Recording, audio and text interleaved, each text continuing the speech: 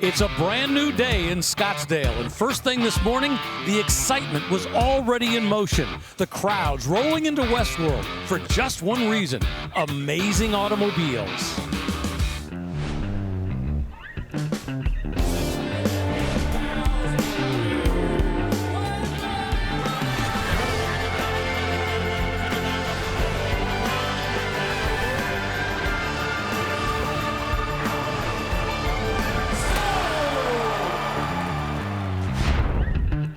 It is an absolutely beautiful day here in Arizona. Perfect weather for Barrett-Jackson Scottsdale, the fall edition, the world's greatest collector car auction.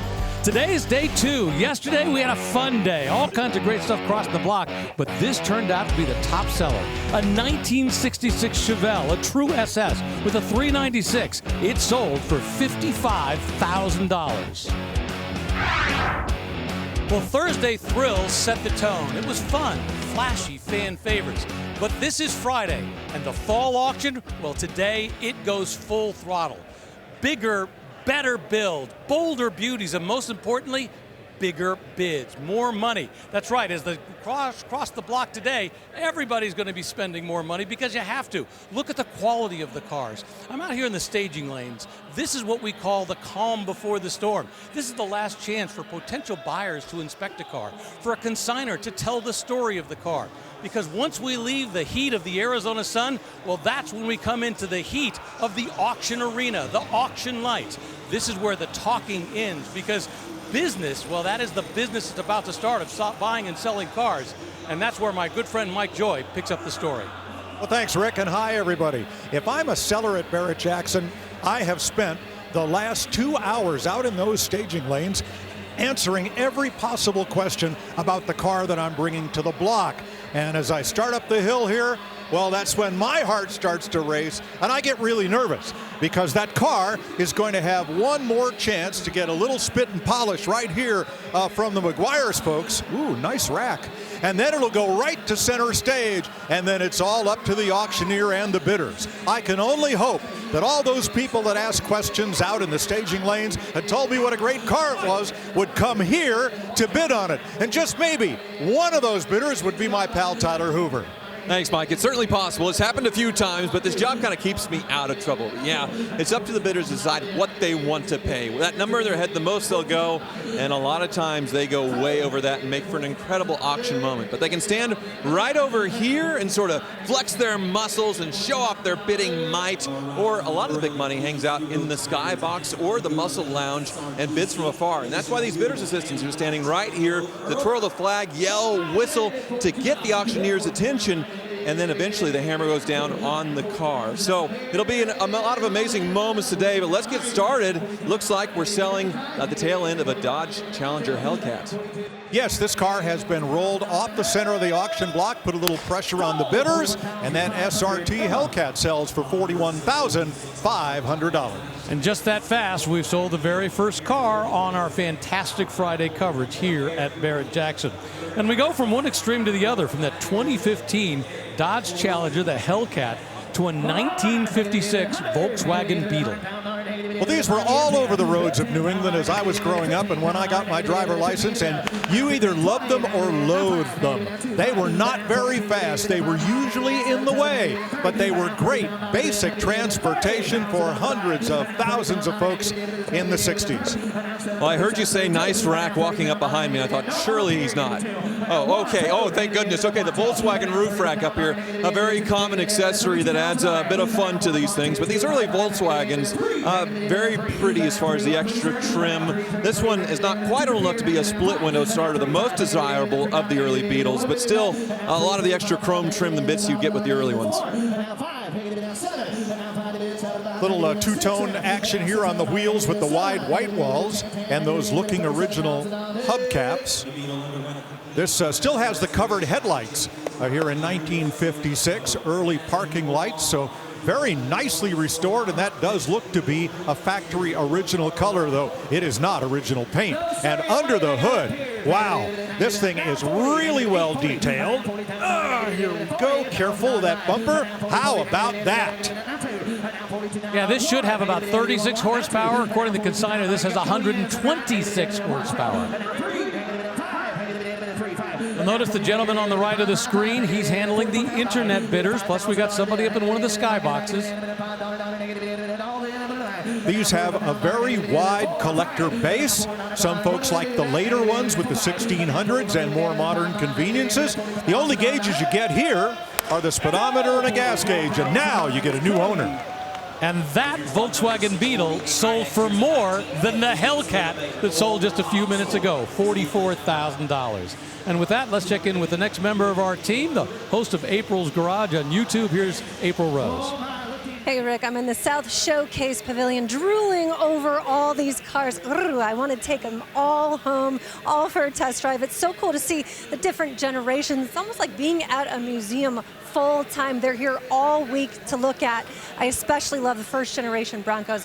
1974, this one has been customized, custom bumper, LED headlights, fiberglass hood. I want you to come back and take a look because this one's been cut back here to fit these massive tires. Now inside, you got all the conveniences. It's got vintage air, very, very cool seats. I mean, the whole top comes off, so it turns into basically a convertible truck, too, to fit all your friends in. This is so sweet. And the power, a 302 crate engine, C4 custom automatic transmission, Willwood brakes all around. Just a great, solid truck. I need to drive this, Rick. Where are the keys? I just happen to know where Key Control is, and they can help you out once you waive your bidder's pass. They have a priority about that kind of thing. Up on the block now, a 1958 Studebaker Golden Hawk Sports.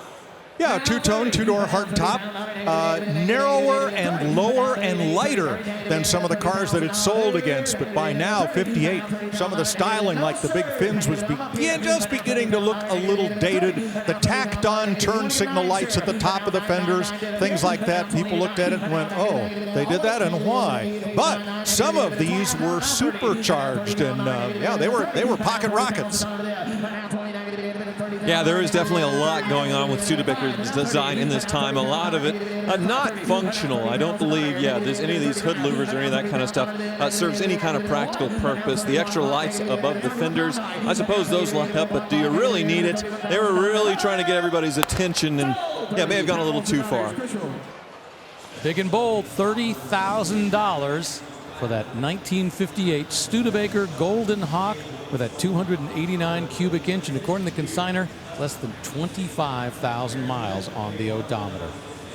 Well, we have 7 full hours of Barrett-Jackson action coming your way right here on FYI, all the way up until 11 p.m. tonight. And then tomorrow we're back for 7 more hours from 4 p.m. Eastern until 11 p.m. And that's all live on the History Channel. So make sure you get a seat, get some food, and be ready for all 14 hours. Coming up, a 1967 Camaro Custom. Check out the engine in that thing, 586 horsepower with a 4-speed transmission. It'll be up on the block before too long.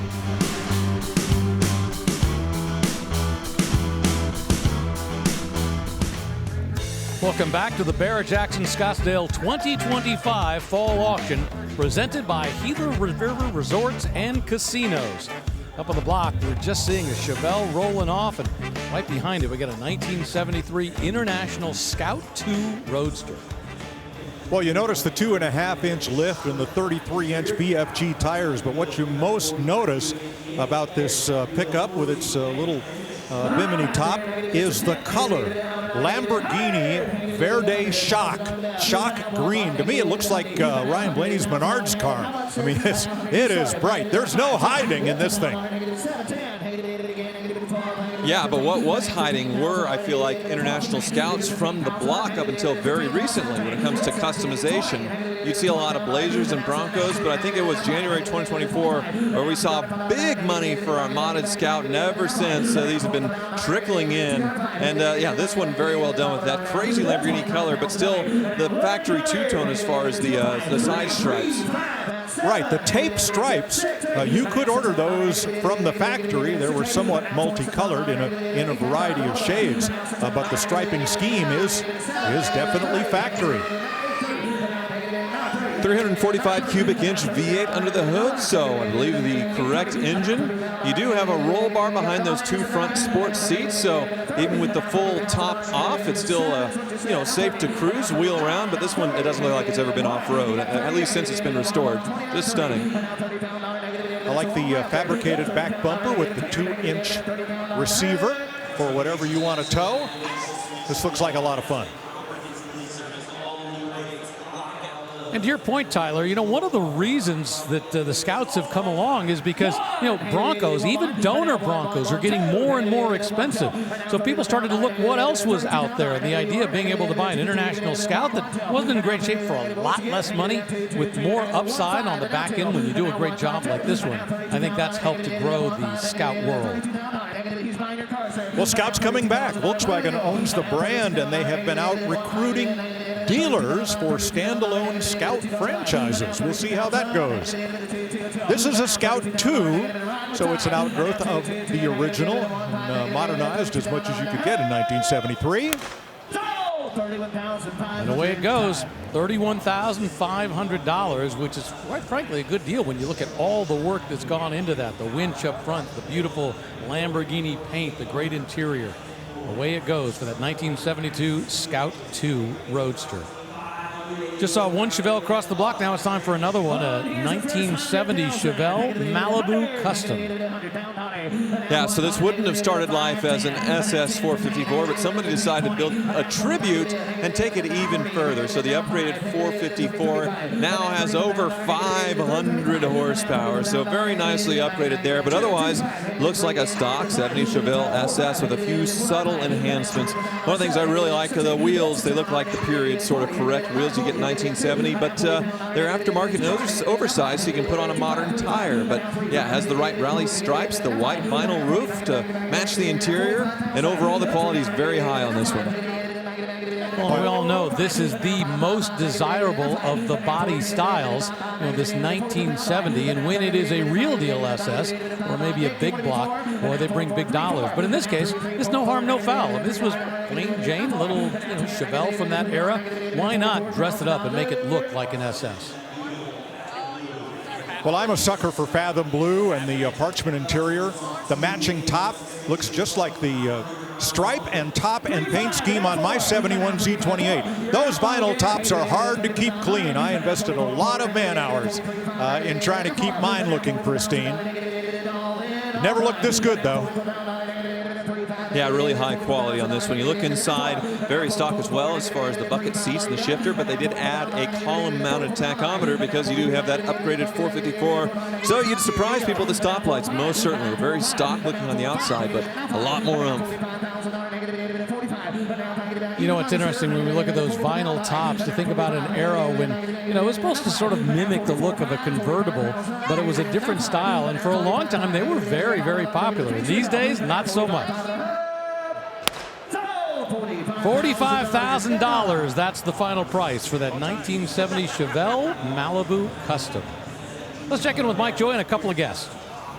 I'm with Craig Jackson and Steve Davis, and here we are. It's Friday of Barrett-Jackson Week. We're working our way towards Super Saturday, but wow, we got some great cars coming to the block today. Yeah, the cars are getting better. The crowds, it's spectacular weather. I'll let Steve talk about some of the cars, but this fall auction is a different flavor than Big Scottsdale. And what that's allowed us to do is set up multiple areas around here for families to congregate, for collectors to congregate. It's fall break, kids are getting in free, so you see a lot of kids. It's all about bringing the younger generation in, and the weather couldn't be better this week here in Scottsdale. So we're super excited, getting into the better cars here today and heading into Super Saturday. Steve, what are we looking at today? Well, again, Mike, as always, signature Barrett-Jackson, something for everybody. That's the key. We try to raise the bar each day leading up to the big day of tomorrow, but today we've got some killer pickups, Rest Homage, classics, you name it, we've got it. There's so many great cars and so many things going on around here today, to be honest with you. It's all a blur. All right, we're looking forward to bringing it to you folks on FYI. Stay tuned. All right, thanks a lot. Something really interesting on the block right now. Check this out. It's a 1972. It's a GMC Jimmy, but it's a custom topless. This is not a convertible. This is not a lift roof. There is no top on this thing. It's a roadster. Right, they deleted all the attachment points to put on a roof and then slammed this thing to the ground, shaved it. I don't think there's a single panel that hasn't been messed with, including the rake of the windshield, making it look like a topless roadster. Of course, it's a truck. It's a GMC Jimmy. Most of them we see lifted. A lot of work went into that. It just sold here at Barrett-Jackson for $45,000. Shift gears completely from that topless pickup, or topless GMC Jimmy in this case, to a 1990 Porsche 911 Carrera 4 Cabriolet. All right, in Porsche nomenclature, this would be a 964, the next to last iteration of the air-cooled 911. So you see body color wraparound bumpers and rocker panel extensions. This one's been treated to three-piece wheels.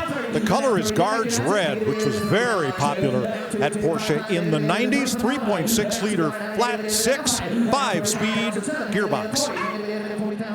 Yeah, the 964s with the Carrera 4, they introduced all-wheel drive, which was nice. Of course, on the 928s, it was more of a, four cam when they mentioned the fours. But also, this one being a drop top takes it back a little bit. Most people prefer the coupes, but this one overall in very nice condition. And I do like those wheels. I believe they are the Targa-style wheels. Nice little upgrade there. Wraparound taillights. With this, body-colored bumpers, and at the top of the engine cover, they had a hard time figuring out how to put the third brake light on a convertible, so they invented this, which non-Porsche-philes call the ET finger, but it does the job.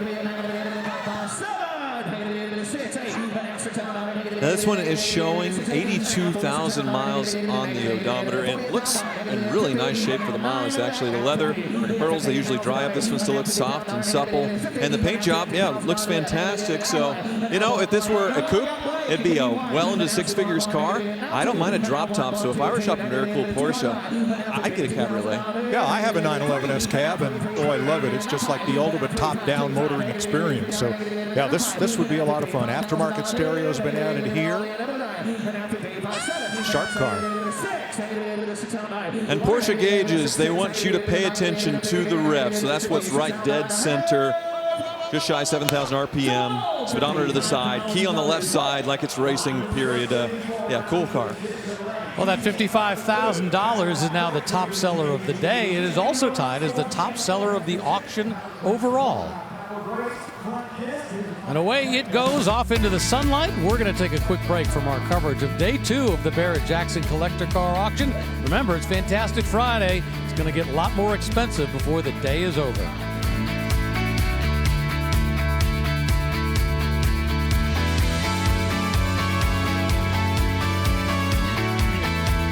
Just about to cross the block with our Meguiar's on deck cam, and we see that 2007 Bentley Continental GTC convertible.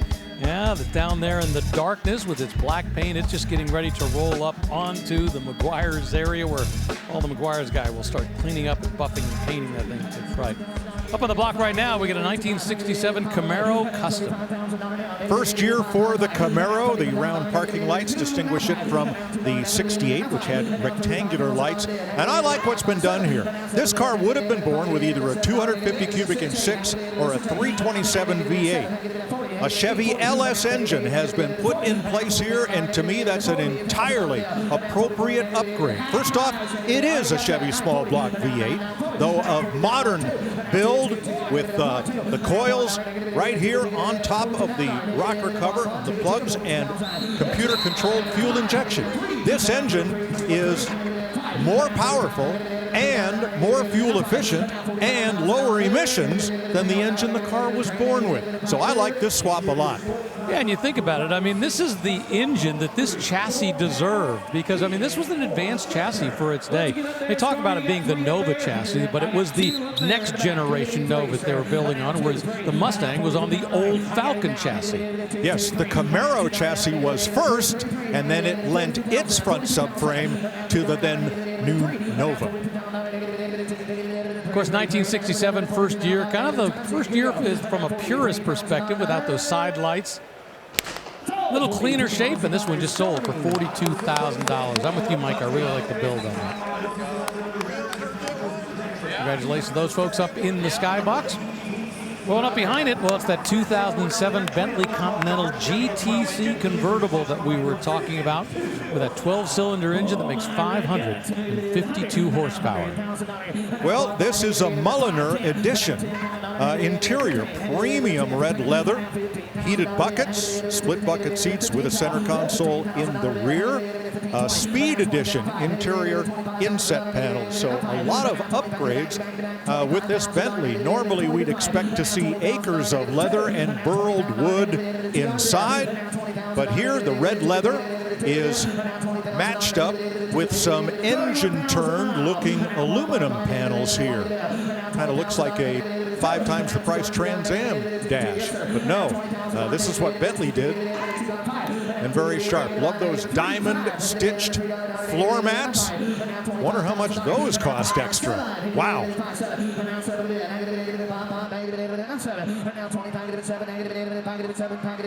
The Executive Express out of England, gleaming gloss metallic black paint. Comfort package, convenience package, power top, of course. This car was nearly $200,000 new, and it's only covered a little less than 32,000 miles. So this was the second year for the GTC. The convertible version of the Continental came out in 2006, 2007, the second year. The roof, I believe, was actually made by Karmann. It was outsourced to Karmann. And I once read an article that said that this convertible version was actually had a higher top speed than the hardtop, which I find hard to believe because I would think the aerodynamics would screw it up. I was really shocked when I read that. I would think so too. Note the shape of the tail lights, this oval shape, and note the shape of the exhaust tip. Done to match. It's all about the detail. Notice the bidder assistant on the right working with somebody up on the block trying to find out what the story is. Got a bid, and she needs to make sure the auctioneer understands what the bid is. In that case, it was $500, not a full $1,000, and that's what they had to communicate.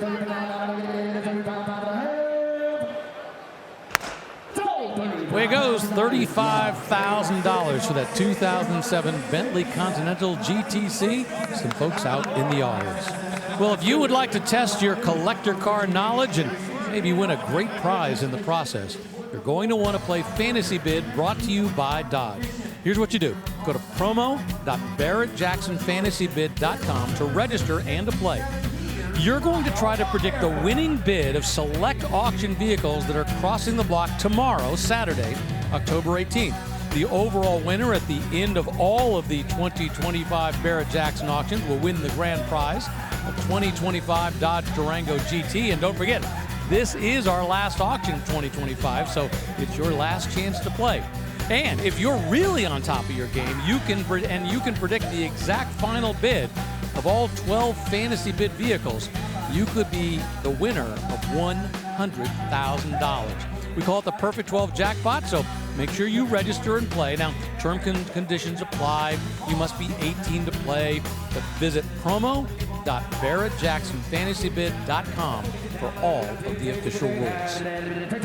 Up in the block now, another 1967 Camaro. This is an RS SS Custom. Well, it's a little harder to tell when you get the RS package with the hideaway headlamps. SS trumps RS, so you get SS badging. But we know this is a 67 because no side marker lights and vent windows, or what we called wind wings. They went away for 1968. This one has a 502 cubic inch big block crate motor under the hood. American Racing wheels, much larger than the 14 inches this was born with, and a houndstooth interior and wood rim wheel.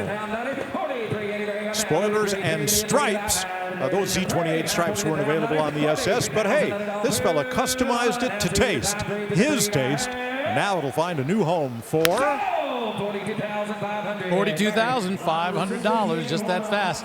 Seems to be the price of the day for those Camaro Customs, up in the $40,000 range for a 1967.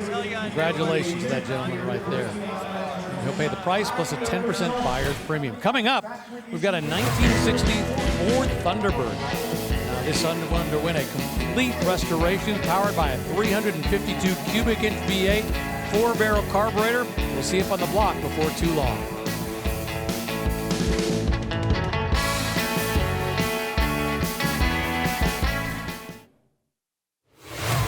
Of all the great movie Mustangs through the years, what can compare with Eleanor? From the Nicolas Cage Gone in 60 Seconds. Well, here is the 25th anniversary edition Eleanor, officially licensed.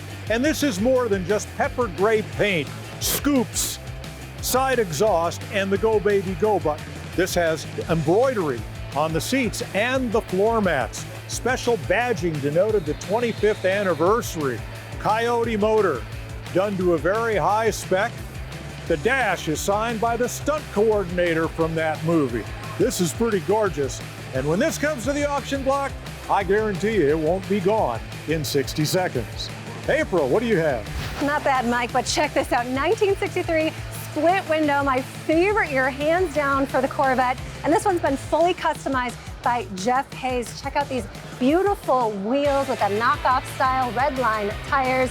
And she's got some power. LS3 500 horsepower, beautiful gleaming paint all throughout. Just a rolling work of art. And inside, fully redone. Every inch has been done perfectly. That bolster seating will tuck you in perfectly down all these Arizona roads. Now, Rick, can you top that? That Corvette is cool, but this car is amazing. Not just because it's a Ford GT, not just because it has these heritage colors. No, this is the third Ford GT ever built. And this car is coming straight out of the Ford Heritage Collection, meaning whoever buys this car will be the first owner ever. Tyler, top that. You know when two really attractive people get together and make a beautiful baby? Well, that's this 2006 Mercedes SLR McLaren. Mercedes provided the looks, McLaren the engineering, and built this incredible carbon fiber bodied, elegant GT car with a 617 horsepower V8 under the hood that comes out these amazing side pipes and gills. So a ton of horsepower crossing the block on Super Saturday for likely a ton of money. You don't want to miss it.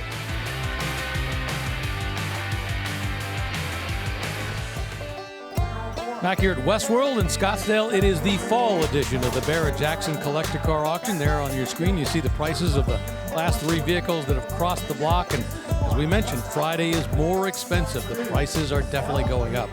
Meanwhile, we got a 1970 Pontiac Firebird Trans Am. This is a Ram Air 3 up on the block. For my money, this is the best Trans Am you can buy. 1970, second year. It was available in polar white with blue stripes, as here, or the reverse. Those were the only color combinations. 400 cubic inch V8, 345 horsepower, Muncie M21 close ratio 4-speed. They made less than 800 of these with this combination. Posit traction, or safety track as they called it. Stick shift cars like this got a 373 rear. Automatics got a 342. Trans Am's got 15-inch wheels, as did their crosstown cousins, the Chevrolet Z28s. But yes, this is the one you want.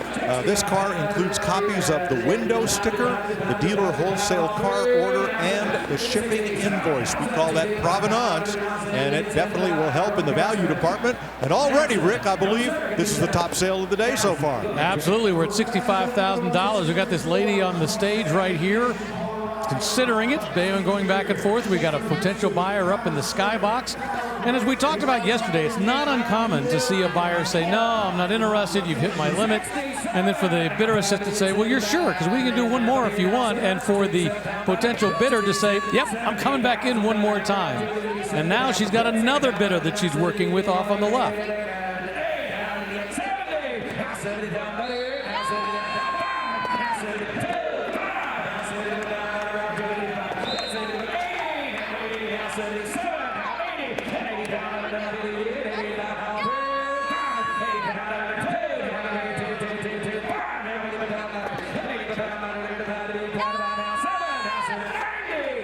We got committed bidders right here.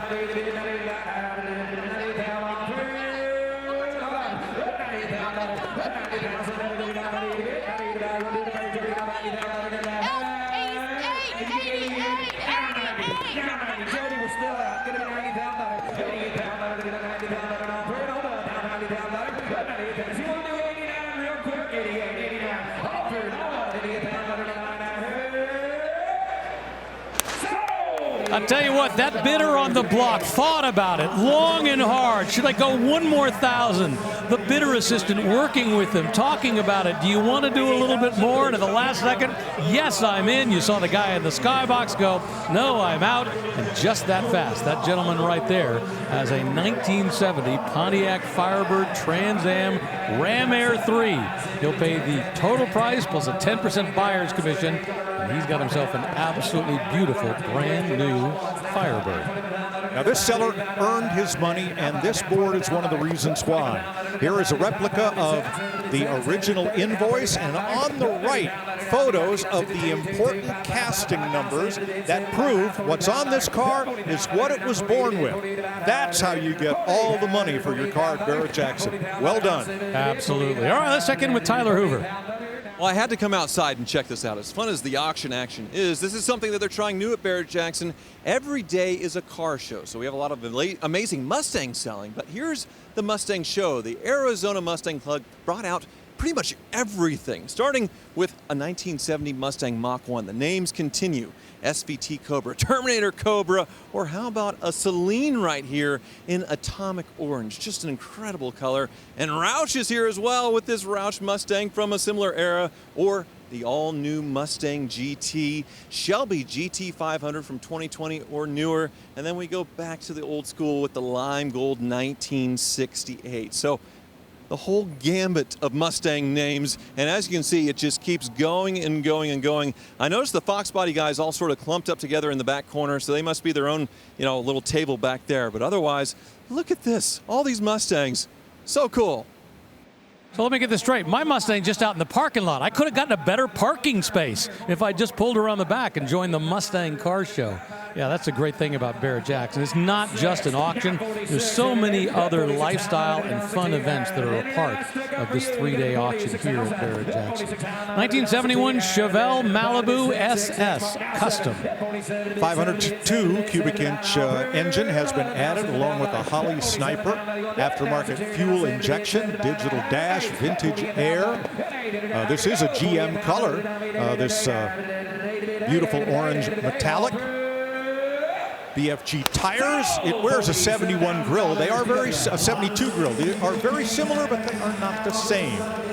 I like the fact it's got 1,000 miles since the build, so it's actually properly run in. And the Summit Racing Sold sticker goes on, and away it goes for $47,000.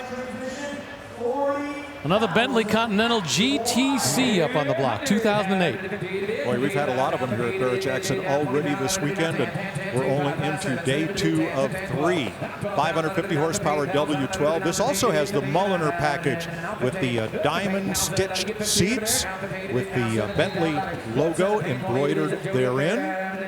Comfort and convenience package. And this one with a few acres of burled wood that the earlier car that we saw did not have. Here's a look at those beautiful seats. This particular design later transmitted to a lot of Audis a little further down in the Volkswagen Audi group. Beautiful car, very, very nice shape, and appears to have been well kept. I'm looking at the mileage, 40,000, not bad.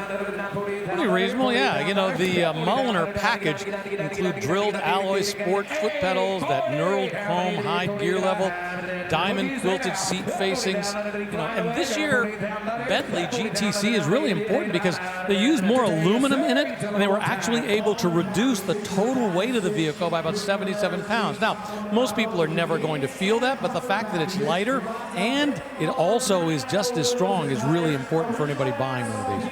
You're like saying Haystack Calhoun or Andre the Giant lost 5 pounds this week. Come on. Hey, when you got 552 horsepower up front, why not? Another one of those cars probably had a price tag of well over $200,000, and right now, boy, we are just at $40,000.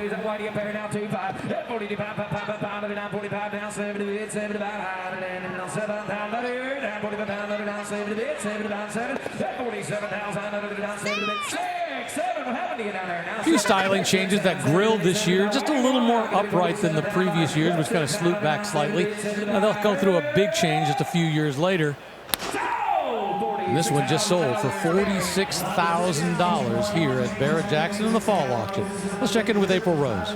Hey Rick, I'm in the pre-staging lanes. You never know what you're gonna see, and I fell in love. 1947 Woody. I love the look of this hood ornament. It sort of has that see-through red. It looked great in the Arizona sun. Of course, coming back here, you can follow it all the way up to that old school look of the split window. Just so cool.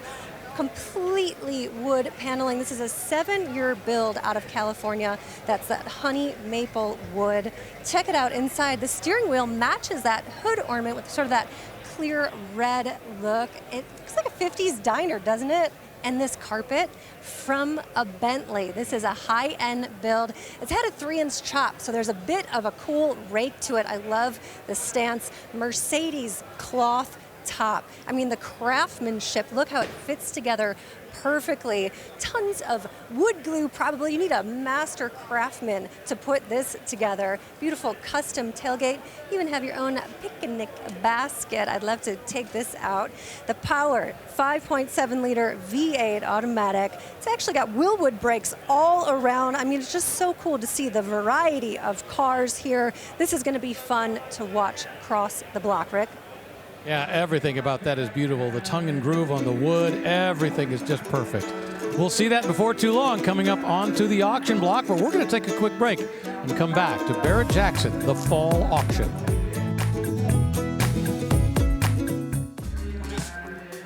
Out on the McGuire staging lanes here at Westworld, everybody enjoying both the beautiful weather and, of course, the beautiful cars that are all gathering before they come up onto the auction blocks. A little polish and shine going on before they come up. That's the view from the skybox all the way at the back of the room. Boy, imagine being the auctioneer and trying to get their attention and trying to see whether there's a bid up there, but that's what they have the bidder assistance for. 1965 Mustang Custom up on the block. Yeah, this one's been highly customized. You see the R code front apron to allow more air into the radiator and oil cooler under the hood. There is a stroked Roush engine, 425 horsepower, changes made to the brakes and the suspension, Sparco seats, harnesses. Somebody wanted to go do some corner carving and maybe track racing with this one. Yeah, they have this one lowered with wheels just as wide as possible to fit the stock fenders. It does look like they shaved or rolled the fenders as well so the tire doesn't rub. And yeah, it's a coupe. Normally you see this level of quality with a fastback, but a lot of people like this body style better. I think it looks fine. The trunk spoiler is done in 3 pieces with the extensions on the side molded into the fenders. Back in the day, these Mustangs never had these, but they look good now. A lot of time, a lot of money went into that one. That gentleman, by the way, just sat down there just a moment ago, bid on the car, $38,000, came away the winner. All right, let's check in with company CEO Craig Jackson, our own Tyler Hoover, who want to preview an exotic we're going to see crossing the block tomorrow.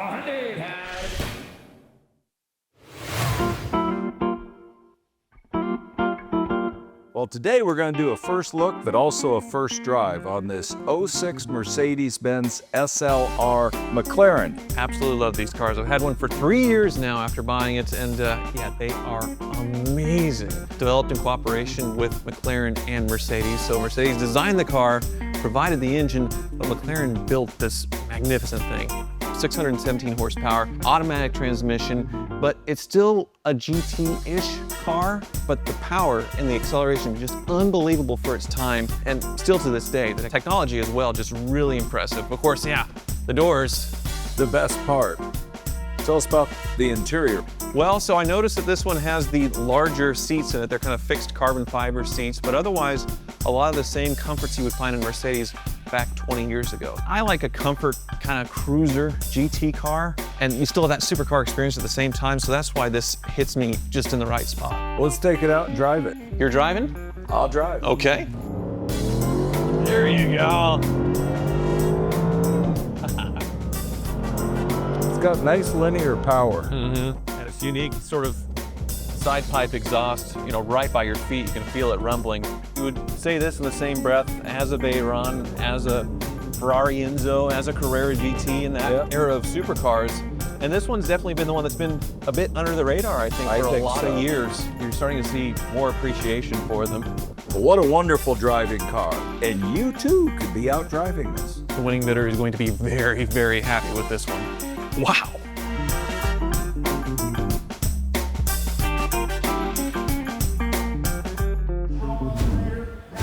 And once again, that is a car we will see crossing the block tomorrow as part of our Super Saturday coverage of the Barrett-Jackson Collector Car Auction, the fall edition.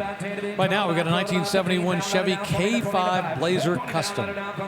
Yeah, very nice in very new-looking base coat, clear coat paint. That's just fine because that's how cars are done today. It's not the paint it would have worn originally, though the color and the factory two-tone looks very, very sharp here. Bucket seats, black interior, looks like a good little bit of a lift here. Car that looks freshly done. Yeah, I'd say cleaned up. They didn't redo or replace any of the chrome bits, which you're showing a bit of wear. I think a few little imperfections, but yeah, otherwise this is what people are looking for as far as the 350 cubic inch V8, the right lift, the two-tone. Of course, people take it a step further and go with LS or some wild engine swaps, and that's where we see stratospheric prices, but this one would be fun to buy and just absolutely use. And it's four-wheel drive, so take it anywhere. A roll bar has been added behind the front seats, with the down bars going all the way to the back of the cargo area here. General Motors and Chevrolet got a lot of mileage out of this whole body style. The front end is the same as a Chevrolet pickup, the midsection the same as the Suburban, as well as the tail. This just on a much shorter wheelbase and two doors instead of 4 or 5. I see the old roll bars in there as well because it's a full convertible that you can take off. I say this one is very close to being a really, really, really nice example. Just a few little things you can do, maybe new chrome. You clean up that hard top a little bit. That's seen a few bumps probably from people taking it off, but otherwise the body really nice, the lift just right. It has the right look of a K5 Blazer. It's just the extra little details that take it to the next level. Or you can just buy it and drive it. Who knows what that gentleman's going to do, but he's going to spend $42,000 for that 1971 Chevy K5 Blazer Custom. Go to Barrett-Jackson.com. That is the place to find the full list of cars that are crossing the block today. You can also see the cars that crossed yesterday and find out what prices they sold for once you've registered on the website. So Barrett-Jackson.com. This 1967 Camaro with a massive engine underneath the hood is a car we previewed just a little while ago. Yeah, the badge in the grill says SS350, but that is, of course, no longer the case. This is a stroker small block, 586 horsepower, Muncie M21 4-speed close ratio, houndstooth interior, but instead of black and white, black and Hugger orange, which I don't believe was a color choice for Camaro in 1967. Certainly was in '69 when it was the big deal color for a Camaro, but it looks sharp here with the white stripes. Yeah, very, very clean paint job and chrome on this one. And yeah, the 350 makes it kind of a sleeper as far as all the badges. But yeah, under the hood, I guess it would have started life maybe as a 350 engine, then it's stroked out to insanity here. So you could definitely surprise people at the stoplights because the wheels look mostly stock as far as everything else on the outside. Nothing hinting what lies beneath.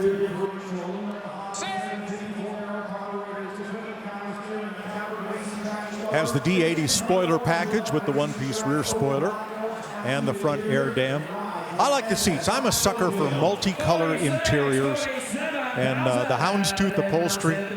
In a Porsche, they call it Pepita. Chevrolet calls it houndstooth as it rolls away to the edge of the block. Sharp car, nicely done.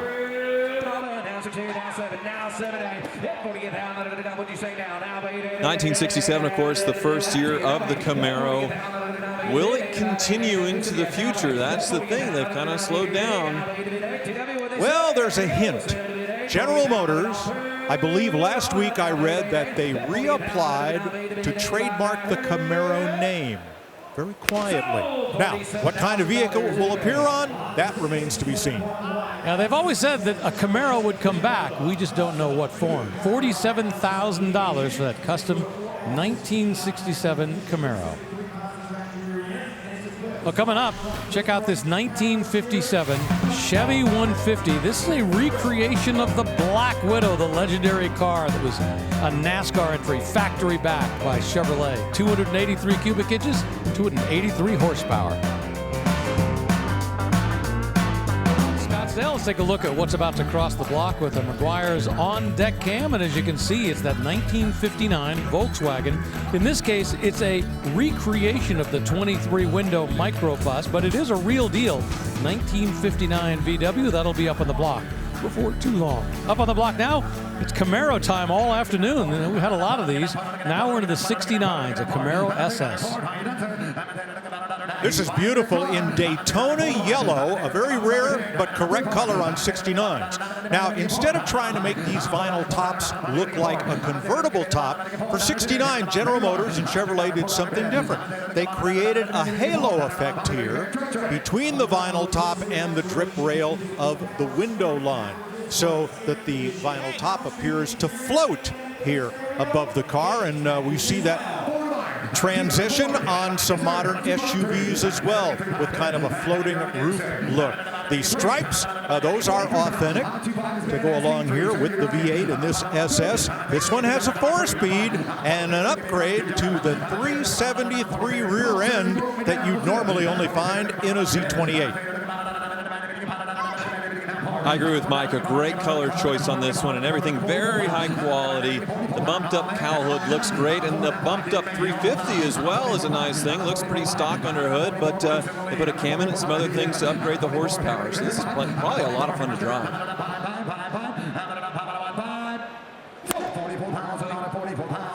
She had a couple bidders on the block, working them, trying to get them in, but that guy at the last minute said, no thanks. Let it go to somebody else. That gentleman right there, $44,000, the final price. Let's check in with April Rose. Hey, Rick, I'm out with this really cool recreation, the Mystery Machine from Scooby-Doo back in the day. It is so cool. Probably one of the slowest crime-fighting cartoon trucks you've ever seen. I love down there that zoinks that Shaggy used to say all the time. Now, this green detail is actually hand-painted on here with that black outlining it. Come on inside. This is so cool. Up in the front, you see the nose was super short, so they had to push the engine back and sort of called a doghouse encasing in there. And the power, you know what? It comes from pure determination and plot convenience. Up there, you got your Ghost Finder panel because they would fight spooky crimes. This is just in time for Halloween. You got all the cool switches. Tons of seating for days for all your friends. You got your dog bone table, huge TV screen, that shag carpeting. Man, this is so neat. I'm gonna squeeze by you, hon, right here. Come on, RJ, let's see in this back because I want to show you these seats come from a boat. I've never seen anything like it. It's such a great idea. They look super comfortable. Now, Rick, I gotta ask you, can you name all of the characters from Scooby-Doo? Not my specialty, but I can say row. That's all that really matters. Boy, you know, we've seen more and more of those mystery machines, and they just seem to be getting better and better. This is that VW bus that we saw in the on-deck cam, a 1959 Volkswagen 23-window recreation. Well, it's a recreation because the clearest story windows above the doors were added by a company named Grumpy's Hot Rods. I don't want to hear the story on that. But with all these windows and all these seats, if you had a big family or wanted to go school bus style, boy, you could fit them all in here. The whole ball team could ride in one of these, and this one's had an engine upgrade as well. Now we see a lot of high-quality 23-window recreations like this. This one's no exception. But to me, with April's Scooby-Doo mobile, I feel like it's a Volkswagen that's the best fit for those. I think like the second generation Volkswagen looks most like the cartoon, but you see a lot of variety with them. This one, yeah, it'd be a crying shame to make it a mystery machine, obviously. They did a great job of recreating an icon, which we see 6 figures when it's the real deal. Well, I'll tell you what, that one got good money to those folks down there. They're on the floor and the cocktail tables. Got a kiss. $62,000 means that is now the #2 sale of the day behind an amazing 1970 Pontiac Firebird Trans Am. We'll be back.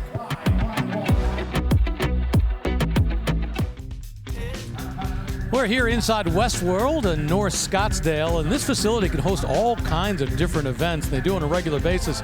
But today, well, this is the auction arena. They bring in all the chairs, the skyboxes, the stage, and most importantly, all the great cars, like this 1971 Dodge Hemi Challenger Custom. Not built with a Hemi. In fact, few of these cars were, because the Hemi cost almost $1,000, only got 8 to 10 miles to the gallon. But this one's had one added, and it now has a new home. For $54,000. And we got another Camaro. We've seen a lot of these today. This is a 68 Camaro Custom. Yeah, another rally sport. I see the D80 spoilers, much larger wheels and tires than it was born with. This is a 68, no vent windows on the doors. And the small block Chevy here has had a bunch of upgrades. I like these valve covers. I've never seen these with the cast-in fins. I've seen them on a lot of MGs, never seen them on a small block Chevy. And this one has a stroker crank up to 383 cubic inches for some added power. Manual transmission on this one as well. We're seeing a lot of that. Column-mounted tachometer. This one with modern chrome wheels to sort of modernize it quite a bit, along with this color. Yeah, this isn't probably a factory Chevy color. This turquoise is a little unique. It's close. You could have ordered a color very, very similar to this in 68. A bit of a drag strip vibe going on here. This one's been upgraded with a 9-inch Curry rear. So built to go fast in a straight line at least. Well, according to the consignor, Fresh Build just finished it this month, October. So the fact that it probably has very few miles on it, brand new build, the paint looks perfect, chrome looks great. Boy, it's exactly what you want to buy. Base coat, clear coat finish, as is the norm these days, and wears Z28 style stripes. It wouldn't have had new, but that's the look you want, right? Yeah, it looks like they reused some of the bright work when they repainted it. You know, the dash showing some wear. So there's a few little points that could be improved upon, but yeah, overall, a very nice Camaro. Deluxe interior with full-length console, simulated wood trim there, and the gauge package at the front of that console.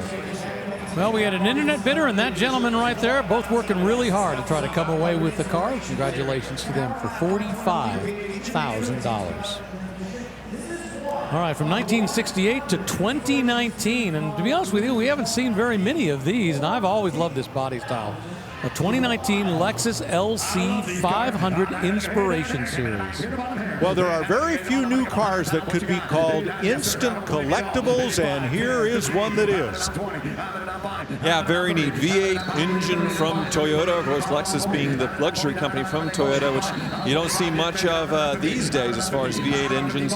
And these, I feel like, are much more the spiritual successor to the Supra. Of course, there's the SC400 that came out, or the SC430s. But the current Supra is a BMW-based car, and, you know, not big, doesn't have a back seat. So this one has more of the size and proportions. Of course, the styling on these things just absolutely out of this world.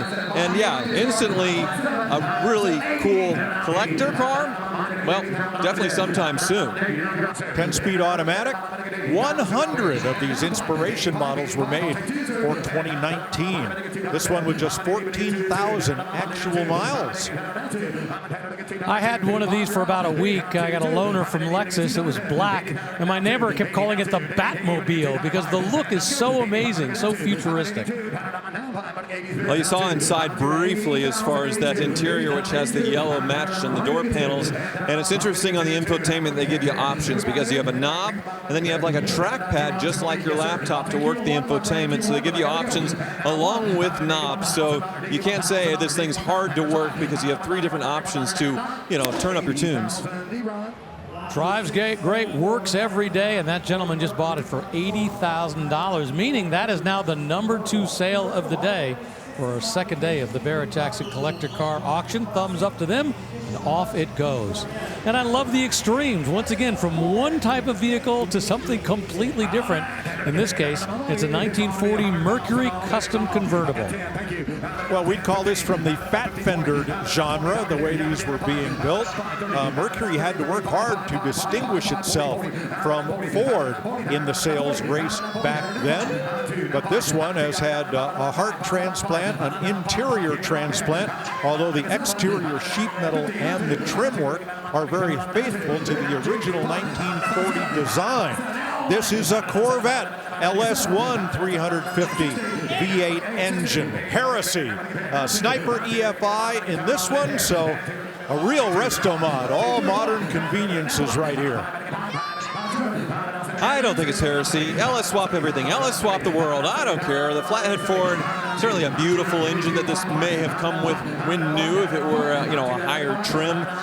Not a whole lot of power. So this one, the LS, the engine of choice for customizers, and it's easy to see why. It just looks beautiful. The performance is great, and the options are endless. So this one lowered and stands just right. I think this is a beautiful build. Yeah, a true resto mod in that it was restored to look original, but modified to perform very much like a modern car, and already it is up into the level of being the #2 sale of the day. Even the trunk inside is beautifully finished with hydraulic struts. Boy, a lot of great thought and work went into this build. Now look at the two bidder assistants working the two bidders, one on the block, one down below in that area. You can see them, once again, they're just trying to make sure, do you want to bid, do you not want to bid? We're up to almost $100,000, we got it. The first six-figure car on Friday. And I think I found the reason why it's bringing $100,000. Cup holders, they added cup holders to it. Not really, the quality of this thing is absolutely unreal. And now we have broken the six-figure mark here at Barrett-Jackson. Wow.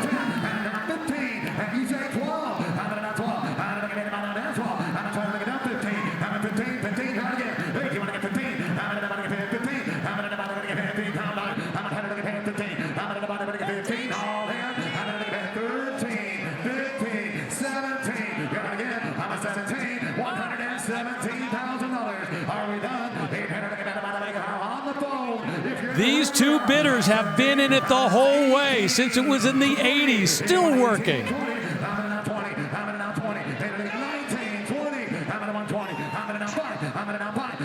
Well, I don't think any stock 1940 Mercury on the planet would bring this kind of money, and that's where the resto mods just rule the world now when it comes to Barrett-Jackson just rocking the block. Now to $125,000. Wow.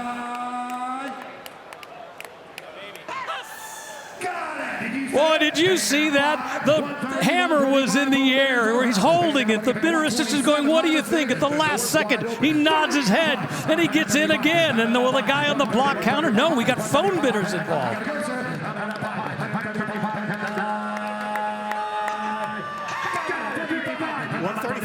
This guy does not want to give up. Yes, we'll do that. 135. Yes! Shane Ratliff's the auctioneer, and he is earning his money on this one. Phone bidder versus bidder on the floor. 140. 142. 142.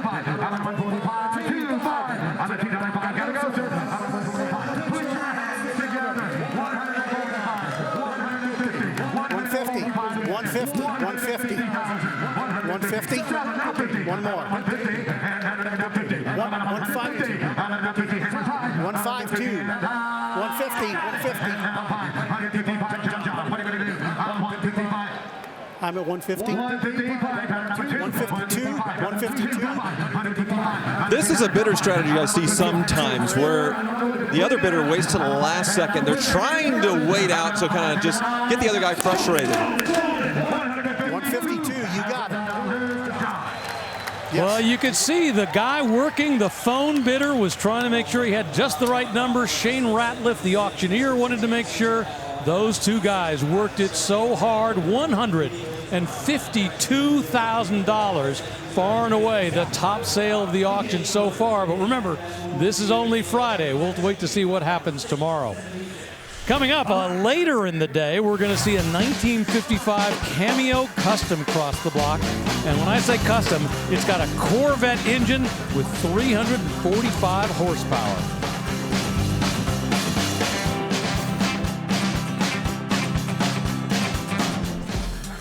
Well, there's a reason they call Barrett-Jackson the world's greatest collector car auctions, and it's vehicles like this Bronco, or the Bronco next to it, or the Bronco next to that one that lined up. Amazing machinery that will all be crossing the block here at Westworld during the course of the 3 days that we're covering this auction, the fall edition. Up at the block now, this is a car that April previewed, a 1947 Ford Custom Woody. Wow, beautiful car. Look at this gorgeous black paint, gleaming wood, the Hearts fabric style top. But under hood, oh, blasphemy again. It's a Chevy 350. Imagine that. This is a ZZ5 engine that's been treated to an induction upgrade, fuel injection. And someone associated with a consignor gets it up there, and there you see the tuned port injection that has been added. Now, for many, many years, it was easier to swap Chevy engines into these cars than Ford's, and that was due to the shape of the oil pan, the position of the oil pump, and what would or wouldn't clear the front crossmember. Well, now there are kits to alleviate all of that, but still, these remain a very popular choice. No harm, no foul. Right, that was definitely the engine of choice 20 or so years ago. Now everybody uses LS in their customs, but this definitely doesn't look like it was built 20 years ago. As far as the paint, the chrome looking all fresh, the wood gleaming perfectly, and yeah, as April pointed out, I mean, the quality throughout as far as the wood, this is just beautiful. Honey maple and Philippine mahogany are the two woods used in this beautiful build. The maple is the lighter shade, the mahogany is the darker. That is just gorgeous. So you see not only great paint, exhibiting great bodywork and metalwork, but great cabinetry as well. Well, and after World War II, steel was a little hard to come by because of all of the products that were used during World War II. As a result, for materials, getting the wood to build the Woodies was actually a little easier. Well, yes, that was part of it. Also, it was expensive to tool up the dies for a metal body of a car that was being built in limited numbers. This was the efficient way to do it back then. And $65,000 will take this to a new owner. A little earlier, we saw a Trans Am sell for big money, $88,000, still the #2 sale of the day. This is a 1979 Pontiac Firebird Trans Am. Yeah, that first one was 1970, the second year of Trans Am and first year for the second generation. This would be the Trans Am Special Edition. Starlight black with the special graphics. They never called it a Smokey and the Bandit Edition, even though that is the movie that made this car famous. And Burt Reynolds rides along in the right seat here, or at least a two-dimensional version of same. It looks like they added the graphics to make it look like the Smokey and the Bandit with that special edition pinstriping, but I don't believe that it is a factory special edition car, because in that interior, all that engine turn finish there would be gold as well. And of course, a big difference from the movie car. It would be Smokey and the Bandit 2 that would have had the 79. It would have the T-tops, of course, which this one doesn't have. But in the original film, they used actually a 1976 and sourced a 77 nose because it wasn't out yet, and sales of the Trans Am just exploded. So one of the great marketing things that Pontiac did was put this in a movie. It looked like it was so fast, but you know, in reality, it just looked fast. You know who really benefited from that sales explosion? The Sports Car Club of America. Beginning in 1966, they had the Trans Am Challenge Series for cars like this, pony cars. And the deal that Pontiac made with the SCCA, they got $5 for every one of these built. It was their largest source of revenue for many years. $52,000, that 1979 Pontiac Firebird Trans Am, 403 cubic inches. Don't forget, Barrett-Jackson.com. That is the place to go to for the full list of cars crossing the block today and tomorrow. If you want to get a preview of what you're going to see up here on the block, it's really worth taking a look at. And I love this one, a 1964 Thunderbird convertible. We refer to these as the Square Birds. So this one's fun. You can see this photo right here of Paul McCartney, who posed with his car for an album cover inside here. Take a look. Interesting choice. I believe it is a 2002-ish album.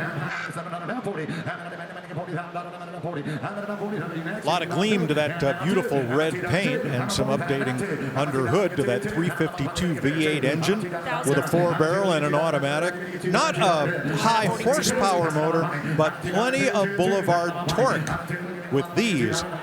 middle-sized Yes, V8s. 42 here, it'll be 43,000. And it looks like a very early factory air conditioning car with that giant compressor there. So definitely a rare option in 1960. And this one, yeah, very high quality restoration. And yeah, has that album cover provenance. You know, looking back, a lot of people wonder, why did they get away from the baby birds, those smaller, sportier looking 55, 56, 57? Well, it's because of the baby boom. They decided that the people buying those cars had kids. They wanted back seats. And the 58, 59, the 60, these square birds, while they're not as popular today in general, boy, I tell you what, they sold very well in their day, all because of that back seat.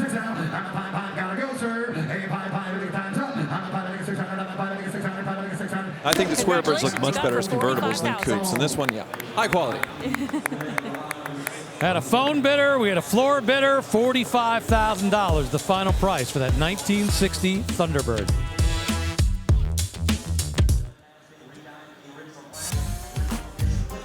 Back here at Barrett-Jackson in Scottsdale, the fall edition up on the block now. We've got a 1953 Jaguar XK 120 FC, and let's give us some fast facts on this from Haggerty. It was the fastest production car in the world when it was built back in 1953. In fact, these were manufactured from 48 through 1954, and it was Jaguar's first sports car since the very famous SS100. These cars went to and won Le Mans. There's a 3.4-liter dual overhead cam straight six, hooked up to a 4-speed manual transmission. Lucas fog lights here, supplementing the Lucas headlights. Mirrors out on the end of the fenders. What a sweeping design. The FHC in the nomenclature stands for fixed head coupe, as opposed to the convertible version, which would be a DHC or drop head coupe. Very stylish, very aerodynamic, and race-winning provenance made these cars big sellers on both sides of the Atlantic. The only thing going against it is the E-Type Jaguar that outshined it as far as the looks and everything else. People say the most beautiful car in the world, but I personally love these, and it's easy to know what his top speed was because the XK 120, 120 meant 120 miles per hour, and they kept dialing it up through there. The fastest car in the world right here when it came out in the late 40s. Yeah, but you think about what the shape of this looked like in 1948, how sleek it was. It had the performance, it had the speed. And by the way, here on the site, we also have some of the cars from the Scottsdale January auction coming up. One of those is a 120 Jaguar that is off the charts amazing. This one just sold here at Barrett-Jackson for $35,000. I like the fact that they write the price on the sticker and away it goes. All right, another British built, 2014, in this case a Bentley Continental GT Speed.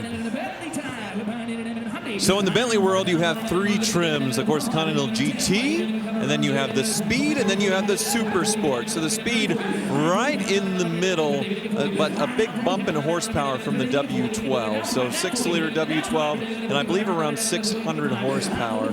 A few years before this, they also did a facelift to the design, so the beautiful fronting got even more pretty. They also began offering a V8 twin-turbo engine as well, something a little more reasonable. But this one, still the W12, the Continental GT came back with in 2004, and the Speed to give it that extra performance. This also has the Mulliner interior package. Mulliner, a famed coach builder, and those diamond stitch seats are emblematic of that package.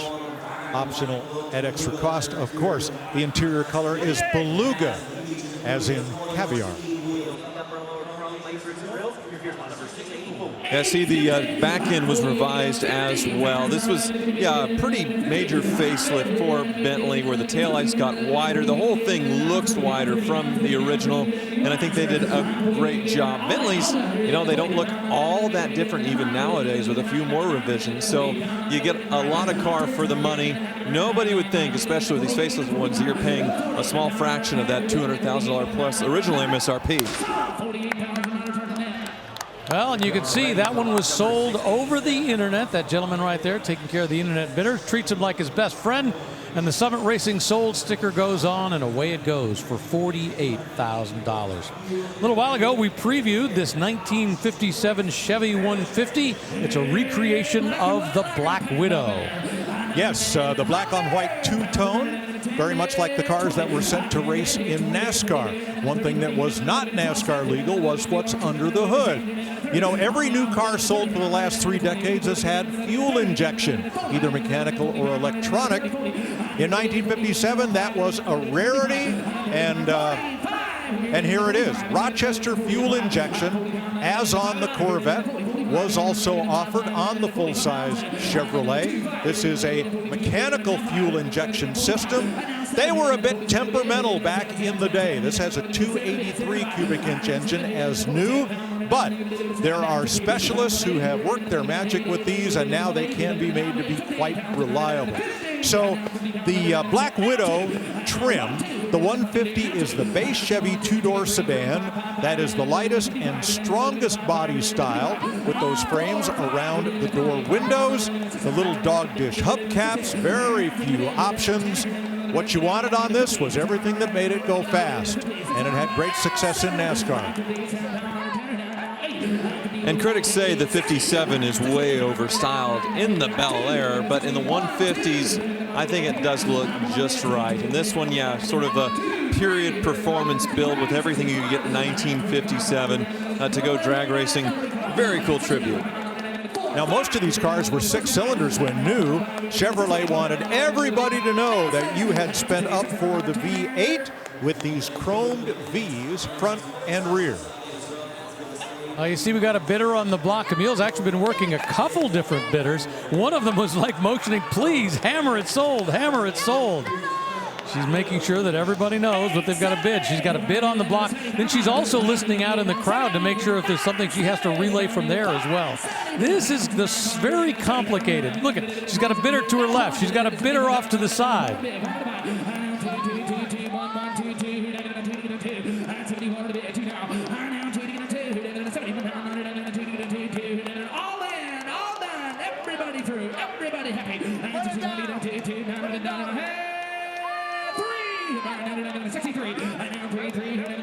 And he's looking like, really? Another bid? Well, it's a stare down, Rick. The bidders look at each other and then look away and then look to Camille Booker, the bidder assistant. It's a gunfight. It's a shootout here between the two of them.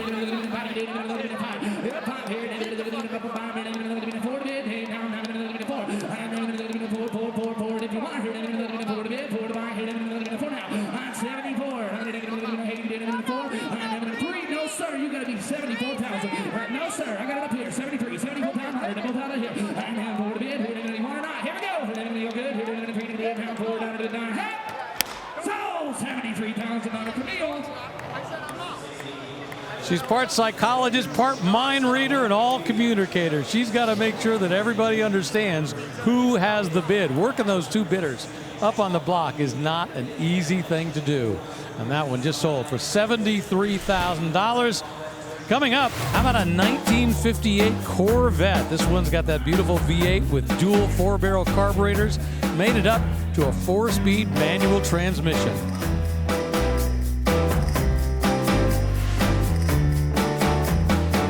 Beautiful cars. Boy, it doesn't matter what kind of Corvette you want, it is here. I love that pennant blue on that 1954 with that great interior. Blue Flame 6 engine under the hood, but boy, what a beautiful, beautiful car. No shortage of Corvettes here. Those are all cars that'll be crossing the block tomorrow. Meanwhile, up in the block right now, we got a 1969 Camaro Custom. Yeah, this one has a great story. So they bought it in Las Vegas at Barrett-Jackson in 2011 for $49,500, which normally you don't disclose what you paid for the car when you're selling it, but it was back in 2011, so that's all right. But also, after they bought it, they spent over $100,000 on an 18-month restoration, making it exactly how they wanted. So a 383 cubic inch stroker engine with 500 horsepower, and you see that wild color on the 69, just looks fantastic. Now that's actually not a Chevrolet color, that is a Dodge color. It's Dodge Viper Blue for the 1998 Dodge. They've got 383 badging on it, which is something you would never see on a 1969 Camaro. And of course, for many people, this is the ultimate evolution of the Camaro, because this was the end of the first generation. In 1970, they would go to a very different and distinctive look. But this 1967, 68, they were identical. And this 1969, just slightly different. But for a lot of people, this is the most collectible Camaro. They just hammered sold here at Barrett-Jackson. That gentleman right there up on the block for $48,000. A little while ago, April previewed a 1972 Chevy G10 Mystery Machine recreation, and it is now up on the block. Zoinks on the front license plates, along with that little dog dish that's supposed to look like a spare tire from the cartoon. Well, these C10 vans are so much fun on their own. This thing started life as a cargo van for a plumber or something like that, and now it is the Mystery Machine with all the bucket seats inside, the disco lights, the whole dog bone shaped table in the lounge, and lots of shag carpeting. This is so much fun. Kids piling out of it. All right, so I do have to make up for April, because she asked me who were the characters that are on the door or on the wall. And of course, there's Scooby, there's Shaggy, there's Daphne, there's Velma, and of course there's Fred. And we'll see their pictures all on the back. Look at that. Of course, with Scooby, and as she mentioned, those boat seats. Well, what a great job they've done in doing these. And where several years ago, these weren't bringing ridiculous money, now they are. We're seeing big money coming in, especially when they've really customized the interior like we see on this one right here.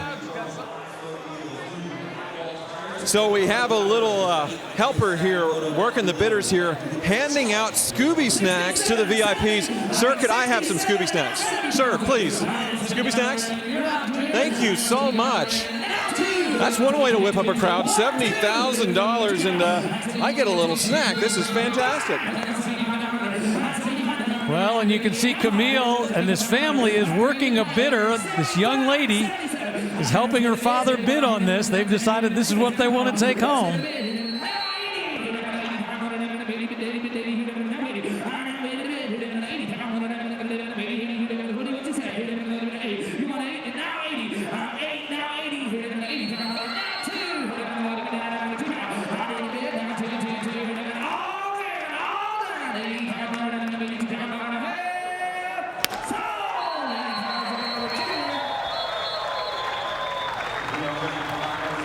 $80,000, that is the price for that 1972 Chevy. Well, officially it's just a G10 Chevy van, but unofficially, and the way it looks, it is the Mystery Machine from Scooby-Doo. Well, at the beginning of our broadcast, April Rose previewed a Ford Bronco, and it's up on the block now, a 1974. This one is a custom that's undergone a frame-off restoration with a brand new 302 cubic inch crate engine. Yeah, this is the baby Bronco, of course. It went full size in the 1970s. And yeah, this one seriously upgraded. You can see those sort of slim bumpers on there, sort of the evil looking red lights with the Ford lettering to match. Just the right amount of lift. And of course, the thing you have to do when they lift these things is cut the rear quarters, which they were sort of flat from the factory, to give that suspension travel that you need. And I do sort of like this murdered out look. We saw a lot of them with heritage colors, but this one all blacked out. It does look fantastic. Yeah, it's got a 2.5 inch lift, heavy duty deluxe kit with the Bilstein shocks, big body lift, new bushings. They've done all kinds of work, not just to lift it up, but to make sure that it can handle the off-road as well. Fiberglass hood, so it's a little bit lighter. Shorty headers. A lot of work has gone into this. And the crate engine is brand new in this thing. They just put it in, put just 455 miles on it. I'd say the rest of it was done, some time ago. It looks like, a few swirl marks and wear in the paint, where you could actually use this thing and have fun. Very cool. Yeah, yesterday we were talking about the fact that in the beginning, the Ford Bronco kind of created in many ways this SUV market in the 60s. But then when Chevrolet came along and they came out with the Blazer, it was more truck-based. So the idea of having this really short wheelbase, very specific chassis associated with this went away. And just a few years later, Ford was building it something on a truck chassis. Nicely upgraded interior, though, with these modern bucket seats. You can see it looks like vintage era, extra vents down there, and leather padded dash, so very pretty in there. Living in Arizona, I can appreciate the fact they've also got vintage air in there, so it's going to work. $52,000. Congratulations to both father and son right there, coming away with that 1974 Ford Bronco. From Ford to Chevrolet, 1966, a Chevelle Custom. Well, this one has Super Sport badges. Probably didn't come that way from the factory, but difficult to tell. Under hood, massively upgraded. Come take a look at this beauty here. But otherwise, 1966 looking very stock. And once again, probably an older repaint, but still showing very well. The distinctive thing with 1966 is in the rear. When you get back there, I'll talk about it.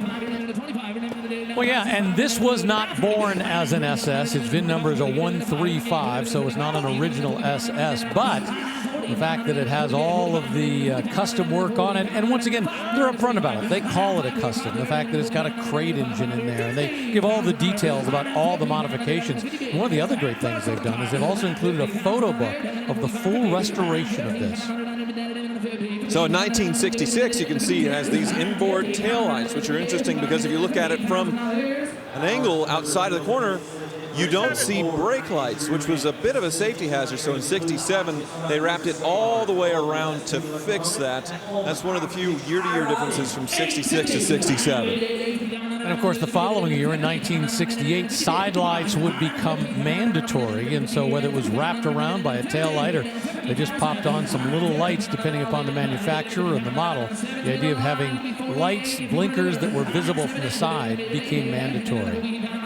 I always love the line of that, the way the front goes back. It's kind of like, I call it a speed line. Almost looks like it's leaning forward, leaning into the speed that it's going. And boy, you got to remember, just a decade earlier, Chevrolet technically only had one model, right? In 1956, you just got a Chevrolet, a 150, or the Bel Air or the 210, but it was the same car.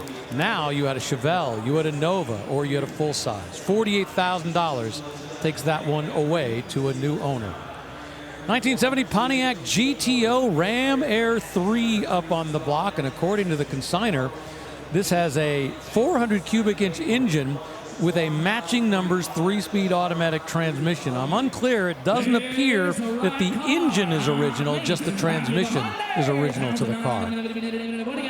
Well, what is original is this. This is no tribute. It's the real deal. Here comes the Judge. 1,000 of these made in the hardtop for the model year with factory air conditioning, which was quite rare. Of course, the hood-mounted tachometer on these. And yeah, it does say it's a replacement block from 1970. So date correct, but not numbers matching. So close, but no cigar.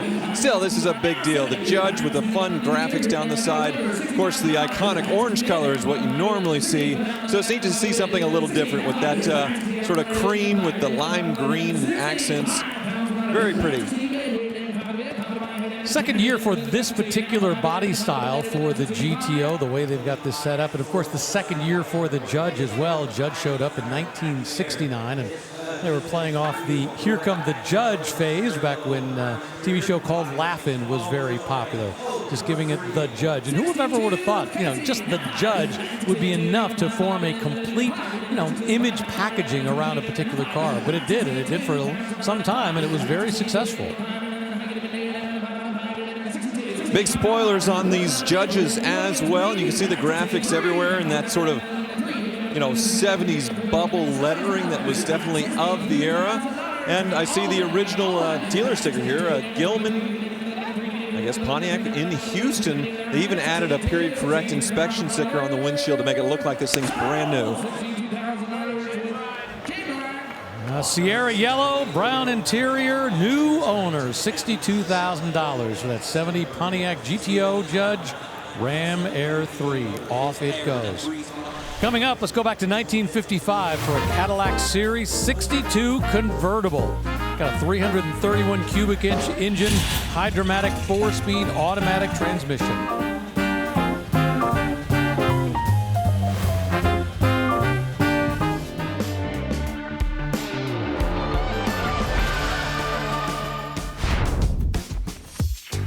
back to the Barrett-Jackson Collector Car Auction here in Scottsdale, the fall edition. Got a total of about 650 cars that are crossing the block over the course of the 4 days of this auction. They had a couple hours on day one and then full days on Thursday, Friday, and Saturday. We're on day 2 of our broadcast. And right now we got a 1970 Oldsmobile 442. This one is a W30. Very interesting car here with the W30 or Ultimate Performance Package for Oldsmobile. And note the fender liners. They are plastic and they are red on both sides of the front fenders. That's one of the telltales of the W30 package, along with the dual scoop hood with the pins and all the badging. And Tyler, I don't think I've ever seen a W30 in Aspen green, as we see here. Yeah, I dig it. Definitely kind of a Christmas theme with those inner fenders being red. But yeah, originally 442 would have meant 4-barrel carb, 4-speed manual, dual exhaust. This one is an automatic, so they kind of get loosened up on what they could be by 1970. But yeah, still a great performer from Oldsmobile and definitely an icon. One of the great features of this car, as opposed to, say, the Pontiac GTO or Chevy SS396, was a rear anti-sway bar. 442s had it. The lesser brands did not. These were better handling cars as a result.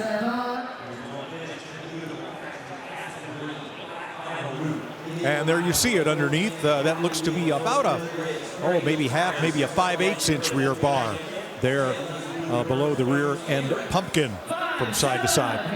Attached to the rear end and attached to the body to prevent sway. Yeah, take a look inside of the quality of this one too. Oldsmobile being more luxurious than a Chevy or a Pontiac. You can see that wood trim, the radio, nice climate control in there. So a gentleman's express, the 442.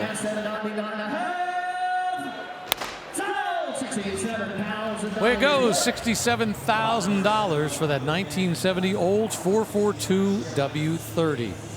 All right, coming up tomorrow, we have 2 pretty amazing cars that are crossing the block. So let's check in with company CEO Craig Jackson along with Tyler Hoover and April Rose for a quick preview.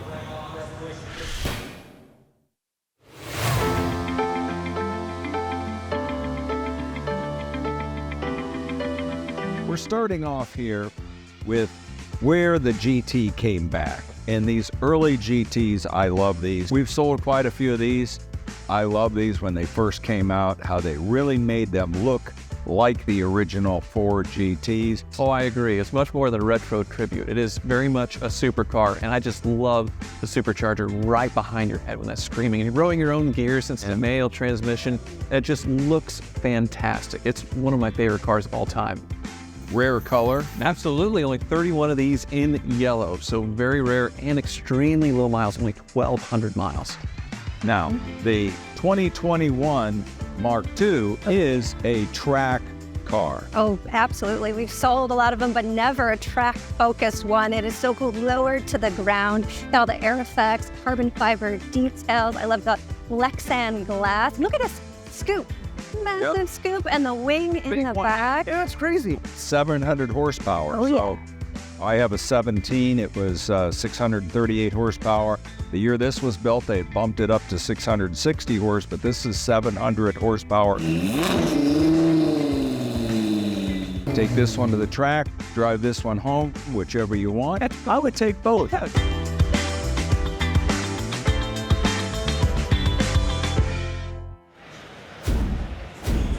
Well, why just stop at 2? How about a third one, that Heritage Edition off to the side with the Gulf colors? Doesn't matter whether you want it in yellow or the Gulf colors, or you want that racing machine. All 3 of those will be crossing the block tomorrow here at Barrett-Jackson in Scottsdale, the fall edition. 1969 Chevy C10 custom pickup just sold up on the block for $64,500. And the great thing about Barrett-Jackson is you can get just about every kind of pickup truck that you can possibly imagine. You want it from the 60s? Great, we got those. You want something from the 50s, like 1955? Got those as well. This one's a Chevy 3100 custom fleet side. Well, very custom and very loaded. The fleet side refers to the shape of the bed, something we'd also see from the Cameo but instead of having the outboard fenders, this one's all different. I love the paint on this. This is almost too pretty to go to Lowe's, Menards, or Home Depot in and bring a bunch of stuff home. It's just gorgeous, gorgeous paint. Magnetic Sky Blue is said to be the exterior color. Wow, what a gorgeous build. Yeah, beautiful job with the wood bed as well. And it does look like, well, maybe not. They fit wider wheels on it, but they didn't need to widen out the fender wells in the bed all that much. And yeah, everything's shaved in all the right places. And your fill filler right here on top. That way you don't have to worry about a filler neck, say, by the cab. Chassis cam will show us the underside of that 350 cubic inch V8. R4 automatic. Big tubes, 3-inch exhaust all the way back. Cast aluminum pan there. Single piece drive shaft. And the detailing just as nice as up on top.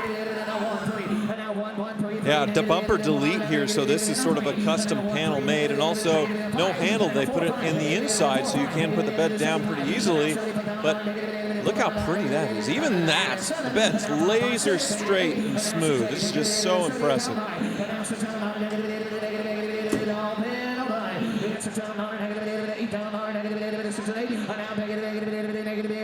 And this is the first year for the styling up front of that Task Force generation, that 1955 model. The previous, they used to call it the Advanced Design. That was the post-war models from 48 to 54. But in 1955, the Task Force ones came around, had that big wraparound windshield, that big, bold, heavy-looking hood up front. Big design changes for 1955.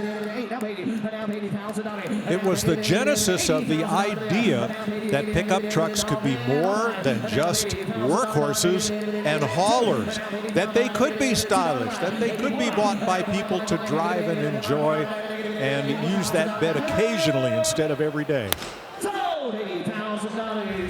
And this one just sold here at Barrett-Jackson, $80,000 for that 1955 Chevy 3100 custom pickup truck. Remember, Barrett-Jackson.com is the place to go to get the full list of cars crossing the block. Of course, both today, tomorrow, and you can check the prices on the cars that sold yesterday. You can even do research on cars that sold at previous auctions if you want.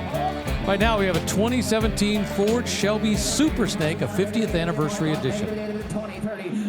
Wow, you know, white with Guardsman blue stripes, those were the original Shelby colors, although when Pete Brock did the designs and the stripes, most of the original Cobras wore this in the reverse, blue with white stripes. They've done it a lot of different ways over the years. The Super Snake has always meant something special and been the ultimate expression of performance from Shelby Automobiles.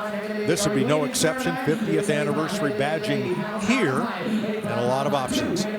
Yeah, the 50th anniversary of the Super Snake on the GT500. But in 2017, we didn't have a Shelby GT500. So Shelby decided to commemorate the occasion by building these Super Snakes, which they are massively upgraded. You get the 5-liter V8 that you would have found in 2017, but they put a supercharger on it for big horsepower. And then the factory Shelbys in 2020 with the GT500, well, they did the same thing with an even wilder engine, 760 horsepower. But back then they had the GT350 out, but not a 500. So this is a pretty close car to that. Kind of answered the question. This is the greatest Shelby ever built. Until the next one. Well, and tomorrow we have another Super Snake crossing the block, which is a 2025. That one has over 800 horsepower. To my point.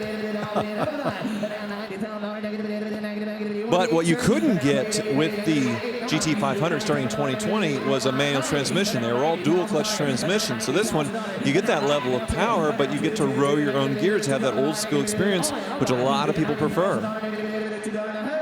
I do like the Shelby American forged wheels, lightweight and strong. $90,000 makes that the #2 sale of the auction so far. Earlier today, that 1940 Mercury Custom convertible sold for $152,000. So pretty big gap between #1 and #2, at least right now.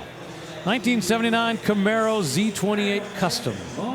The Z28 went away for a couple of years. It came back in 1977 with the big aluminum diving board bumpers, and then this urethane nose was developed from 1978 on. So here it is in its second appearance with spoilers underneath and a 2-port injected Chevy V8 under hood. Cool, and much more modern than what it was born with. Yeah, LS swapped, and you can see there's some bracing additionally added in there to kind of stiffen this up, which these are already pretty stiff cars compared to the first generation. Roll bar added as well, and full point harness. Nitrous, it looks like, on the steering wheel, but still a manual transmission. But this thing probably puts out some serious horsepower. So those bars in the front, those tubes are attached to this full roll cage. Now this car's been completely caged front to rear, as if it's headed for the racetrack.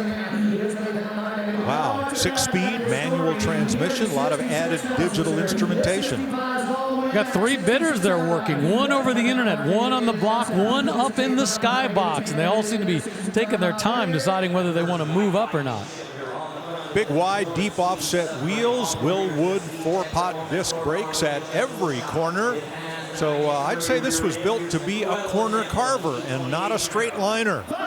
Nice build. Yeah, freshly completed as well. A lot of effort put into this one we normally see with the older Camaros. And in the mirrors, if you're looking at them, yeah, that's not factory. They borrowed those from the C5 Corvette, the side view mirrors.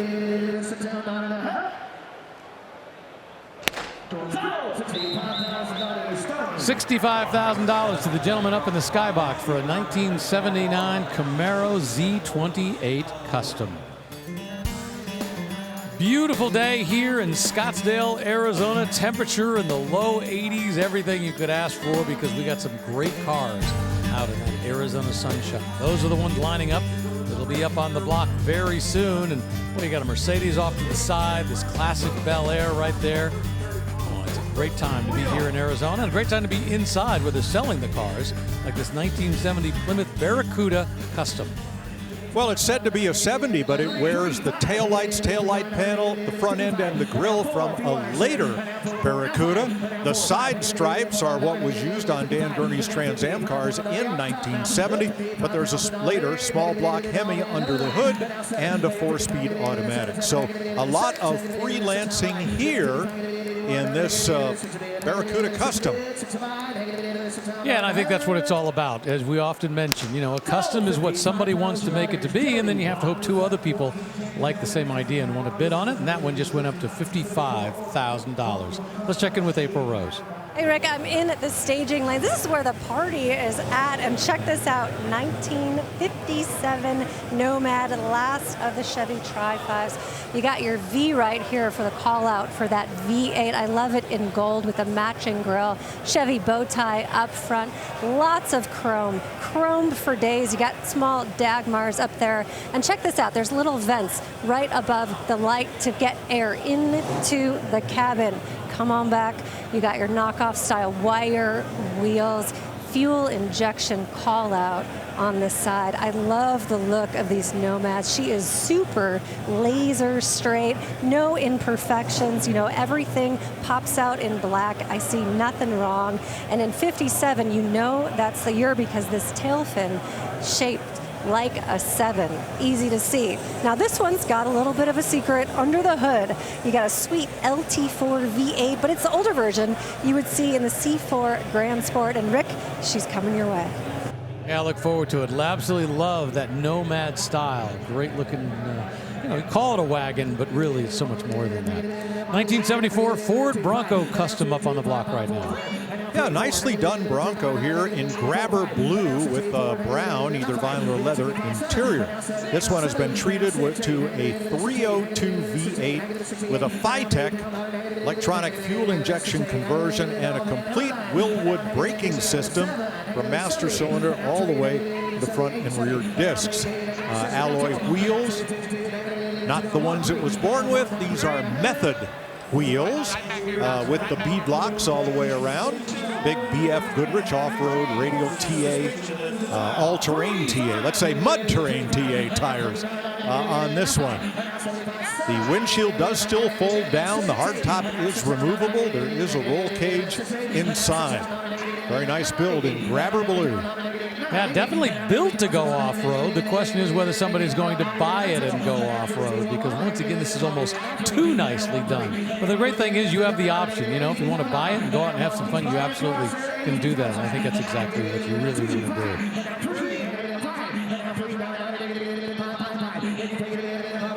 Well, this solidly puts it into our top 10. To break into our top 10 right now, you need $73,000 at $85,000. That would be tied as the number 4 sale, and has now moved into a lone position for number 4, still working. Yeah, just to show you how the progression goes, yesterday's top seller would not make the top 20 today so far.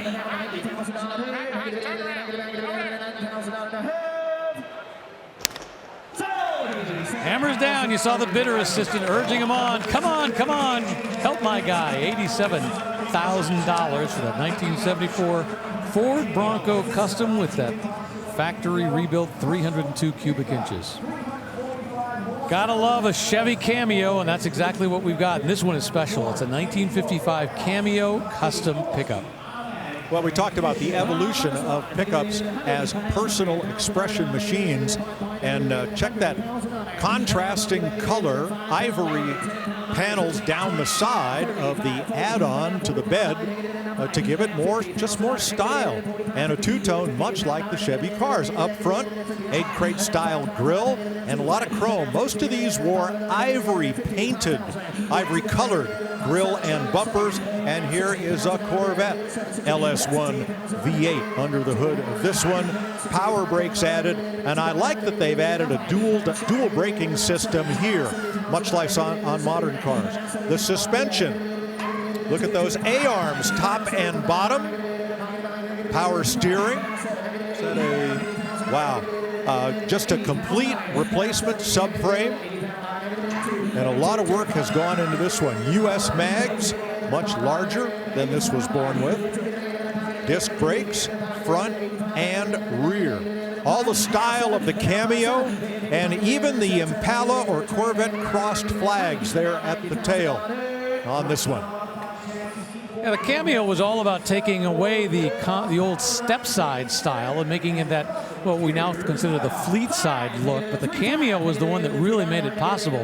Interestingly enough, it really didn't sell that well, but people wanted it. It didn't sell well because it cost more, and truck buyers didn't want to do that. But they realized this was the look that truck buyers wanted. One more bid, just one more bid, and we get to 6 figures. There it is. Well, that is now the number 2 sale of the day. The question is, how much longer can it go?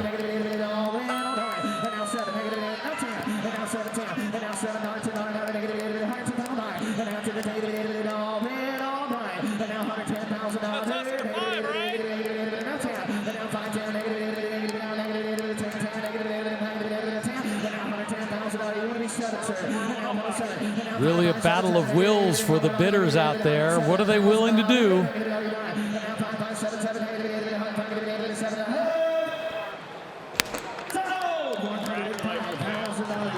$105,000 for a very custom 1955 Chevy Cameo, 345 horsepower coming out of that Corvette LS1 engine. All right, move forward more than a decade to 1967 for a Camaro RS SS Custom. Well, RS is Rally Sport. That's the hideaway headlamps, and SS Super Sport performance package. This one's also been given a heart transplant, a 6.2-liter LS Series Chevy V8, 525 horsepower, and a Tremec 6-speed manual transmission. 4-wheel power disc brakes, QA1, adjustable coilover spring shocks. A lot of modernization going on here in this stock-looking 67 shape. You know, occasionally I've mentioned the fact that when I was 12 years old, I was in 6th grade, and I was living in Los Angeles, and as part of our field trips that we used to do back then, one of our field trips was to the Van Nuys Fisher Body Plant. And we were watching Camaros getting built. Little did I realize those same Camaros that were rolling off the line back then were going to look like this and be powered by a 525 horsepower engine. Carbon fiber spoiler added at the back. Backup camera just above the license plate. Whoa, $100,000 here. And the RS badging on the gas cap.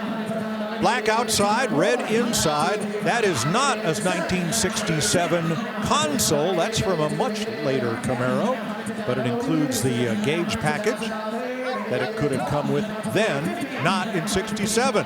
LED tail lamps that light up sequentially from the center on out. A lot of interesting details kind of hiding in plain sight here as we're at $117,000. You can see they got two bidders down on the floor with their bidder assistants working it. And they keep going back and forth.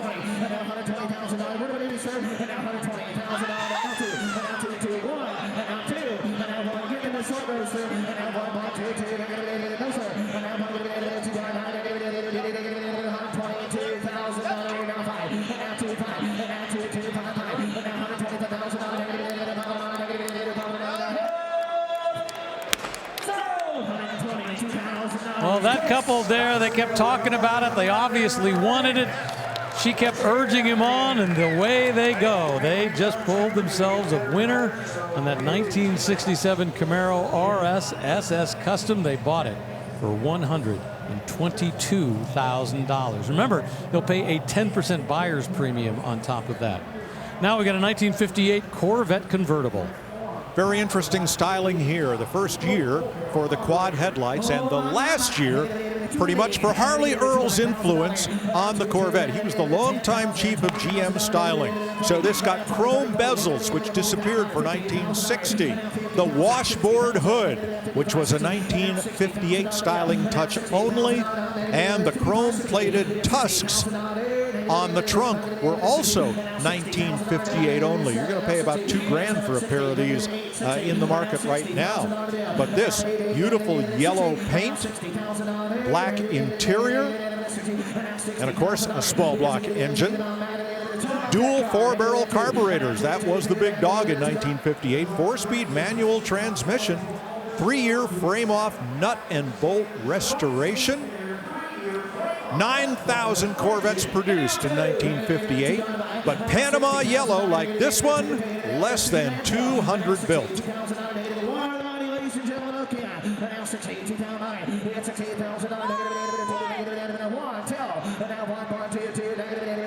Note the contrasting coves down the side, which you could get on your Corvette up through 1961 and have them a factory two-tone like this.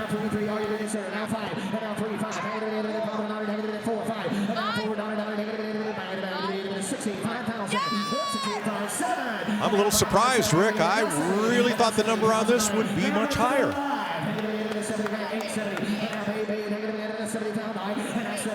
I mean, a dual quad 4-speed Corvette. Unmolested, boy, this looks great. I mean, we see so many customs across the block, and the customs they make are amazing. But to have an original 1958 with a rare color, with the right engine underneath, beautifully done. This is a very desirable car in my world. I think so too, and I think this is a good buy, even at $73,000 bid.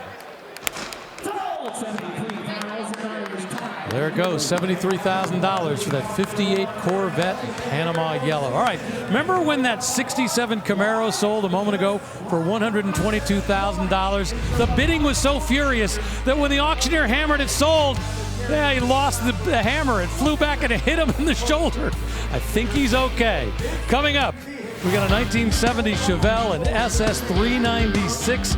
This one has a 375 horsepower V8 with a Muncie 4-speed manual transmission. The color on the outside, that is Cortez Silver. Moments ago here in Scottsdale, we saw a 1970 Dodge Challenger RT Custom. Now it has a Hemi engine with 472 cubic inches. Across the block got everybody's attention because it sold for $127,000. That is now the #2 sale of the day. I'll tell you what, suddenly the energy's in the room and the prices have gone up. Every car crossing the block getting more and more money. Want to break into the top 10? it would take at least $82,000. 1972 Chevy K5 Blazer up there right now. Yeah, this one in triple black. It's 350, has been stroked to 383 cubic inches. Holley Sniper fuel injection has been added. Blueprint aluminum heads. A rebuilt turbo 350 automatic. Frame off restoration. Yeah, super clean. I like that they chose to go black on the top as well to match the paint. And then you get that sort of Silverado package wood going down the side in the trim and in the back tailgate. And interior-wise, should have that luxury trim in there as well. The stamped vinyl seats and the wood in there. So this is the luxury K5 Blazer, and it's all done very well. This one's had a 4-inch lift. Rides on BFG mud terrain tires. So plenty of go anywhere capability. How about the number going anywhere? Yeah, we're closing in on 6 figures, almost there.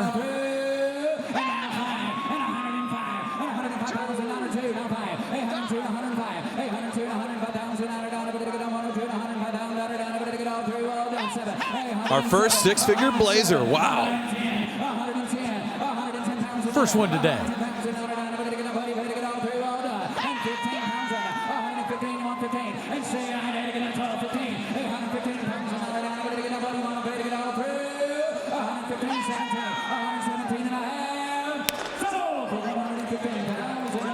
$115,000 for that 1972 Chevy K5 Blazer with a 383 stroker V8, a Holley Sniper fuel injection, aluminum heads, 10-to-1 compression. Boy, everything done to that. And away that goes. And as Tyler mentioned, the first time today that we've seen a Blazer cross into the 6 figures. And with that, let's take a look at today's top sellers, brought to you by Hagerty. The #1 sale today, that 1940 Mercury Custom that, boy, just rocked the room at $152,000. You want to get into the top 5? Well, that'll take at least $105,000 right now. Up on the block, we got a 1973 Ford F-150 custom pickup truck. Well, this one started out as an F-250 and was converted to F-150 or half-ton spec. 550 horsepower from this 525 cubic inch big block Ford V8.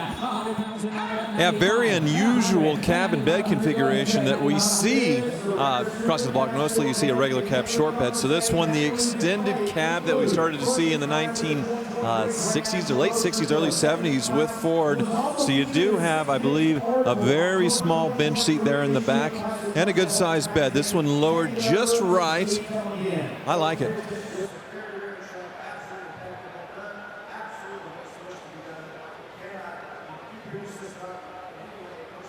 It's a lot of money, but it needs a lot more money to be what it's worth, Joseph. I'll tell you what, this one shot right up. I mean, it was in the $90,000 bidding range almost immediately. Those wheels have the look of the Kelsey Hayes Magnum 500s, but they are much larger as the bid goes to 6 figures.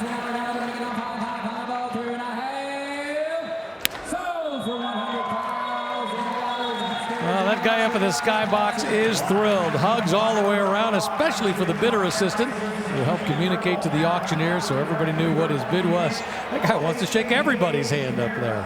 $100,000. 1955 Cadillac Series 62 convertible. This is a Cadillac we previewed just a little while ago. Oh, this is beautiful. This is so large and in charge. This thing is just a gorgeous parade floats. The big bumper bullets on this era of Cadillacs acquired a nickname, Dagmars. Dagmar was a blonde-haired actress in television sitcoms in the 1950s. She played the archetype dumb blonde. She was anything but, and she wasn't even Swedish. Dagmar was from West Virginia, but her name will always be attached to the front bumpers of these beautiful caddies. Well, I'm sure she'd be attached to the price as well at $125,000. It's easy to see why. This quality of part of the restoration, just incredible. These drop-top Cadillacs from the mid-50s to 1959, they are definitely big, hard to push, as you can see. They're trying to get it off the staging area. Wow. I thought we were going to get a new number one. It came so close and just rocked its way. $147,000. That is now the number 2 sale of the day. And I think our top 5, our top 10 are going to be changing regularly over the course of the next couple hours. And it's interesting because the number 1 sale of the day is a 1940 Custom, and the number 2 sale of the day is a 1955 very stock Cadillac. Very different, but very big money.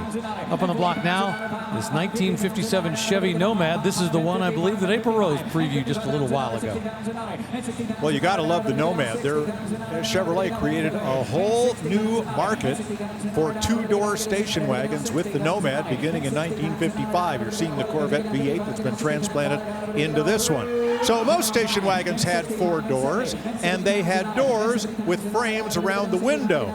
Not so the Nomad. The Nomad was a 2-door hardtop where there was no frame around the window, and in fact the B-pillar here was at a slope.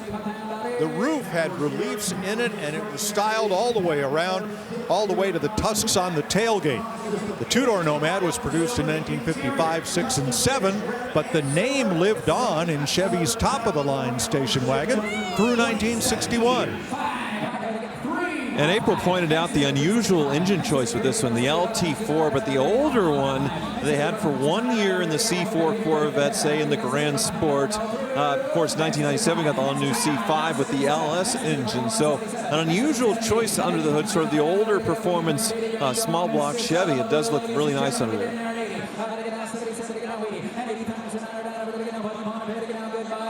So what's interesting is the consignor points out that this was professionally built for touring, and it's been under the same Southern California ownership for 27 years. So I think this is actually an older build, but quite frankly, still looks pretty nice up here on the block. $80,000 for this 1957 Chevy Nomad with that fuel-injected LT4 V8 under the hood. Coming up, how about a 1951 Ford Country Squire Custom Woody Wagon? Underneath the hood, it's got a 351 cubic inch V8 and a 4-speed automatic transmission.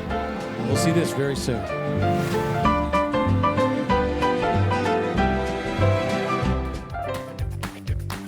Welcome back to Barrett-Jackson. Plenty of fun to be had here, whether it's up in the skybox or wandering around the facility. No shortage of food, no shortage of great things to drink, and of course, no shortage of great cars that are up on the auction block. Like this 1969 Ford Bronco Custom SUV that just hammered sold for $85,000. Really nice at just about every level. Now right behind it, we got a 62 Chevy Impala Custom, and I love the look of this thing. Well, this is old school cool, and I agree with you, Rick. A lot of gleaming chrome and stainless. No LS swap here. This is an as-built small block with everything chromed that could be, with an aftermarket manifold and a big 4-barrel carburetor, serpentine belt conversion, Willwood disc brakes, modern tubular A-arms. Boy, a lot of attention has gone into this build. Yeah, very wide rear wheels, and you have a dual side exit exhaust just in front of those rear wheels. But yeah, the chrome on this thing, as we pointed out, just all redone, gleaming and beautiful. A deep modern metallic paint job really does this 62 Impala service. Wow. Gunmetal graphite 2-stage paint is what this is described as, and little issue with some of the panel gaps here, but the way they have gone to the level of polishing the chrome and the stainless just makes the paint pop to, I don't know, Rick, 6 figures. Well, that's exactly where we are with 2 bidders, one over the phone and one out in the field. Pardon me, we got at least 3. There's an internet bidder involved as well. The Impala was the top of the line full-size Chevrolet. Those triple tail lights in every year of that generation, save 1959. That's how everybody knew you had bought the top of the line Chevrolet instead of a lesser Bel Air or Biscayne with only 2 tail lights per side.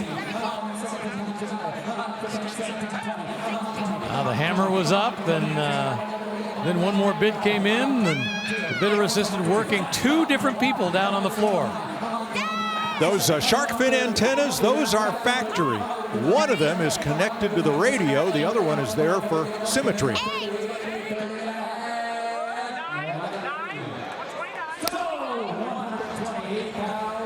I'll tell you what, she was working hard to get those bidders, making sure they knew exactly what the bid was. That is now the number 3 sale of the day. $128,000 for that custom 1962 Chevy Impala, 350 cubic inches under the hood, an automatic transmission. 1953 Chevy 3100 custom pickup.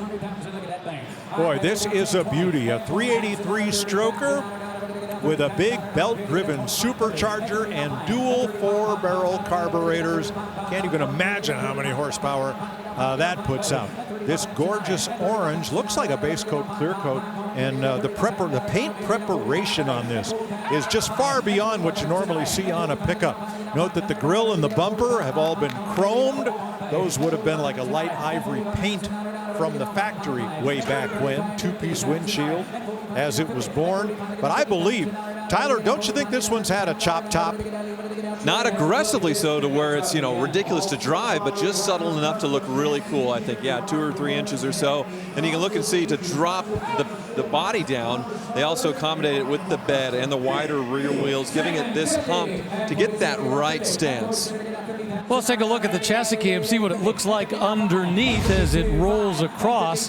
There we see the chrome up front. What does it look like underneath? Well, just as nice. That 383 stroker engine made it to an automatic overdrive transmission, 3-inch pipes as it goes down. This has a modern chassis in addition to all the other work that's been done.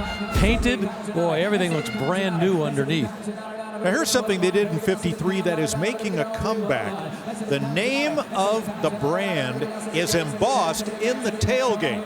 All the manufacturers went away from that for a couple of decades. They had stick-on emblems, but those were easy to remove. And now, Ford, Chevrolet, Ram, you can read it right out there in the tailgate, and you're not going to remove it either.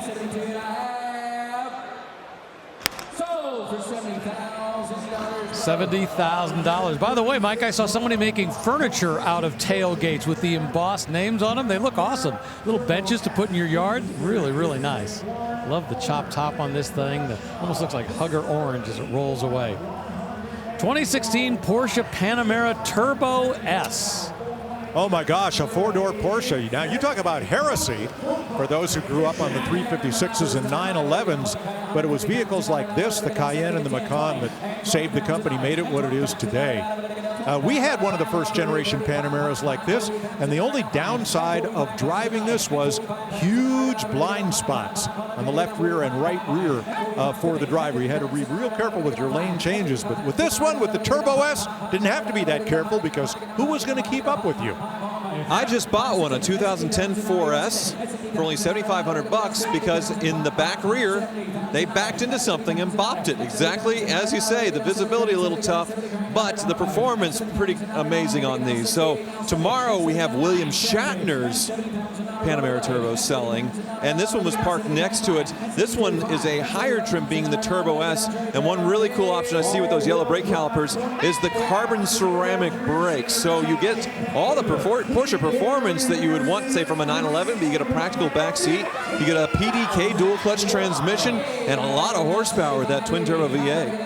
Yeah, those brakes are a $9,000 option, and to replace the pads and rotors costs even more than that. All right, I know you're a Panamera fan. I know you're a huge William Shatner fan. You have your bitter pads all polished up for tomorrow? I have a number in my head. I'm not going to say it on air. No, but nope. Yes. Good. This one's closing in on 6 figures. It's there. It's over 6 figures. We're at 105,000, 110,000. 115 is bid. 120,000 is bid. Phone bidders and floor bidders. Okay, sold for 120,000. Thank you.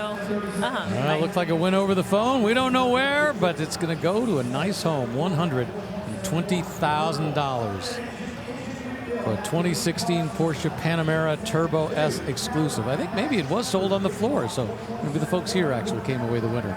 1967 Corvette Big Block, 427 cubic inches, 400 horsepower. This is the one we previewed just a little while ago. So this was the smaller of the 427s. You could have 400 horsepower, 425, or what was rated at 435, but really put out close to 500. So what you're seeing here are the painted valve covers denoting the 400 horse, the base 427 Marlboro Maroon Metallic, and that's a tri-power equipped engine, 3 two-barrel carbs. 1967, the last year of this generation Corvette, and you get that iconic hood as well. The Big Block came out in 1965, the 427 in 66, so this is a pretty special Corvette. Yep, Stinger hood for the Big Blocks. A two-top car, hard top, removable hard top, and the soft top for this one. Only 2,100 of these Big Block tri-power Corvettes were built. How few retain their original drivetrains? Well, that's a good question. These gills in the front quarter panel, 1967 only. And the rectangular backup light above the license plate, 1967 only, spotting cues. Nice that it has the factory hardtop as well, and you can see the side pipe exhaust. The only thing it's missing, I guess, is the knockoff wheels as far as the options. The only thing that'll hold this back is the automatic transmission. Most people who look for Big Block Corvettes, they want to row their own with a 4-speed.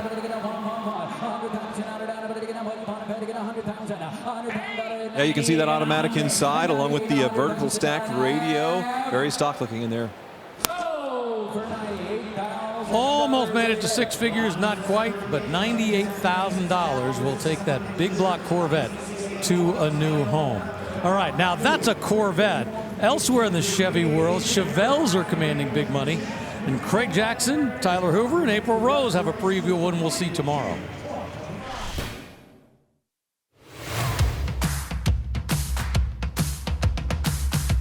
We have a 1970 Chevrolet Chevelle custom convertible. Let's open up the hood. Yeah. Supercharged LT4 under the hood. Matching the car with a 10-speed automatic and a Ford 9-inch in the rear. Yes, and you can see the presentation on these Restomods. Unbelievable. Everything tucked away underneath these fender covers here, but then everything you see is polished or painted to match the car and done to such a high degree of quality. I like a little touch supercharged. Right. You know, you look around the car, the door handles, how they flushed them in. It is really clean, laser straight. Gaps are wonderful on the car. Great paint job. So they didn't go white on this. No, it's oyster No, it's gray, oyster. which matches the interior. Got sort of this honeycomb style perforated headrest. I love the chrome inset here. Leather wrapped wheel, leather wrapped dash, Dakota digital gauges, and these are power windows. I mean, they went over the Power top. top. Power top. The workmanship is amazing that they did on this car. Well, the nice thing is they drive as good as they look. You could pick up this beautiful ride and take it home. It has all the right stuff on it.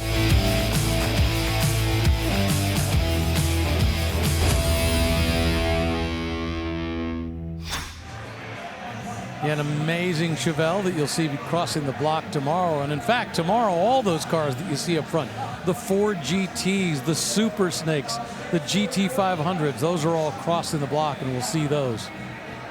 You know, it's no surprise that they should be touting a 1970 Chevelle, because 1970 was the high water mark for performance in the first generation. It just kept getting bigger and better and better and better to 1970. Then in 1971, well, the government and the insurance companies started to get involved. Compression ratios went down a bit, horsepower went down, and then they started quoting net instead of gross horsepower in 1972. So the top of the mountain was 1970 for a lot of reasons. That's what we've got, a Chevelle SS Custom. one thing I really like about this is that they have replaced the factory 4-speed with a 5-speed overdrive transmission. Because for ultimate straight line performance, people put 411, 456 rear gears in these. So a lot of high RPM on the highway if you choose to drive it there. An overdrive transmission helps that quite a bit. You see the 502 cubic inch V8 under hood, so upgraded from the 454 with a Cal induction. Everything about this looks right. Even with the SS baggage, they upgraded to 502 just to give it a little nod to what's underneath.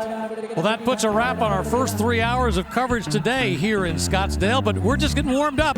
4 more hours of live auction action are headed your way on FYI.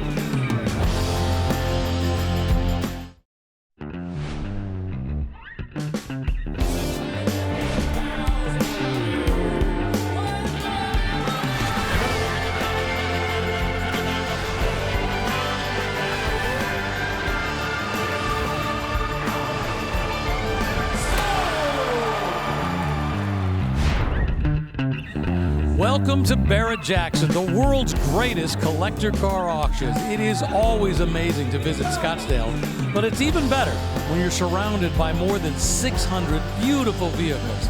That's exactly what we have here. All of them crossing the block at no reserve. So let's get right to the action. We just saw Chevelle cross the block before we came on this section of the broadcast, and now we got a 2021 Ford Shelby GT 500. Really cool, 760 horsepower, supercharged V8. This one with the ultimate carbon fiber track pack. Easily tell because of the wing, but also the carbon fiber wheels. So this was top dog when it came out in 2020. 2021, the second year of production. There's a look inside that very, very full engine bay. But as Tyler called out, I want to pay close attention to the wheels, because to my recollection, these are the very first carbon fiber wheels used on an American production car. There may have been some limited build, limited editions before, but for a production car, this was it. And the advantage is they're so much lighter and maybe stronger than forged steel wheels. And when you reduce rotating mass, well, that helps acceleration, and the reduced unsprung weight helps handling. So a big advance there. I'm kind of disappointed they haven't caught on more, but it's because the cost of making them has not much come down from 2021 here. Yeah, I think the quote to replace them is many thousands of dollars. A very expensive option as well. Not many option with it. I think this one also had the rear seat delete to make it even lighter. And another great thing about the GT500s, the first dual clutch transmission in one of these. So lightning fast shifts along with all of that horsepower made this, well, not a supercar catcher, a supercar killer. It even had $16,000 in audio options, so there was no expense spared making this. Congratulations to those folks right there. They'll sign the paperwork, take away a new car, and the Summit Racing Sold sticker goes on, and away it goes for $85,000. From a Mustang to a Camaro. This one's from 1972, a Z28 Custom. Yeah, this one's been pretty well reimagined with a huge front air dam and splitter, as you might see on an SCCA road racing car, on which you will not see an LS swap with a supercharger, as this one wears. Wow, a lot of power to the ground here. I like how they even decorated the Whipple supercharger with a little bit of the orange accents to match. Yeah, very, very tidy engine bay, but still all the comforts as far as vintage air. You can see the aluminum radiator and the coolant reservoir. But 1972, yeah, that iconic nose given that extra aero treatment and wider rear wheels. I wonder if it's been tubbed in the back, because they sure are wide. Yeah, I think they'd have to be to accommodate those, and huge disc brakes front and rear. Here we go for six figures again. Now, interestingly, this is badged as a Z28 using the 1969 style badges with the slash after the Z. That disappeared for this generation of Camaro, but no harm, no foul.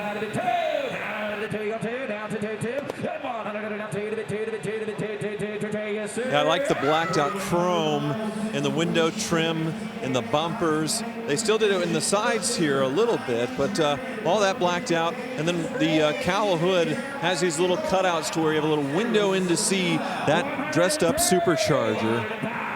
There's no hiding this thing. It's not a sleeper, that's for sure. Well, you see that bidding assistant working with his bidder. Boy, every time he comes up with a number, they get outbid. But he's working it, trying to make sure they've got the right number.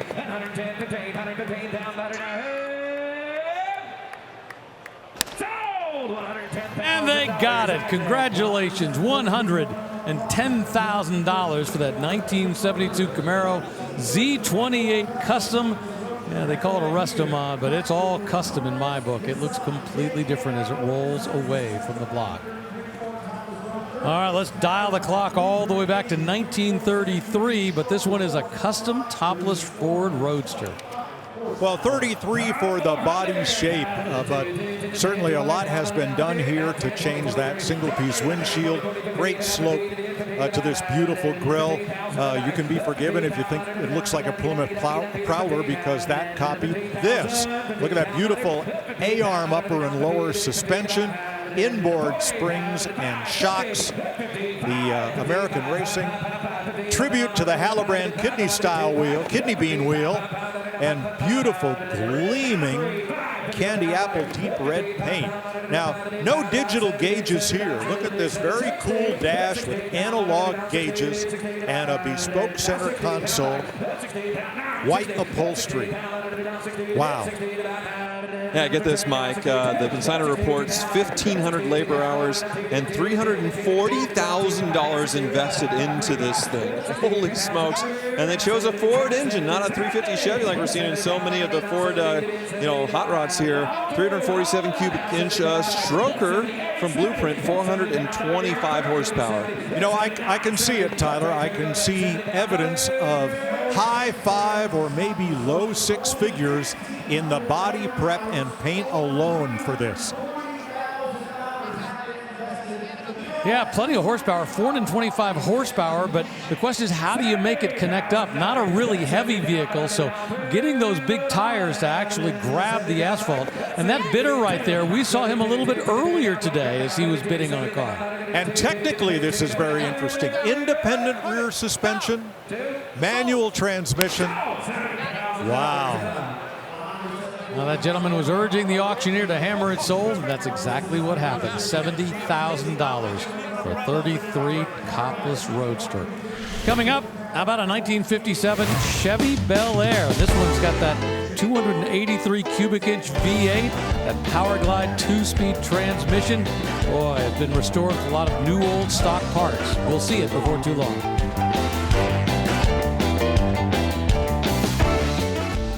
Welcome back to the Barrett-Jackson Scottsdale 2025 Fall Auction, presented by Gila River Resorts and Casinos. And we have a new top dog here today. Moments ago, a 1955 Chevy Nomad, a custom rolled across the block.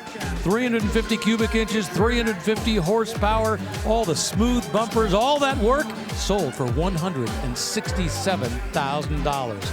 That is now the top sale so far on this fantastic Friday here at Barrett-Jackson.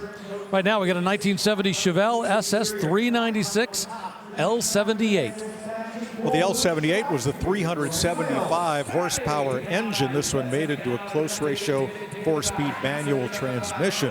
Just about 2,100 of these were built with the L78, which was the highest horsepower engine that was normally available that you could order from any Chevrolet dealer. So make this the top of the line for Chevelle, pretty much in regular production at the best year, 1970, with the most horsepower.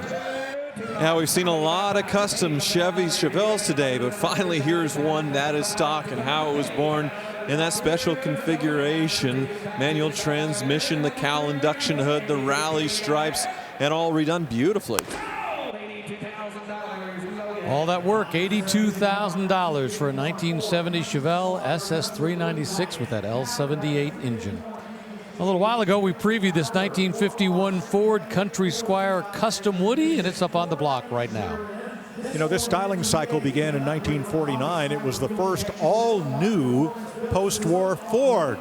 The 46 to 48s used the pre-war sheet metal in what was called the fat fendered look. But boy, these are just gorgeous. And to me, the styling still looks pretty fresh today. And with this beautiful gleaming wood, this dark green Country Squire is just gorgeous. Yeah, I had one of these that I sold at Barrett-Jackson a few years ago with its stock engine, the flathead Ford. This one upgraded with a 351 V8, and yeah, the wood redone beautifully on this one. One of the coolest touches with these as far as the engineering, you come back and look at this rear hatch. Once you open it up and fold it down, the rear taillights are actually on a hinge, so they will fold down and up with the tailgate down. So if you're hauling something big and you're leaving the tailgate down, the taillights are still visible. Well, this Woody sits on an Art Morrison frame with a 4-link suspension and coilover spring shocks with 18-inch wheels and wide white wall tires. So it is anything but stock. I want to call out Midwest Rod and Custom of Lake Park, Minnesota. They did the beautiful paint on this, and the maple and mahogany just beautifully finished with spar varnish. This is gorgeous. Yeah, I like the oversized steel wheels that look stock but allow for a modern tire to be put on. And yeah, it's interesting, the engine choice. I like it personally, but that flathead Ford was very long in the tooth by 1951. It came up in 1932. They really needed some power, a overhead valve V8, which came out, I believe, after 1954, somewhere around there. But yeah, makes sense for the upgrade. The quality on this one, so impressive. One thing I'm noticing, doesn't have the third row seat, which you could get in these.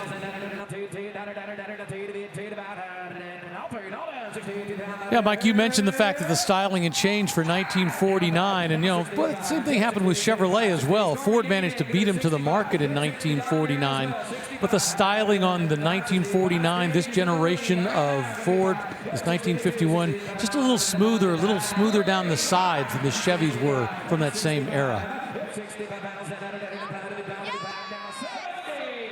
Got 3 different bidders working right now.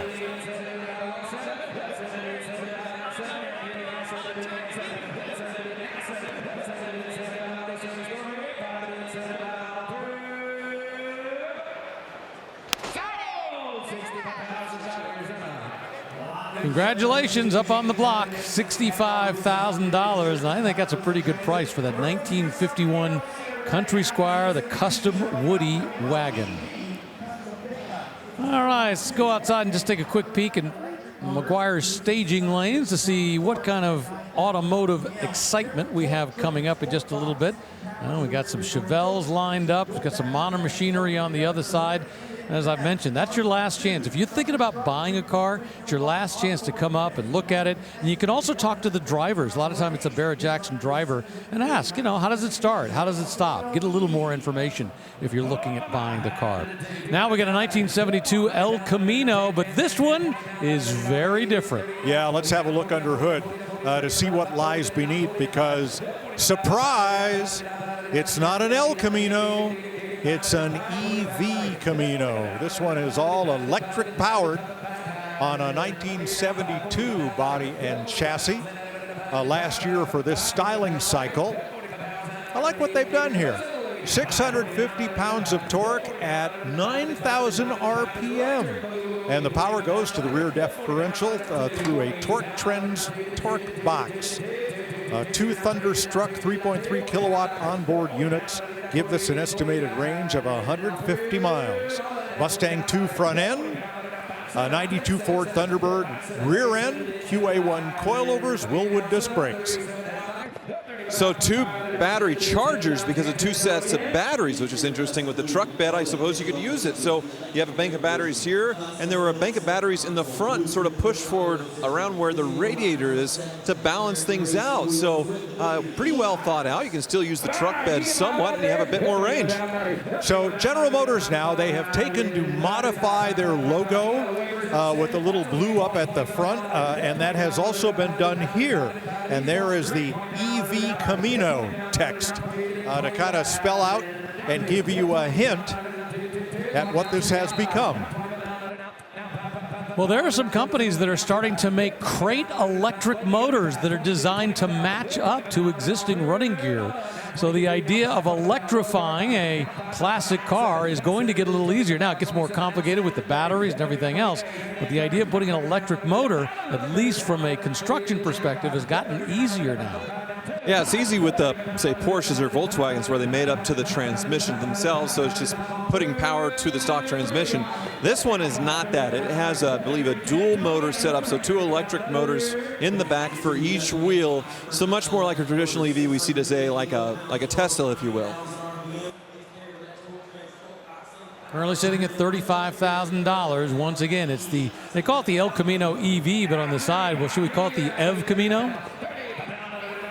Well, you look inside and there's really no clue as to what's going on. The gauges are all pretty much traditional, although they are digital rather than analog. I mean, not digital, they're analog with pointers, but it's a screen. It's a TV screen, not an actual analog gauge.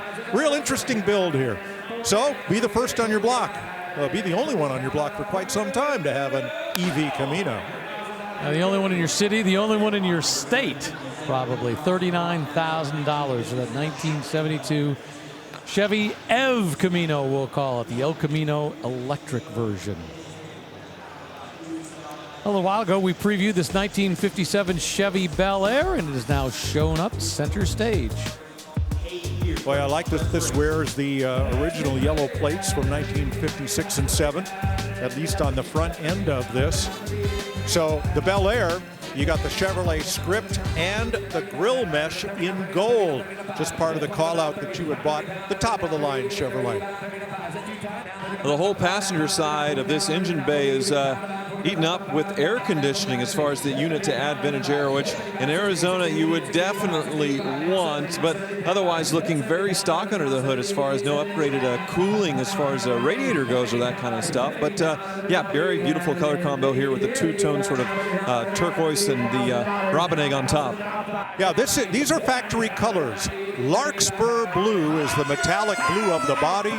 Harbor blue is the light blue of the roof. $100,000 is the number.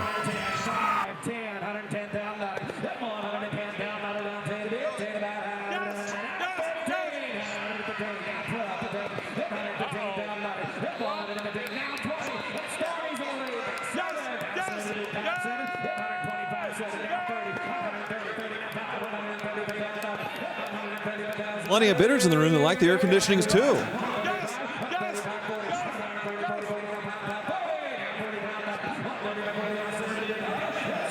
Still moving. This is now the number 4 sale of the day. Now they dial it back just a little bit. They got to make sure they got the right number, 135.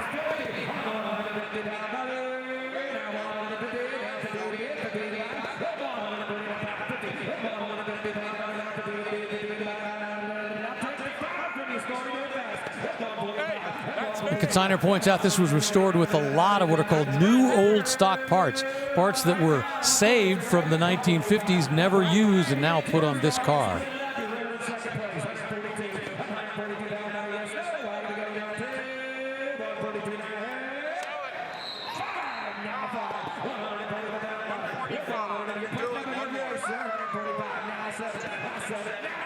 Wow, committed bidders here.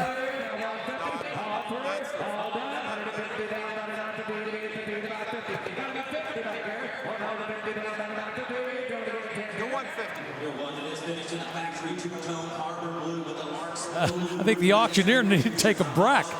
They took a little quick break. They give me a little description of the car. $147,000 is the current bid. That would tie it if it sells for that as the 3rd highest sale of the day. And once again, we've had 2 bidders, both going at it, very committed.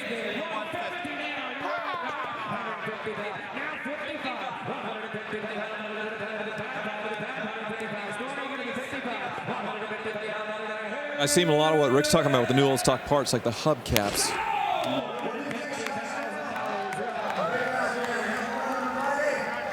$150,000 to that gentleman right there. Congratulations. Boy, he was in it over and over again. They thought they had it earlier. But the number kept going up, but he finally comes away as the number 3 sale of the day, $150,000 for that 1957 Chevrolet Bel Air. I think we all need to take a breather after that one. We're going to take a quick break. We will come back to Barrett-Jackson in Scottsdale in just a moment.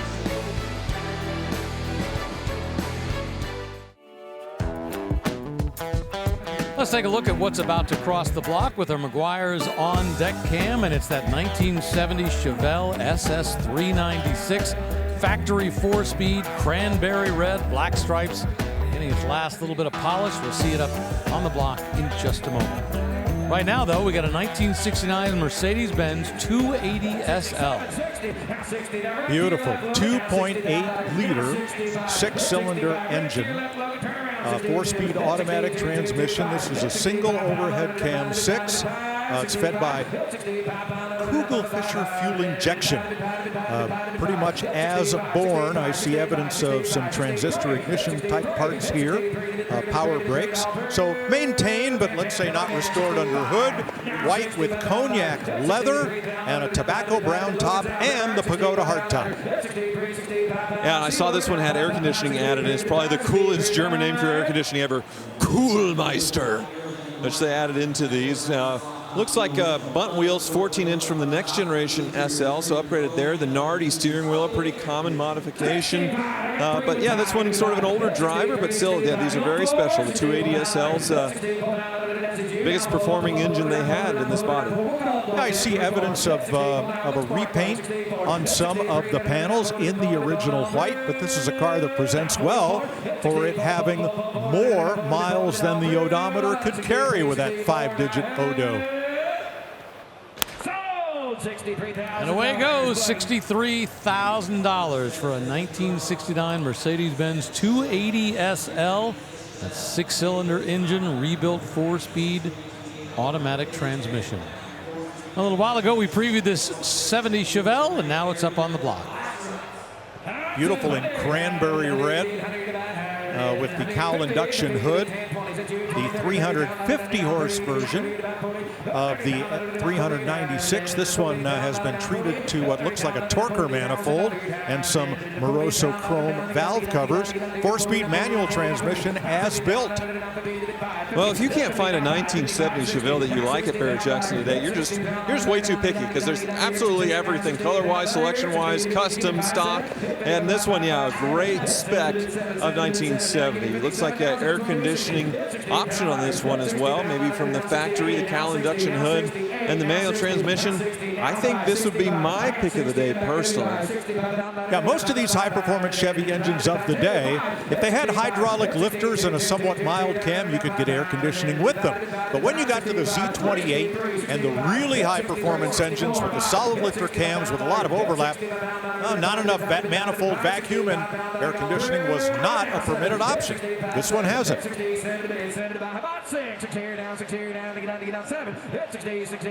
Well, no shortage of 70 Chevelles available. I mean, they made more than 600,000 of them back then. A limited number, though, were the SS, even fewer were, of course, with the LS6 engine, but this is the SS 396 with 396 cubic inches is a great choice. Earlier we talked about the Olds 442 having a rear sway bar.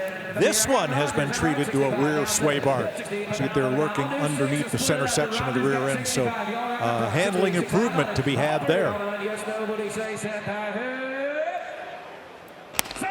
$65,000 for a very original looking 1970 Chevelle SS 396. I love the cranberry red with the stripes. All right, you say you want to find out what's coming up here at Barrett-Jackson? All you have to do is go to barrett-jackson.com. That's where you can find the full list of cars. From 1970 to 1971 in the Chevelle world, this one's another custom. From 1971, a recreation. Well, the 71 and 2 had a very similar front end, but here you see one big, wide trim piece in the center of the grille. That makes it a 71. Two big, wide trim pieces, so it would be a 72. And this one, not necessarily born in SS, but it has been upgraded, as Rick said. been given disc brakes in the front, but retains its original drum brakes in the rear. Now this could have been an SS because looking at the instrumentation, instead of the horizontal speedometer, it has the 3 big round gauge pods, which would have been SS only. A few gauges added as well, just so you know everything about your engine, which on this one, 383 stroker V8. So nice performance, not something you would have gotten, obviously, stock in a 71 Chevelle, but a nice choice.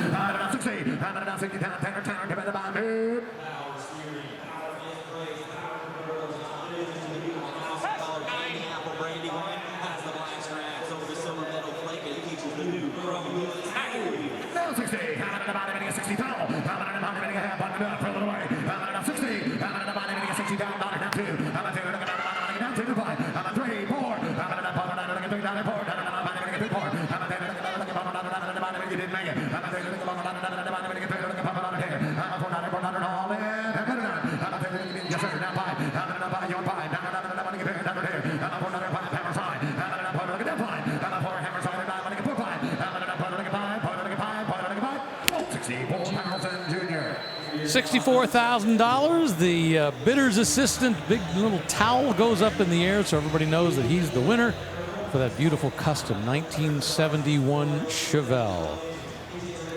Well, coming up, yesterday we saw Skyliner cross the block. We got another one today. This one's from 1958, a Fairlane 500 Skyliner retractable hardtop. Underneath the hood, it's that Interceptor Special 352 cubic inch engine. Boy, just about anything you can dream of is here at Barrett-Jackson. If your dreams are expensive, well, we got those. Like that Heritage Edition Ford GT, there's a McLaren over there, special Corvettes, all kinds of amazing machinery like this, a 1972 De Tomaso Pantera. These were made in Italy with Ford V8 engines, ZF transaxles, and they were sold in the U.S. by Lincoln Mercury dealers because Mercury and Lincoln wanted to be known as Ford's, road race and Euro-style brand. The Capri would come later. These do not have the original Ital design wheels. These are later 17 inches. The interior, though, however, looks very, very original with the gated shifter with the De Tomaso logo. Same for the gauges. Very faithful here in bright, bright, bright yellow, as is the shirt of the consignor who is standing near the auctioneer. Pretty car. Yeah, beautiful design from Ghia here. Even though it was an American designer, it was an Italian design company. Yeah, in the back would be this V8. You can see a little bit of it here. It's definitely mid-engine, so almost directly behind the driver, and the air intake back there. Pop-up headlights. This was a pretty astounding supercar when it came out back in the day, and I think it's aged very well.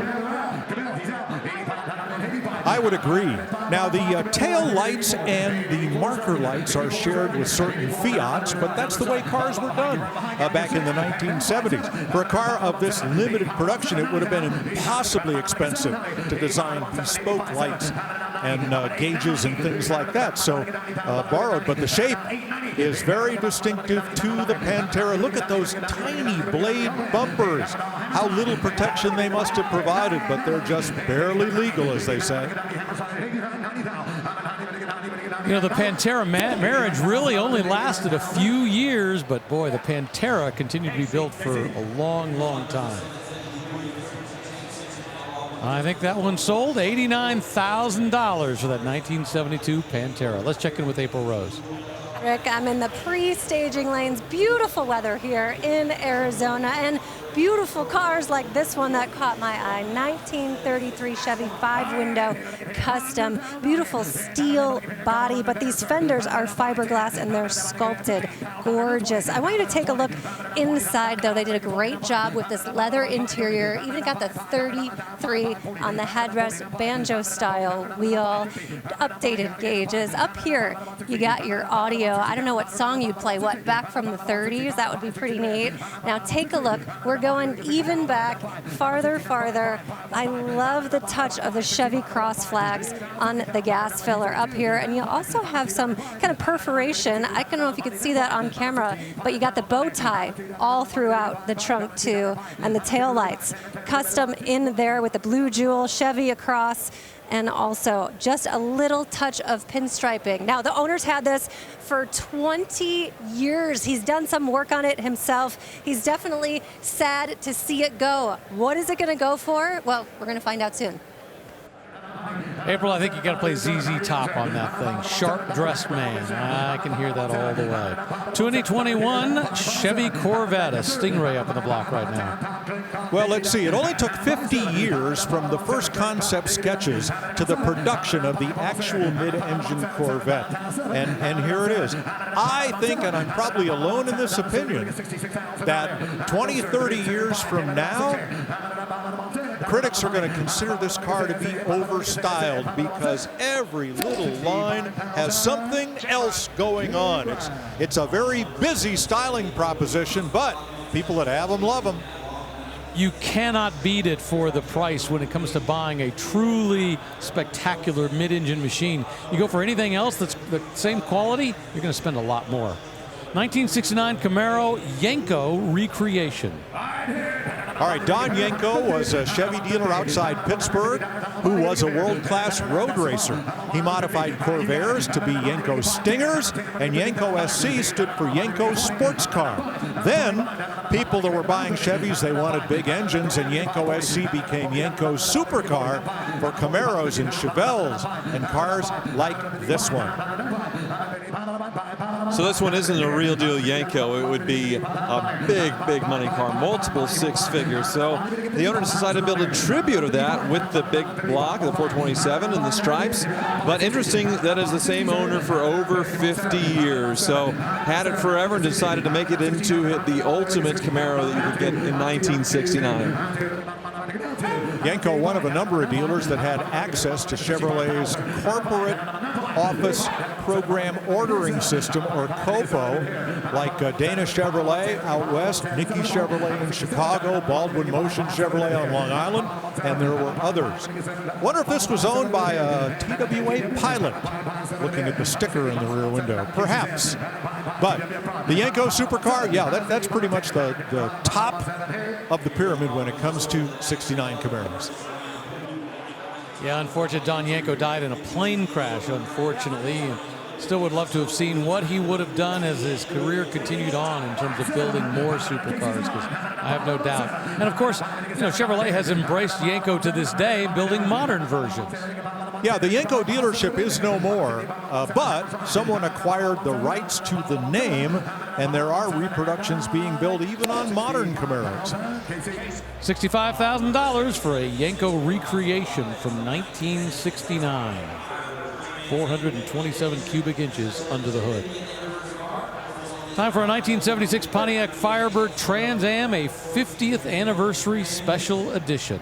Well, that would be the 50th anniversary of Pontiac, because the Firebird came along in 1967 and the Trans Am in 1969. So yes, an anniversary, and the special edition, black with all of the gold trim and pinstriping, and there are acres of it here.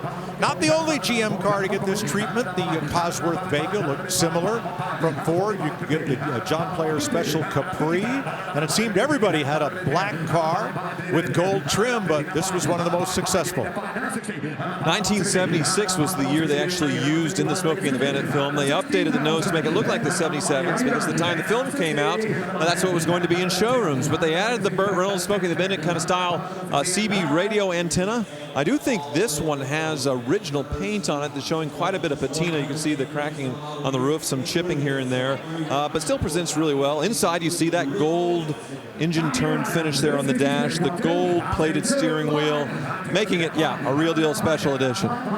Well, these young ladies are carrying a picture of this car, and I'm going to borrow it here before they run away with it. Yes. And here shows the history of this car from new to now. There are the two young ladies who are in the picture for the now version of this car that has been in the family a long, long time. They're saying it's their grandpa's car that they're selling now at Barrett-Jackson. What a great moment. Yeah, I love some of the stories that go behind the cars. People like that last one had been owned for 51 years. This one has been in the family since it was new, and it just sold here at Barrett-Jackson for $62,000 for that 1976 Pontiac Firebird Trans Am, the 50th anniversary edition. That gentleman right there. Rolling up behind it, this is one of the trucks we talked about yesterday with our Through the Years feature, and the fact that you can buy just about any kind of truck here at Barrett-Jackson. This is a 1947 Chevy 3600. It's a custom 5-window pickup. Well, they just dropped it on the airbag, so it's laying frame here on the auction block. But the base coat, clear coat, Horizon Blue is just achingly gorgeous. I love this. This has a Mustang 2 front suspension with rack and pinion steering, disc brakes converted to 5-lug hubs front and rear. A lot of work underneath, but wow, what a presentation. I'd like to take this one home. You can see in the back the 5-window that we're talking about. 3 windows in the back for the rear of this cab. Very distinctive with these Chevys. And yeah, very over the top as far as build on this one with the air ride suspension and the beautiful wood bed. This is the beginning of the advanced design styling for Chevrolet, which was their first generation of pickup trucks in the post-war era, and really significantly different than the trucks they were building in 46 and the first part of 47. This is such a much more modern look that they came up with.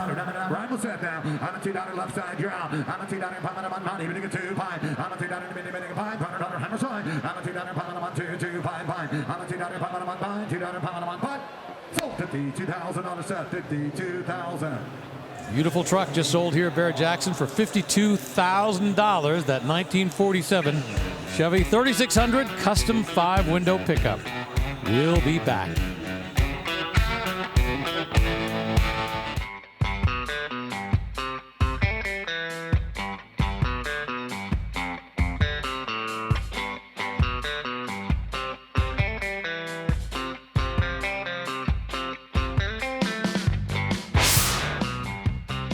Welcome back to the Barrett-Jackson Collector Car Auction here in Scottsdale. It is our fall auction, the second time we've been here this year. Right now we got a 87 Chevy K5 Blazer Custom up on the block. Well, this is a wild one. It wears big box fender flares like you'd see on an IMSA road racer. It's had a huge lift, a complete, like a dip repaint in lead foot gray, and it's ready to go off-road anywhere you want. Yeah, and it's sort of been updated as far as the nose job with the headlights and grille from, I think, a 2014 or 15 or newer. Same goes for the tail lights. So, no, they don't make a K5 Blazer, around now, but they definitely did a what if here. No what if there. That is a real deal sale. $49,000 for that 1987 Chevy K5 Blazer. Hugs all around. Congratulations to those guys. A little while ago, we previewed a 1958 Ford Fairlane 500 Skyliner retractable, and it's now up here on the block. Well, this is the retractable hardtop, and often imitated, never duplicated. And it rides in the trunk. The trunk lid has been extended quite a bit in order to accommodate the folding hardtop. Now, you might hear the word hydraulic associated with these. The only thing hydraulic on this car are the shock absorbers. This entire roof assembly is run by electric motors and worm drives and gear drives and thousands of feet of wiring. They are incredibly complex. Still, there's a small area delineated in the center of the trunk for luggage, what a trunk is supposed to be for, but these are pretty cool. Yeah, we had sort of a survivor yesterday, and I thought for sure it'd be hydraulics to operate all of that. But yeah, Mike's right. I know it is not the quickest operation of tops ever. So, you know, cue up your favorite 50s doo-wop song and just listen to it while the top operates. But yeah, pretty crazy mechanical operation on this thing. And this one, yeah, restored to a very high level. As I mentioned yesterday, you know, this system was originally developed for Lincoln, but they decided they weren't going to make enough money selling Lincoln, so they put it on this car. But the mechanism itself was used for later Lincoln Continental convertibles. It wasn't a hardtop retractable, but the concept of lowering the roof was done with some of the same mechanicals. Now note down the side that kind of sweep spear like Buick had, but here Ford makes the interior of it in gold. Were they copying the 57 Chevy Bel Air? Were they doing something completely different? It's hard to know what was going on in Detroit styling at the time, because keep in mind that a 1958 car was probably styled in 1955 or 56, 2 to 3 years before it came to market. It took that long to get the tooling done to make all of the new parts for the next model year. And even $50,000 for that 1958 Ford Fairlane 500 Skyliner, that Interceptor Special with a 352 cubic inch V8 engine, 300 horsepower, pretty impressive for its day. 1979 Chevy K5 Blazer.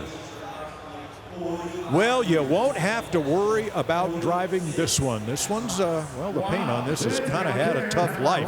Looks like it's been hit with either hail or acid rain on the hood. So let's just call this one a Survivor. It's got a beautiful plaid interior, and it's been in the same family for 45 years. It's been stored by the original owner in the same location for that length of time after it was discovered in Caracas, Venezuela.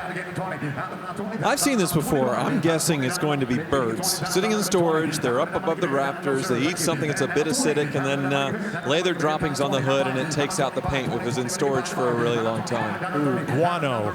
Eesh. Hey, Mike. I think you're right. The car card on this says it has 46 miles on the odometer. Take a look inside and see if that's correct.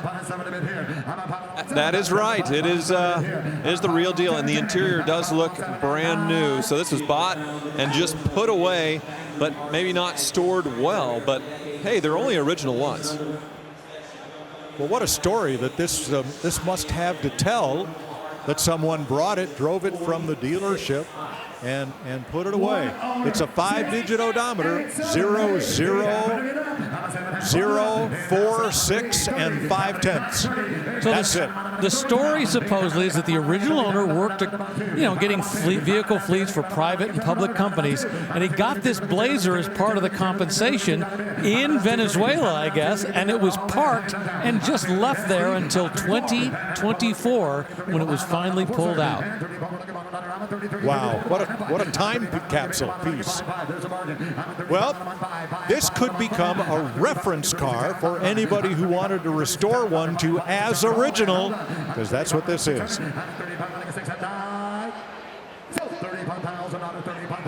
$35,000 for what is essentially a brand new 1979 Chevy K5 Blazer. Yeah, the paint's had a little bit of rough time, but the fact that it's still less than 50 miles is very amazing.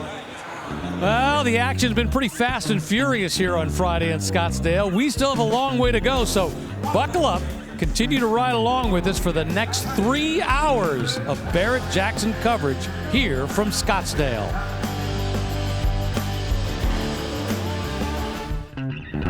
Well, hello and welcome to Barrett-Jackson, the world's greatest collector car auction. It's already been a great Friday here in Scottsdale. And you know what? We may just be warming up. Right now up on the block, we've got a 1970 Chevy C10 custom pickup truck. And out in the staging lanes, well, guess what? We got even more amazing machinery that'll be rolling up on the block before very long. So plenty of sunshine. It's starting to get a little bit low in the sky, but what a great day. Great weather all day. Like I said, up there now is a 1970 Chevy C10 Custom. Interesting that they lifted a C10, which would have started life as a 2-wheel drive. The K10s would have been 4-wheel drive, but this one lifted way high in the sky, and then you have an LS2 V8 under hood, if you can believe the badges. But it's so tall, I can't even really open the hood to see. But yeah, you got that flare side bed on this one as well that makes it unique. Yeah, it's a single-purpose machine. This is definitely an off-road vehicle. Look at the huge lift, the whole rear suspension out there hanging out in the breeze, as it were. This one has had a repaint. I can't say that a whole lot of care was taken in doing that. Not a lot of gloss to the paint, but that's okay. You're going to run this thing in the dunes, or you're going to take it in the woods. It's going to spend the rest of its life off-road, and you're going to have a lot of fun doing it. You're not going to care what the paint looks like. It looks like one big wheel in the bed, just basically like a full-size spare. Because obviously, you know, a stock spare wouldn't work with these massive wheels and tires, but it's just hanging loose there in the back. So I guess be careful when you're taking jumps. You might have your spare jump out the back. Old-looking wood bed in there, but yeah, still LS swapped. Nicely done in the photos, it looks like. Now, money was spent. They put some big forged wheels on here and some big off-road tires. Added a cast cover to that rear end. Got a big hitch for whatever you want to tow. So they've made an investment here, and the bidders are responding. Yeah, the interesting thing is that big, huge 6-inch lift, and then in the back it's got the hitch, and it's actually kind of upside down, because normally what you do, you'd have it lowered to hook onto whatever trailer you want. In this case, it's been raised. Can't imagine what trailer would ever fit that thing. See what I mean? How it's flipped up? Boy, you'd have to have a pretty tall trailer to connect up.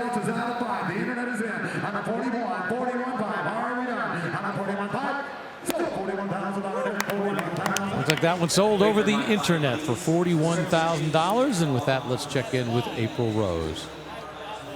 Hey, Rick, I'm in the pre-staging lanes, soaking up that beautiful Arizona sun with these beautiful cars, and whew, she is so fun. She's my 409. You gotta love 1963 Impala 2-door post. And you know, well, actually she's a Bel Air, but the Impala would have a third tail light right here. You know it's a Bel Air because it just has two. Super laser straight, and I love the dice right here on the wheels. Just such a sweet ride. The first hints of muscle car glory are seen in it, and she's a real 409, matching numbers with a 4-speed on the floor, and up front that 409's all dressed up in chrome. You know what, because you got to show it off. No power steering, no power brakes, radio delete, and she's built to go straight and fast. But, you know, without the radio, Rick, how are you going to listen to that song? All you're going to listen to is that beautiful engine humming along. Absolutely wonderful. 2018 Maserati Gran Turismo S. I like this one.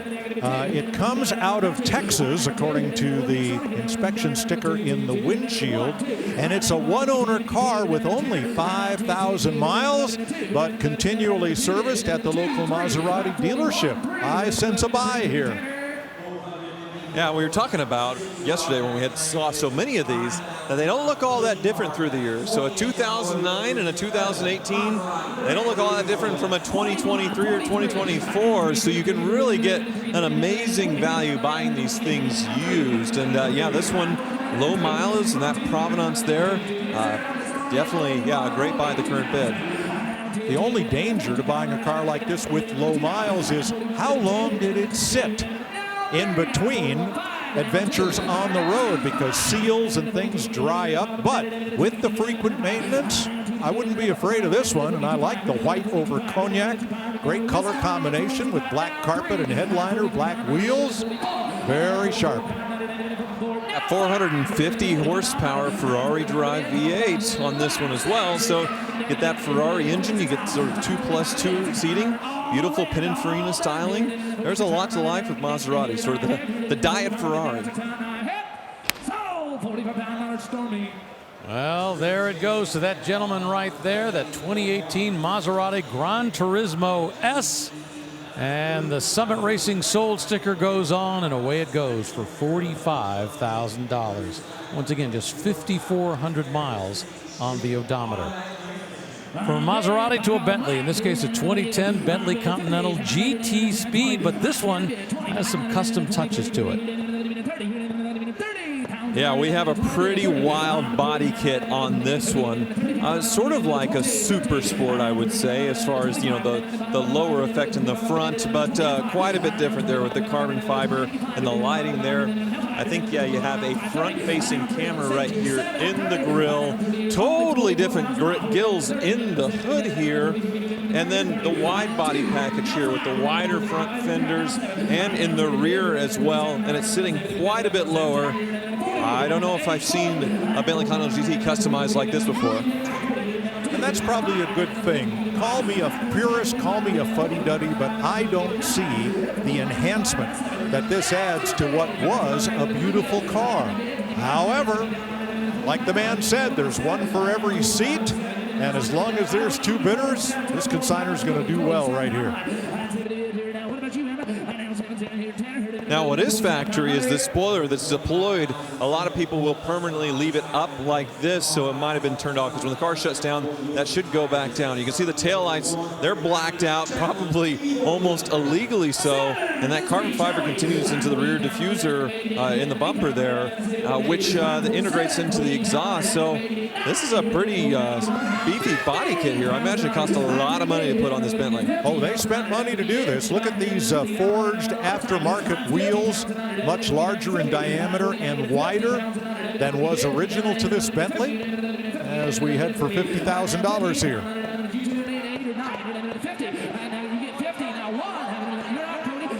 And this is the Speed, so it's not the base Continental GT, so you did get a W12 engine with 550 horsepower, all-wheel drive. So, yeah, they started with a great car to begin with. A lot of carbon fiber, the imitation diffuser here below the license plate, and the surrounds for the exhaust. I mean, it's a nicely built kit, but did a beautiful car like a Bentley really need styling enhancement? Well, there you go. $50,000 to that young lady right there, a 2010 Bentley Continental GT Speed with all that custom body work. Car that cost more than $200,000 with all that stuff. Well, coming up, a car that's going to cross the block for a great cause, a 2022 Camaro SS Pace Car. This one was a pace car for the NASCAR series. All the money for this car will go to the American Cancer Society.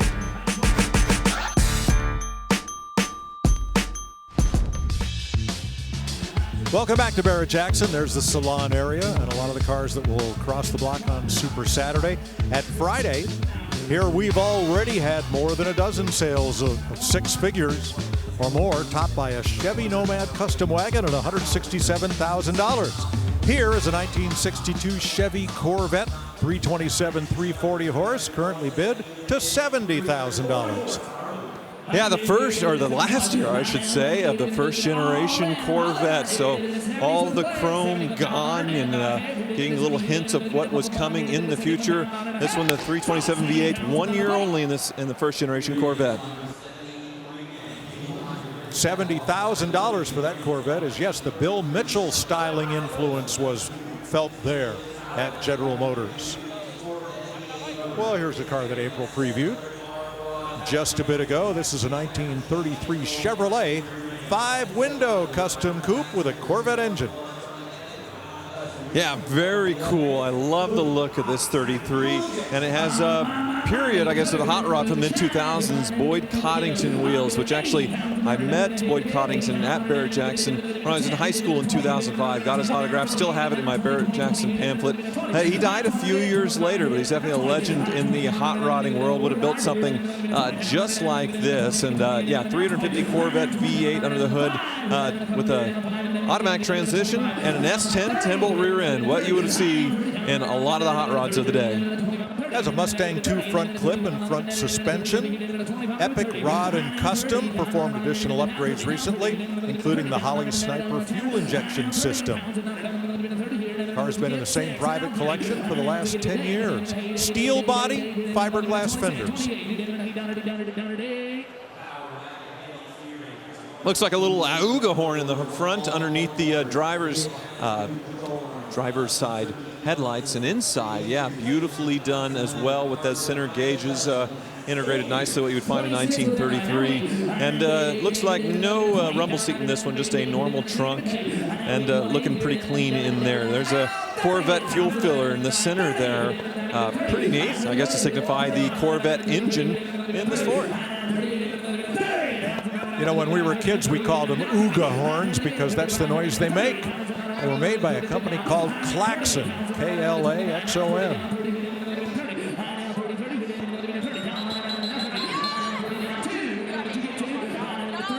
I'm curious why they decided not to show this beautiful engine, because they kept the sides on as far as the way the hood opens with the louvers. Because when you pull this back, I bet it'd be a really pretty presentation. It might be something that I would strip off on this one just to show it off. But if it is built at some time ago, based on what was done with this, it's held up really well.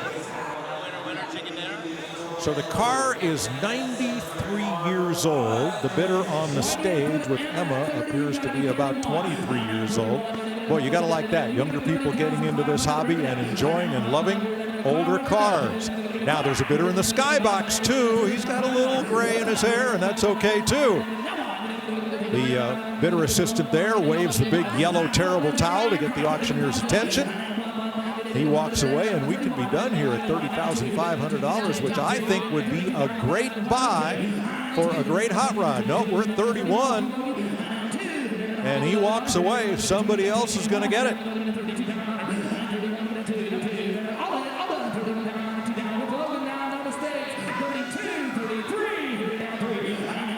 And we're still going. 32 on the stage. 34.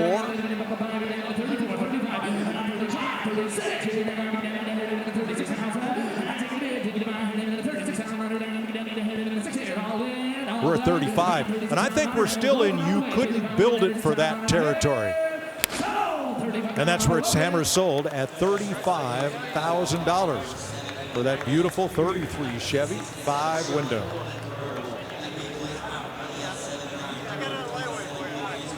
Now it's Corvette o'clock, the final year of the mid-year or Stingray Corvettes, 1967.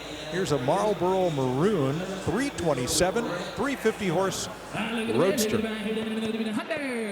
Easy to tell the difference in 1967 between the 327s and the 427s, obviously with the hood not having that Stinger hood, but this one looks like a very faithful restoration, or maybe a lot of it might be original as far as the interior. It may have never been replaced, so this one a little bit of a combination, I think, of a Survivor with a nice repaint that's showing a few flaws, but yeah, 350 horsepower, so it's the L79 327.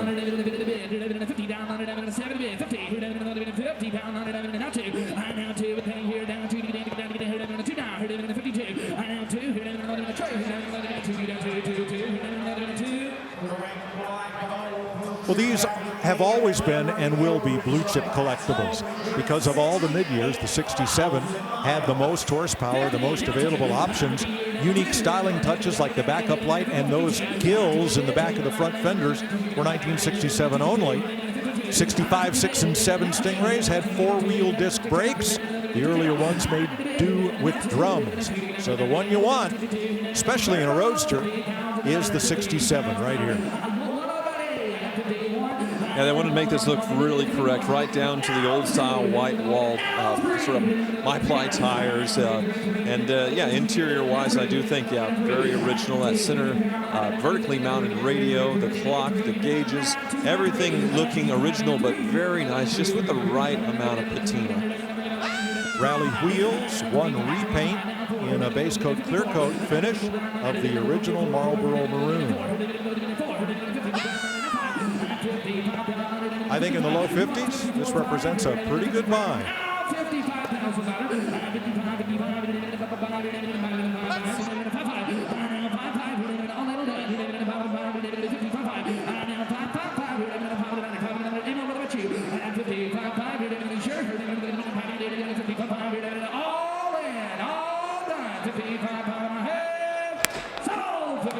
$55,000. That is the hammer price for that beautiful 67 Stingray. Now you can find out the prices of all the cars here in Scottsdale and see what's coming up today and tomorrow at Barrett-Jackson.com. Well, while Chevy was making the Corvette in the mid-60s, like the one that just rolled across, Ford was putting their small block V8 engines in the Sunbeam Alpine and resulting in this, the Sunbeam Tiger. Now this one has been tacked, that is certified by the Tiger Club of America as an original Tiger and not a converted Alpine later, which would be called an Alger and not be worth nearly as much. Yeah, this one's been nicely upgraded. The 289 V8 built up with all beefy internals for more power, 4-speed manual transmission, and yeah, independent front suspension on this one as well. But yeah, set up with rallies with that fun headlights. You can see all the sponsors as far as if it were like a racing in period, and some of the things that it's done perhaps over the years. It looks like a lot of marathons in the Alps. 2010, I see one sticker over here. So this thing's gotten around, well traveled. Yep, it's been modified extensively in 2010 for road rally participation at many of those big events. You saw the big gas tank that was added and taking up half the trunk space. Now those rallies run through the night, so the big Cibier French driving and fog lights added. Has to be some added charging capacity too in the form of a bigger alternator or generator. Mini light style 8-spoke wheels, which would be lighter and stronger than the original Steely's. Pretty sharp. And this one's set up for the co-driver as well, which is a very active job in these rallies. You can see, come take a look inside the stopwatches as far as getting through the gates at the right time. You know, making sure you're reaching your destination is a pretty involved job as the co-driver. And yeah, everything you would need to set up to win these pretty intense rallies. No, they're not going 200 miles an hour and, you know, just doing crazy things, but it is a very involved, very methodical process. Now on the left end of that dash for the Navigator is a Halda Speed Pilot made by the Halda company in Sweden. They also make taximeters, but that's the Speed Pilot, which allowed you to stay on time as you competed in a time, speed, distance rally. I've got one of those, came out of my dad's 190 SL Mercedes. It's a really cool piece of kit. You just have to decide which 60 sports car to put it in and then get it all hooked up. But very cool.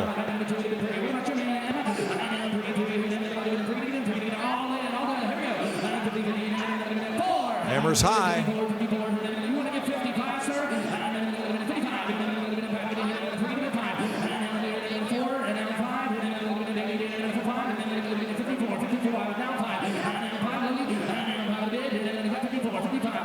See the British registration, not a plate, but a sticker there on the hood.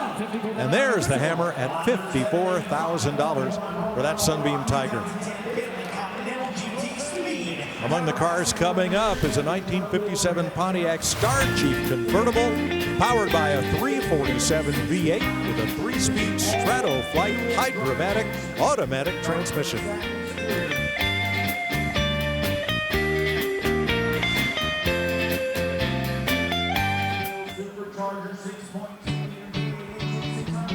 Welcome back to the Barrett-Jackson Scottsdale 2025 Fall Auction presented by Gila River Resorts and Casinos. Action out in the staging lanes. A lot of cool cars. There's that Star Chief ready to cross the block, and an Oldsmobile, and a 55 Chevy, and a Hummer, and lots more. Here is a 2016 Chevrolet Corvette Z06 with only 6,500 actual miles. Yeah, the C7 Corvettes, so the last of the front-engine Z06s, and lots of power with these supercharged 6.2-liter V8, 650 horsepower. Now, the ZR1 tends to be the big money car in the C7s, especially if they have a manual transmission. This one, the Z06 being automatic, still lots of power and fun, but definitely the end of an era. It'll be interesting to see what these things do in the future. $68,000 plus the 10% buyer's premium will send that to its new home. And from Chevy to Ford, here's a 1976 Ford F100 customized pickup. I like what's been done with this one. Everything all blacked out. That Ford grille is no chrome no more. Same with down the side, everything blacked out as well. That would have been over-chromed. This one also on a nice lift with oversized off-road tires, and still the luxurious, I believe, the Ranger XLT package on this one. Yeah, so not many left as far as that old school kind of fancy trim, or at least it's all been blacked out. And the engine upgraded, rebuilt 360 cubic inch V8. Ford Leadfoot Gray is the color, custom black leather interior. You're looking at the Vision wheels and 33-inch tires. Ranger, now the mid-size Ford pickup, but back then it was a trim package on the FE, the F100 full-size pickup.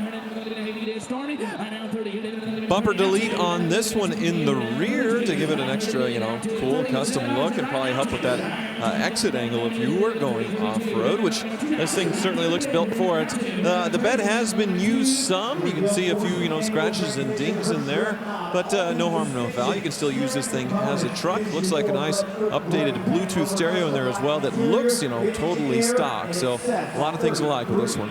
Bidder assistant in the skybox about 50 yards away from the auction block, using the yellow towel and the whistle to get the auctioneer's attention here. Honestly, sir, 35, I promise I won't ask you for 35,000 just this once. Okay? How about it? Yes, no, maybe? Not quite? I want it, but.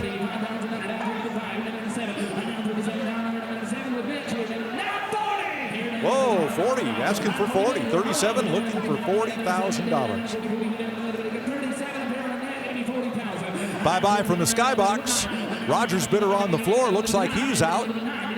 Somebody's going to get it over the internet, it appears. At $37,000. Oh, one more bid at 39.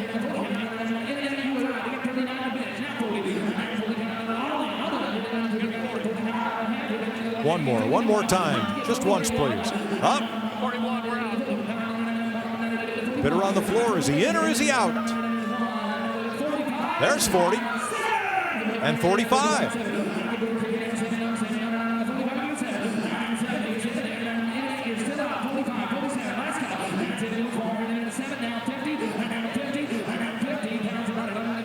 Last call is the block filling up with folks getting ready for the next lot, which is our charity car for today. Mike, just a moment ago, they went up and told the driver, go ahead and turn the engine off. We thought it was going to sell. He was ready to pull off the block. Finally, it goes. There it goes. $45,000 is the hammer price.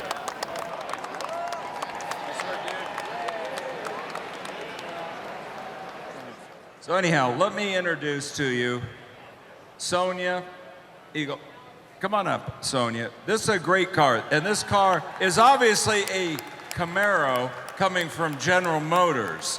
So sorry about the screw up on the video, but Sonia, you want to tell us a little bit about the cause, and you are American Cancer Society board chairperson, but also a breast cancer survivor. Yes, I am.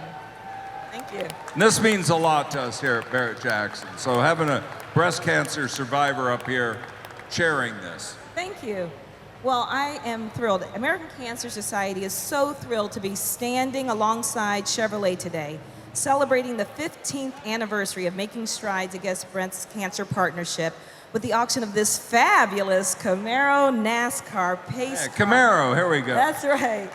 To help raise funds in the fight against breast cancer.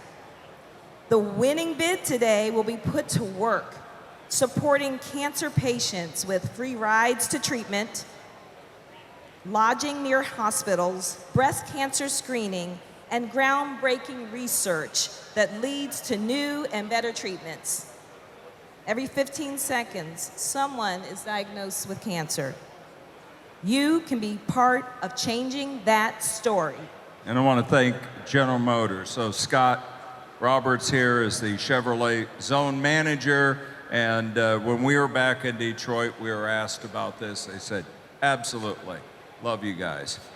We love you too here at Barrett-Jackson. I'd like to thank Craig, Steve, and everybody on the team for supporting so many great causes.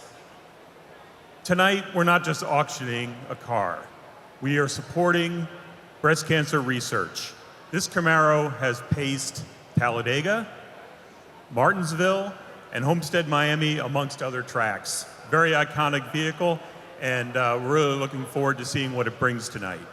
And just like to say, Chevrolet is extremely proud to support the American Cancer Society for the 15th year in a row, raising over $22 million for the cause. Well, cancer, you know, having the money go, it is earmarked, but it is going to the American Cancer Association. So many people. You got 3 great charity vehicles this weekend, and they go to Our Heart. Cancer, American Heart Association, and Tunnels to Towers. All right, we got the right video. Cue it.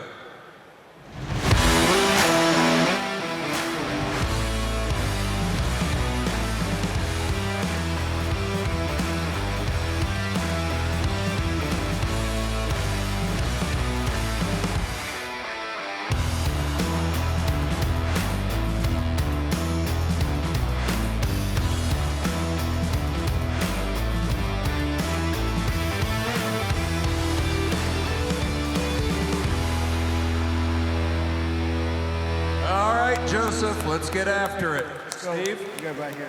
Well, it's a cool car for a great cause. I was at Martinsville when this car paced the race, and Brandon and I walked over and took a close look at it to see if it was paint or a wrap on it, and it is indeed a vinyl wrap.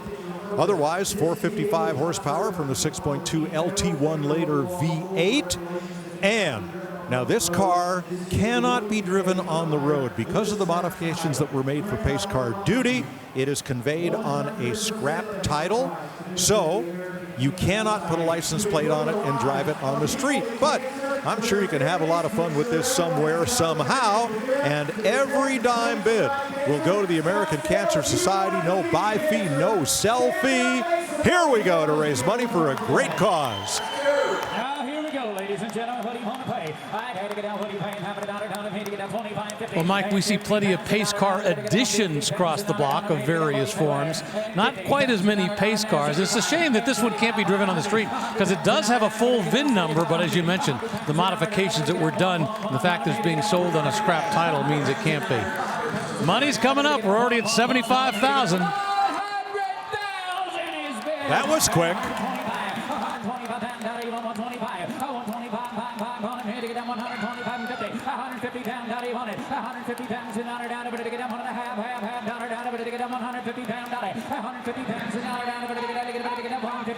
You know, but the reality is the people who are bidding on this car aren't buying a car. They're making a donation to a wonderful organization. Most of the bidders who buy, they don't care. They want to do something good for a good cause.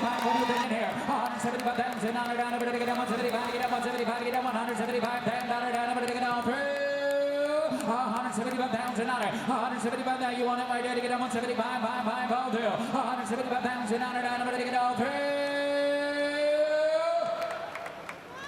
Sold for 150. How about that? That gentleman, a very frequent participant in Barrett-Jackson charity auctions, and he's just donated $150,000 to the American Cancer Society, and he'll take that cool Camaro home. Wow. Great car, great cause. And pretty in pink, is it not? Now, earlier we previewed this next car. It's a 1957 Pontiac Star Chief convertible, 347 V8, 3-speed automatic transmission, a previous restoration. Here we go. Well, you know, this is from an era when there were supposed to be distinct differences in the various General Motors brands. Chevrolet was the opening level. That was the least expensive of the General Motors cars that you could buy. Pontiac, well, that was the next step up. Now, as time went along, it also became more performance-oriented. But the idea was this was supposed to have more chrome. And check out this front, these massive teeth, this big chrome section right there. And then as you go back, well, remember, this is all aviation-inspired during the 1950s. And this is a Star Chief. And when you look at the chrome, the white sections down the back, boy, it just all inspired by aviation, by airplanes, by jet aircraft, and most importantly, by rockets. Look at that beautiful shape as it goes back. Unbelievably large fins on these, and then unbelievably how far back the bumper goes for that Continental kit. It's just crazy, the styling on this thing. Yeah, the Continental kit would have been an option that you would have bought probably aftermarket as opposed to coming from the factory. But boy, the way they pulled that bumper out, because it was a lot easier to do it back in those days. And boy, just restoring this, getting all these parts. You know, this is not like a 1957 Chevy where so many companies are making aftermarket parts. You could practically build a new one from, you know, brand new parts. When you're restoring one of these, much more difficult to find all the parts, and most importantly, to get them right. Well, you couldn't do that Continental kit today because there's no way you could engineer it to pass today's safety and crash test laws. Maybe 57,000. And look how the exhaust is actually functional out of the bumper right here. There is the tailpipe stuck in there for the extra style points. And you have to be really careful because the exhaust itself will destroy the chrome around it. If it's been cared for carefully over the years, you can keep it clean. Congratulations, you got it for $57,000. Sold $57,000 for that Pontiac Star Chief convertible. And away it rolls into the night. There is a Hummer coming to the block next, and one of our crew has some non-military Hummer experience. Tyler. Yeah, this definitely brings back some memories because I had a yellow Hummer wagon much like this one, and when I bought it, well, I had to do something with it. My friend Eurasian Bob, he has a salvage yard, had a couple of dead Priuses, so I decided to try and run over a pair of Priuses in my yellow Hummer, and I was pretty successful until I got stuck sort of high-centered on the two and completely stuck. I mean, back and forth. I needed a forklift to help me get off of it, but then once I did it once, I could go over and over and over again. But then the cars were done, and what this Hummer shares with mine is the roof rack system that is really beefy. So I put one of the Priuses on the roof and took it to the scrapper. No trailer needed. So these things are pretty seriously tough machines. There wasn't a scratch on it when I was done. This one, almost identical with the exception of it being the truck version. So with this, somebody actually added the military style fastback, and that roof rack that's really beefy is a bit shorter. You are more of a nut job than I ever imagined. Is that memorialized on Hoovie's Garage on YouTube? That whole escapade? Well, yeah, I absolutely had to do that for the clicks, most definitely. So yeah, you can check out the video, but yeah, I have the photos to remember it by. 6.5 liter diesel on these, so GM diesel power plant that you would have found in the heavy-duty trucks, but set way back behind the front wheels to help with that approach and departure angles for this thing to go off-road. Yesterday we had a Humvee cross the block, and we pointed out the fact that just has a 6-digit serial number. This one has a full VIN, meaning it is a Hummer. This was designed for civilian use, but essentially the same vehicle underneath. You know, 90-95% of this is a standard military spec vehicle.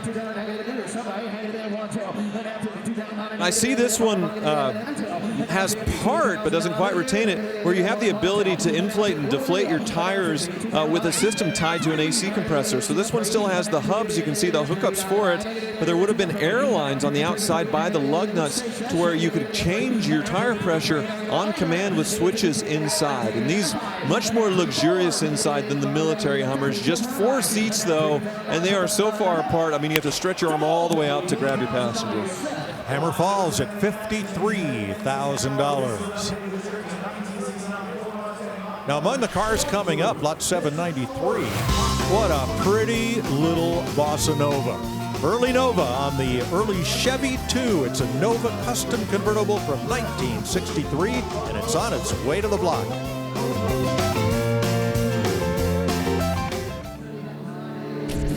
sundown in the Valley of the Sun, but still things are ablaze. Bright lights, big city, under the big top at Barrett-Jackson's Fall Collector Car Auction in Scottsdale, where this 1955 Chevy Bel Air convertible with its 265 V8 and 3-speed manual transmission is bid now to $72,000. Boy, we've seen so many custom versions of these crossing the block this week, and it's nice to see one that's pretty darn close to stock. That's where the hammer falls. 72 large. Look at that beautiful egg crate grille, Pininfarina inspired. Sold sticker thereon at 72 grand plus the 10% buyer's premium. We're gonna move along and stay in the shoebox Chevrolet theme with this 57 Chevrolet custom wagon. Now it is described as a Bel Air, but I don't see Bel Air trim on this one. What's up? I just think it's custom everywhere. They've done an awful lot of work to this, from everything from the front to the back. And I love these style, the old style school, with the hood scope. Remember J.C. Whitney in their catalog would sell these, just bolt them or rivet them onto the top. And then as we work our way to the back of this, by the way, this color, I love this. This is Hunter Green. I went to Canoga Park High School in Los Angeles, where our color, of course, is Hunter Green because we were the Hunters. But look at what they've done back here. They've smoothed all this out and taken away the tailgate. This still flips up, but the tailgate itself is gone.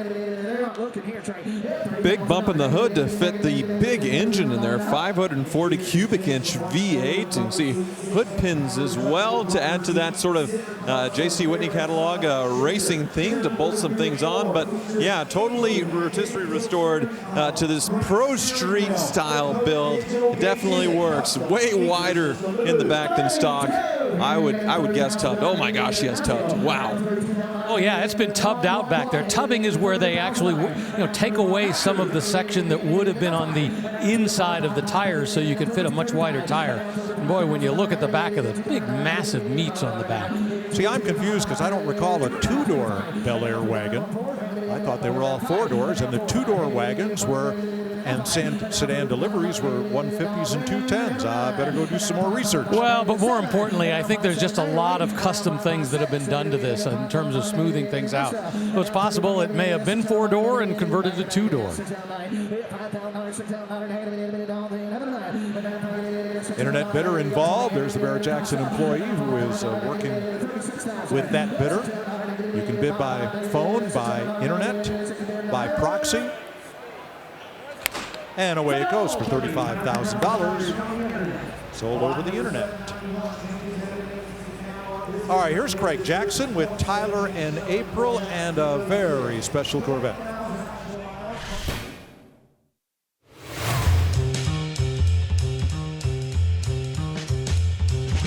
We have a 1963 Chevrolet Corvette custom split window coupe built by none other than Jeff Hayes and was completed in 2017. Now, Jeff starts with a custom chassis, so he builds the car's frame up.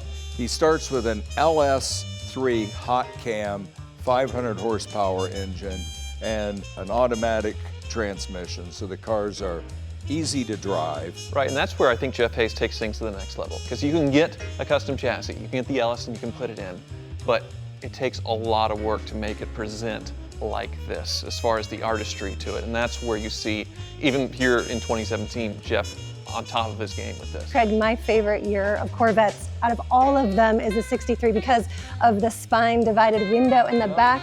This is the only year that they had this split down the middle, and when they first came out, people thought, oh, I can't see out the back window, so they don't like that, and some people would actually modify it into a full window. But it is coming back on the next generation Corvette. The interior is gorgeous, just bright red with these bucket seats with full steering that hold you in place when you're racing it down the road. I love the leather wrap belt style wheels. I mean, this is just over the top, power windows, everything you could ever dream of. Absolutely a spectacular Jeff Hayes car.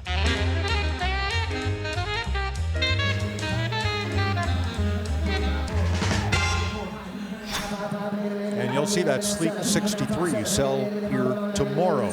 Now, this 2017 Chevrolet Corvette Z06 has a story to tell. It was a total loss from a crash and then rebuilt, so it's being sold here on a rebuilt title issued in 2022. Well, you would have fooled me. There's no indication this thing's been in any kind of serious accident. Yeah, the hood panels, as far as with the quarters, everything lining up, nothing looking tight, and all the paint matching on it. So whoever rebuilt it, good job.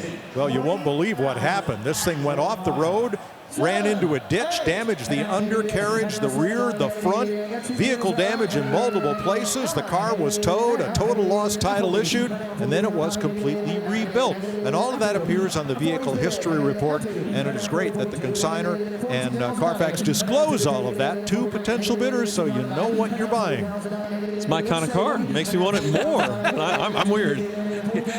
I pointed out before, you are a car rescuer. You take those cars that probably should be moving off into the netherworld and give them one more life. Well, for $40,000, it has a new owner. There is the Summit Racing Equipment sold sticker that goes on every car here at Barrett-Jackson as it leaves the block, along with the hammer price indicated. So when you're walking around and reading the car cards, you can see what they sold for without having to go to barrett-jackson.com. This 1932 Ford is a 5-window custom coupe. I tell you what, I love the build on this thing. It is classic old school hot rod, even to the point that they've got, it's not a rusty looking paint, but it's a flat matte black paint, and as a result, it kind of looks old school. Yeah, the chrome up front with everything, but in terms of the fact that it's got, I love the big white sidewall tires, the Von Dutch pinstriping right here. It just has that great, drop down look. It's a low boy with everything lowered on that frame. Really love it, especially the white sidewalls and these spinner caps. Love them. Well, those caps are Moon discs. Dean Moon Speed Equipment made those, and the fellows who took their cars to the dry lakes and to Bonneville for speed runs, that's what they wanted to make them more aerodynamic.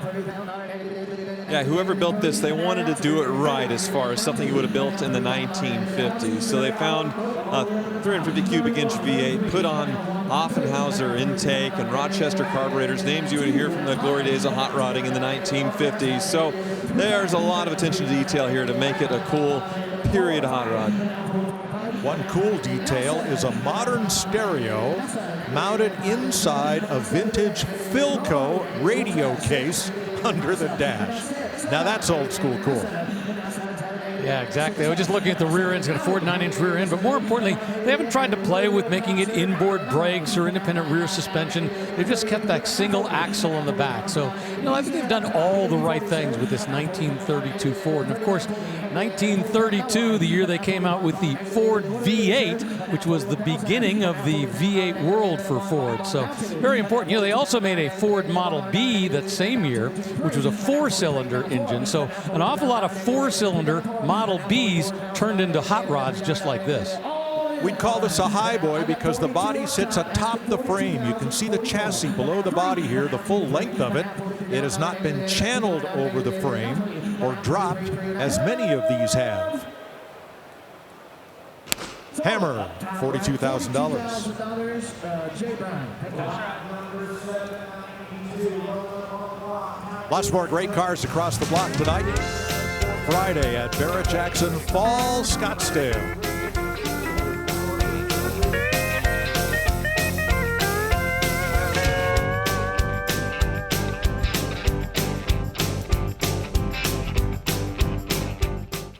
Boy, if my daughter Katie were here, she would enjoy that pastel parade of Broncos. I'm afraid there might be one that she'd like a little bit too much to join her Bronco sport in the garage at home. But lots of dream rides here at Barrett-Jackson, and many of those will cross the block on Super Saturday along with the cars center stage there in the salon. Onto the block, lot 792.1. It is a 72 Chevrolet Chevelle SS called the Night Stalker. Well, that color is galaxy gray. I love the almost a gunmetal look to it, the black stripes on it. 6.2-liter engine under the hood. You know, so many people are using these Chevelles pretty much as pallets. It's a 1972, and away it goes. $65,000, and there's the happy new owner.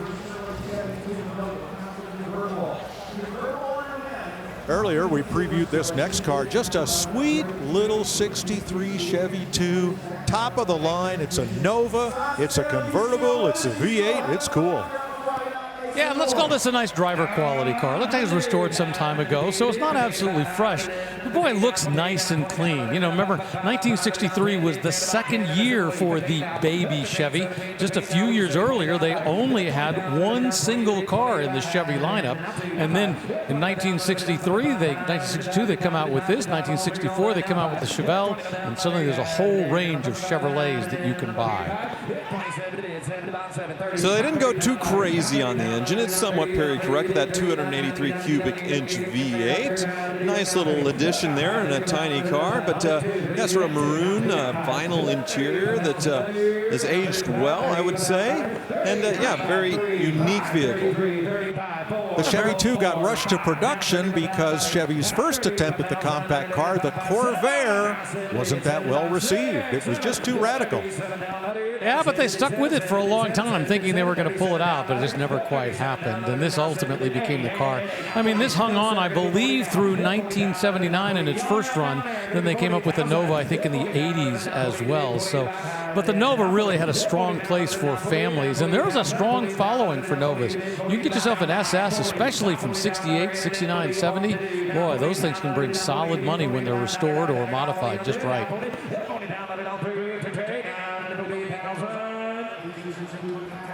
Yeah, American Racing wheels on there, and yeah, modern tires, so this thing can definitely hook up. Automatic transmission, no tachometer on this one, just a clock in the center stack of the instrument cluster. Interesting. I would, I guess you put a column-mounted tach and it'd block your clock. And I go back, once again, an older restoration, good driver, and I have a question. You buy this, you just have fun with it the way it is, which is what I think I do, or you could take it up to that next level and really make the chrome just right, put the right wheels on it, because the interior looks great, the body, once again, it's a black paint job, and the body is super straight.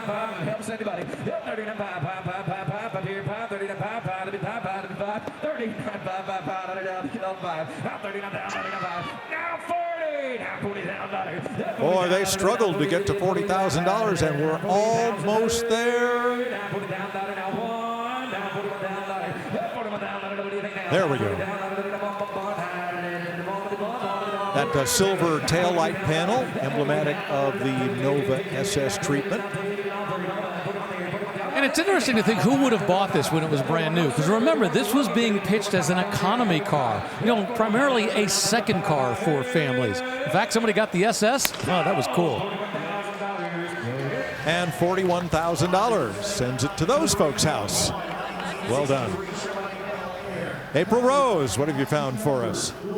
There's a lot to see here at Barrett-Jackson. I'm out in the pre-staging lanes where consigners can kind of give their last looks to this car, and I'm definitely looking at this 1956 T-Bird, baby. There's been 11 generations. This is part of the first. And I love the look of the headlights. They almost look like they're Frenched in. It gives it a lot of style. Futuristic bumpers up there. You got your white wall tires. And check this out. This is a vent that actually opens up and gets air into the cabin. It's like your air conditioning back in the day. You got these little vent windows because this opens up. This hardtop actually comes off. It turns into a convertible, and you can open these up. That helps get the wind around you so you're not messing up your hair, right? You got your side skirts up here, Continental kit in the back, and they routed the exhaust through the bumper. I love those turbine-looking taillights. And the power, it's a 312 V8, 3-speed automatic, finished in golden glow yellow. What do you think, Mike? I think that's pretty sharp. You'd look good in that. On the block now is a 63 Chevy Bel Air. This is the one with the 4-speed dual quad Positraction 409. She's real fine, my 409, and this one is perfect. This one is really made for going a quarter mile at a time because everything has been stripped off this. But I'll tell you what, whoever did the paint job on this did a great job. It's kind of fun. It's red over red with the red interior. But boy, nothing power in this, radio delete. This is all about going as fast as you can, a quarter mile at a time. Yeah, you have that 409 Legend V8 under the hood, 4-speed manual like they were singing about. And I was talking about column mounted tachs. Well, the tachometer is mounted on this one just above the steering column, integrated into the dash. So you know your red line and when to shift. And yeah, like Rick was saying, this one's really high quality in the paint job. Definitely pops. Now this couple here, they have the bid at $41,000, and the last time you bid, he looked at her and she said yes, and he did. And they look like, yeah, they would remember the Beach Boys and could probably sing the song from memory, as most of us could. Well, there's a bidder in the skybox too.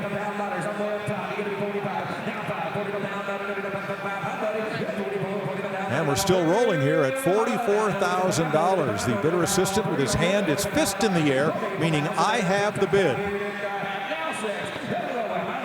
Up 45. Now what do we do? Oop, he says no.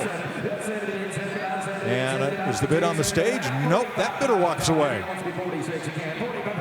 Where's the bid? Where are we going at 45.5?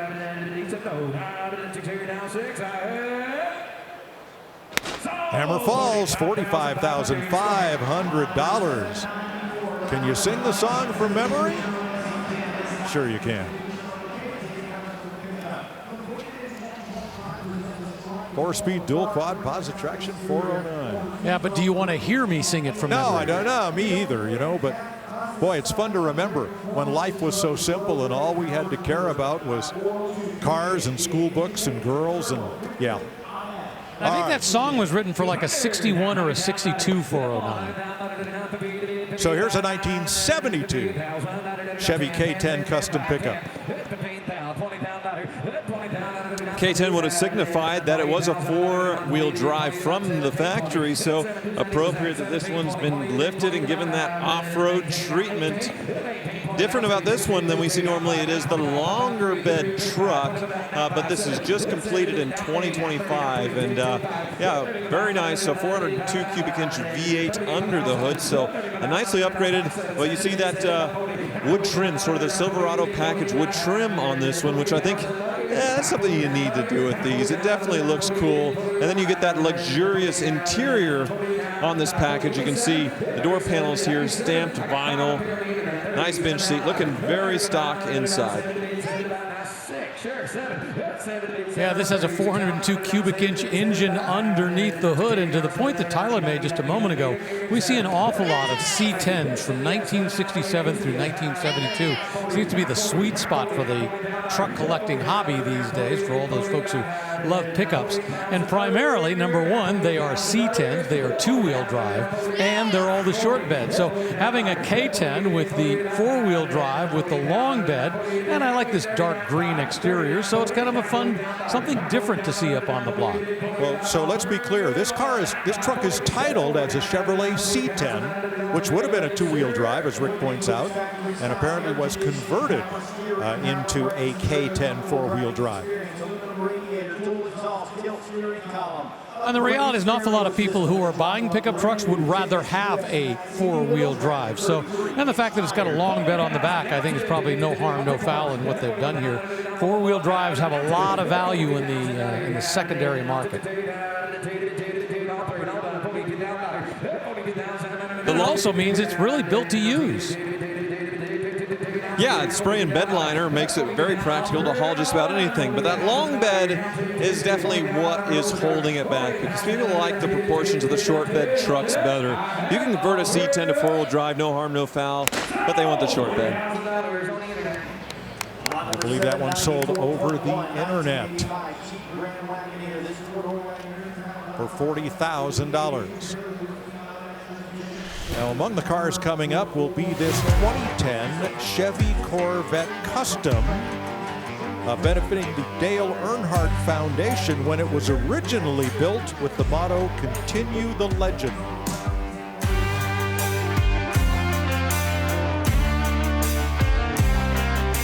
We're normally out here in Scottsdale in January, but we've added this beautiful fall auction, and all the cars have their own vibe. We want to find out which ones you want to add to your collection. Let's say, you're walking down the street and you trip over a bunch of money. What car do you want to add to your collection? I kind of had my eyes on a GTO. The Ford Shelby. Very elegant. Shelby. Definitely this blue Cobra. Right? Pretty flashy. Mwah. Badass, yeah. Chef's kiss. It'd be the Resto Mod Stingray for sure. Ooh, maybe a little bit of drool. That car is so pretty to me. I'll start with a Porsche over there. You know something? I read stuff. Hey, forget about it. This conversation never happened. This is an original 67 GTO. You distract him, I'll go in the pocket, and we're gonna take it for a cruise. If it looks good from what you add onto it, Right? it'll go fast. I like that mentality. You're just willing it to go fast. This is the perfect car when you live in the desert. So let's take this car out. We'll see you next. Bye. Oh, wait. Come back. There's a four-door Lincoln Continental convertible about to cross the block on the Meguiar's on-deck cam. We don't have an on-deck circle. We got an on-deck parking space where the cars get a last little buff and shine before they come to center stage. Currently occupied by this 75 Chevrolet K5 Blazer Custom. Big lift on this one, very much, yeah, beautiful as far as the bead locker wheels on that and the mud terrain tires, but a little bit higher than what we normally see. 1975, we actually still have the full convertible roof. I believe this might be the last year for it before that went away, and you have sort of the half removable top. So one of the big deals about this era of Blazer, and the custom touches, well, that red interior is pretty wild, looks great, and the paint job, actually pretty high quality, not something you would have gotten in 1975. Big 4-inch lift on this thing, and to be honest, it almost looks bigger than a 4-inch lift, but that's pretty substantial underneath. I love the silver underneath, the white up above. It really presents very well up here under the lights. Yeah, still the classic two-tone though, but using a modern color. It works. Bright red interior, $41,000 the hammer price. Now, working that bidder, the winning bidder there is a new bidder assistant to Barrett Jackson, and he just, he looks strikingly familiar, but I just can't put my finger on it. That's it. That's it. He's Tyler Hoover's doppelganger. My goodness. Tyler, they say everybody has one. I mean, he's got to use the same hair gel. I'll give him that, but I don't see it. I'm being honest. I don't see it. It's a clone. It's a clone. He's a good-looking guy, but I don't see it. His name is Isaac Klingman, and we have learned that he is from Kansas. I did go over and meet the guy, and not only from Kansas, but from my hometown. He works for an auction company that actually sold my mechanic, the Car Wizard's house. No. So he sold my mechanic's house. Oh, my goodness. Well, I'm glad you got to meet him. I just hope he doesn't get your dunning notices and vice versa in the mail. Maybe we should change jobs. If you guys would notice, since he's a doppelganger, I could try to be a bidder's assistant, and he could do a few hits on cars. Well, he just helped that fella buy the last car to cross the auction block, that Chevy K5 Blazer, for 41 grand. Moving on. Here's a 65 Lincoln Continental convertible with a 430 cubic inch 4-barrel V8. Yeah, this is the styling that came out in 1961, so completely different than the previous generation of Lincoln Continental. Elwood Engel was the man responsible for this, but by the time this car was built in 1965, he had long since moved over to Chrysler, where he began to take the extravagant styling of the early era of 1960s Chryslers and smooth everything out. Because the whole idea of this car, compared to a Cadillac, is that it was just so much more subtle. The lines were straight, not nearly as much bling. And in later years, you saw Cadillac start to move towards the same thing. This generation of Lincoln Continental really went from 1961 all the way up through 1969. What I like most about this car is there is no visible convertible top stack. When the top is down, it all fits beneath that metal cover. $44,000, and it has a new owner. Sold sticker on the windshield, and away it rolls into the night. But don't worry, there's another one right behind it. If you didn't like that drop top, maybe you'll care for this one. 2015 Maserati Gran Turismo MC Stradale convertible.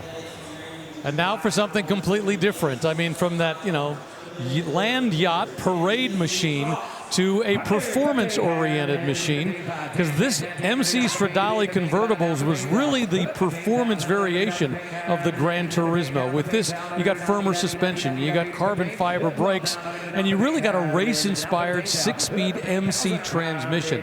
The problem was it was still a pretty heavy car compared to some of the others, but you got better performance, and that's what it was all about. Hey, wait a minute. Before we go any further, I got to point out we've got an odd thing happening up here on the block we need to point out. We've got a new bidder assistant who's suddenly shown up with a black coat over here. And I don't think he's really got his act together. Is that Isaac Klingman? Or is that Tyler Hoover? I think that's the infamous doppelganger has arrived. Oh, my goodness. What worries me is whose bid is getting passed along. Exactly. Somebody's at $25,000 about to get a very good buy on this 2015 Maserati. Maybe Tyler's buying it. I don't know. I was going to say, he better have his bidders pass out. Emma, help him out there, will you? The poor bidders trying to figure out what the heck is going on here. You think Tyler's animated now? Wait till William Shatner gets here tomorrow.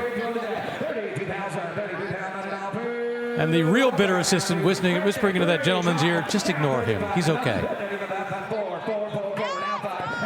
Well, he's not okay, but just ignore him anyway. Yep. Oh, yeah. Now, okay, there's Isaac. He's back at work. Or is that Tyler? I don't know. I think we need to get April up here. I think she's the only one who can really sort this out for us.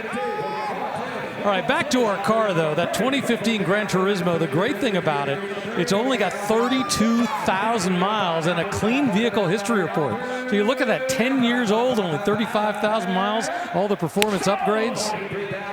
Well, Isaac and Tyler's bidder did not get it. Emma's bidder did. Next to Joe there, who bought the charity car for 150 grand to match his fuchsia shirt. Well, new owner for that Maserati Gran Turismo, and a good little bit of fun to be had. And there's Tyler. Tyler, I hope you left a deposit for that Blazer, because he's going to want it back. Boys, don't quit your day job, but have a lot of fun here at Barrett-Jackson. More cars across the block right after this. Wow, that's a beautiful Camaro sitting right center stage on the auction block. It's a 1968 with the Rally Sport package. Well, more than just that, it's got a crate engine, a ZZ6 crate engine in there that is rated at producing 430 horsepower. It's got a Holley Sniper system. It's got dual fuel injected carburetors, 4-speed manual transmission. So from the outside, it looks pretty simple. It's got a bulge on the hood, but beyond that, you really wouldn't know what you're facing when you see this thing. Yeah, perfect sleeper here. Looks very stock. You wouldn't know. That 4-speed Hurst shifter, maybe a little hint. The column-mounted tachometer. But yeah, that 350 built up. It's cool to see what they can do with the 350. It's just an endless variety, and I think that's built just right to where you have plenty of power to break the tires loose, but not something too high-strung where it's always giving you problems. And Rick, I think they misspoke on the car card, because that Holley Sniper fuel injection replaces the carburetors. Probably looks like a carburetor setup is exactly what they've done. And away it goes to its new home for $41,000 plus the buyer's premium. We're going to stay in the 60s and the Chevrolet theme for this Chevelle Malibu 350 convertible. 1969. I love the look of these. Everybody loves the 1970, and I know why. It's got a beefier front end. but I love the styling of this one in terms of the way it looks up front. The grille is a little bit different, and most importantly, just off to the side, I love the fact that it's not as upright. You got what I call these speed lines. It almost looks like it's leaning forward trying to go fast. But look under the hood. Boy, this is so clean and neat. They've got an old Delco style battery. This literally looks, actually it's a battery top. This looks like it has literally just rolled off of the assembly line with a 350 cubic inch engine, 2-barrel carburetor. Boy, they've done this up right to make it look like it is brand new from 1969. Well, there's a good reason why. This comes out of the Brian Frank family restoration business in the Midwest. They bring a lot of cars to Barrett-Jackson, and they're always done to a high standard. Well, I'd say it's better than new. Yeah, it has everything correct, but there's no way the factory did a paint job this good in 1969. And yeah, all red with that red interior. Looks like they even found some new old socks, some recreation rubber floor mats to protect the new carpets. Yeah, very, very high quality. And they, according to the consignor, are calling this a Malibu. And of course, the Malibu back then was what's called the luxury trim level for the Chevelle. You could just buy a regular Chevelle, or you could buy a Malibu. You could also buy a Malibu SS.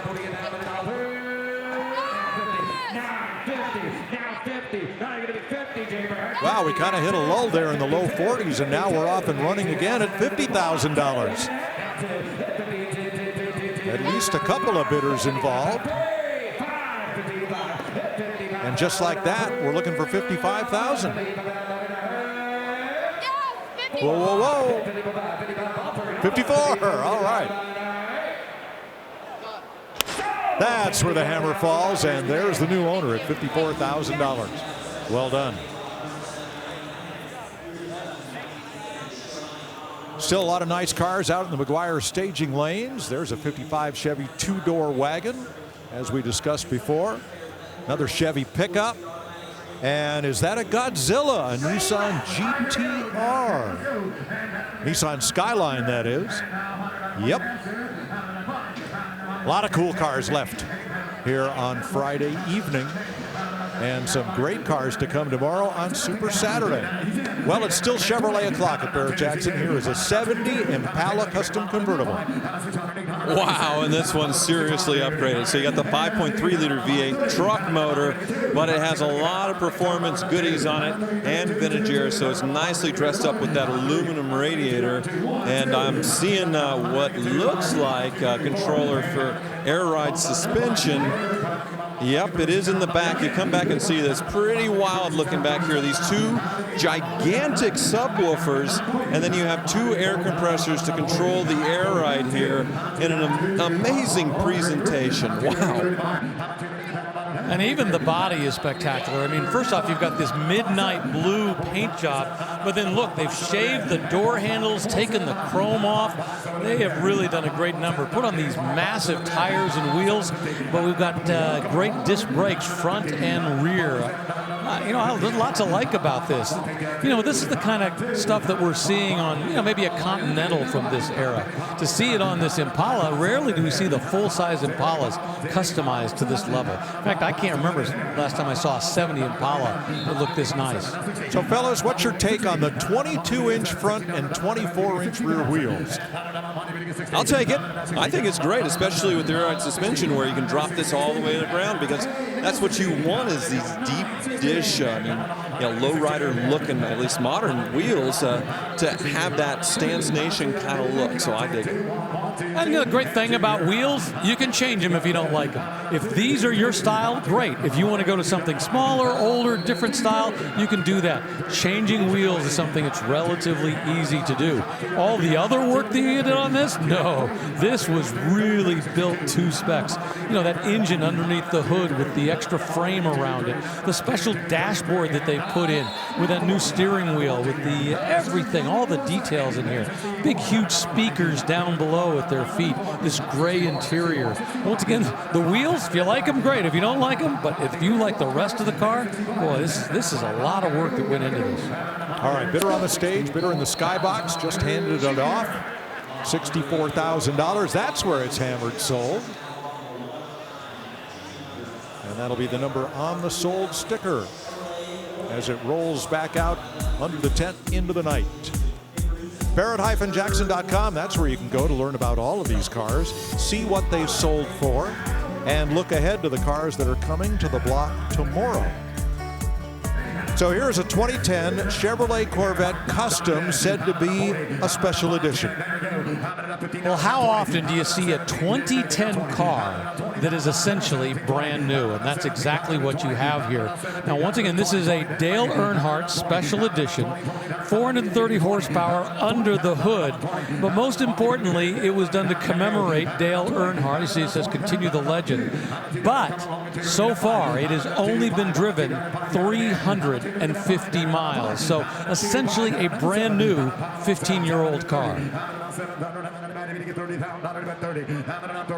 Yeah, the C6 Corvette generation came out in 2005. It's an improvement in many ways from the C5. But the one thing that went away, pop-up headlights, give them a more aggressive, almost Ferrari-like look than that LS3 V8 engine. This thing's built 10 years after Dale Earnhardt's passing. And really, the legend still continues today. People are still obsessed with him 25 years later, doing it for Dale. Yeah, and this is done to commemorate his induction into the Hall of Fame. That's why it says Hall of Fame on the side. And it's also raising money was raising money back then for a great cause. So it's got that certificate of authenticity, but significantly, once again, just really, really low miles. And we're only at $25,000 for this. I mean, when you realize the fact that this is essentially a brand new car, this is pretty much a screaming deal. I don't think that the C6 Corvettes get the respect that they're due in a lot of ways. The C7 was pretty amazing. Body style was great. The C8, of course, sucked all the air out of the room when it showed up. The C5 was very, revolutionary when it came out. This was kind of a transitionary car. A lot of the C5 elements kind of getting into the C6. And these days, once again, I just don't think it gets as much love as it deserves. Definitely wild graphics on this one with the Dale Earnhardt kind of silhouetted, and I love the Do It For Dale memes. I don't know if you all see them on the internet, but anytime somebody does something silly in a car, hot rod on the roads, burnouts or whatever, you ask them, well, why did you do that? And you say, well, I'll do it for Dale. That's the answer. It's good enough to know why you do some hooning, some goofy stuff in your car. Internet bidder involved, and a bidder on the floor. $31,500. Still lots of great cars to cross the block, and look at Automobilia to be sold tomorrow morning. And then Super Saturday, when the best of the fall auction come to the auction block.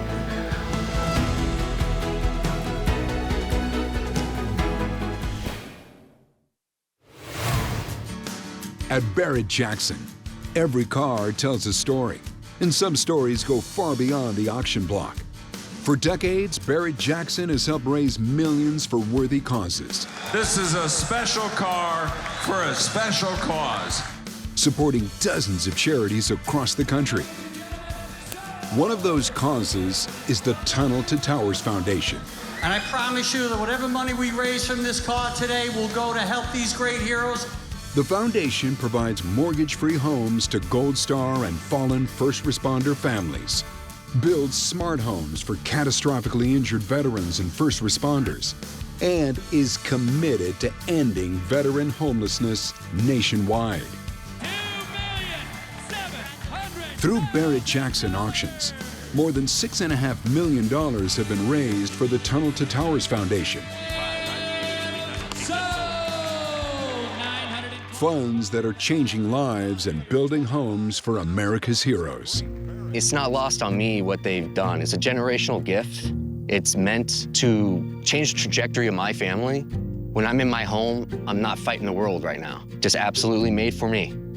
Together, Barrett-Jackson and the Tunnel to Towers Foundation are turning the passion for cars into a lasting legacy of service, sacrifice, and support for America's heroes. St. Francis of Assisi said, brothers and sisters, while we have time, let us do good, let's raise some money. God bless you and God bless America.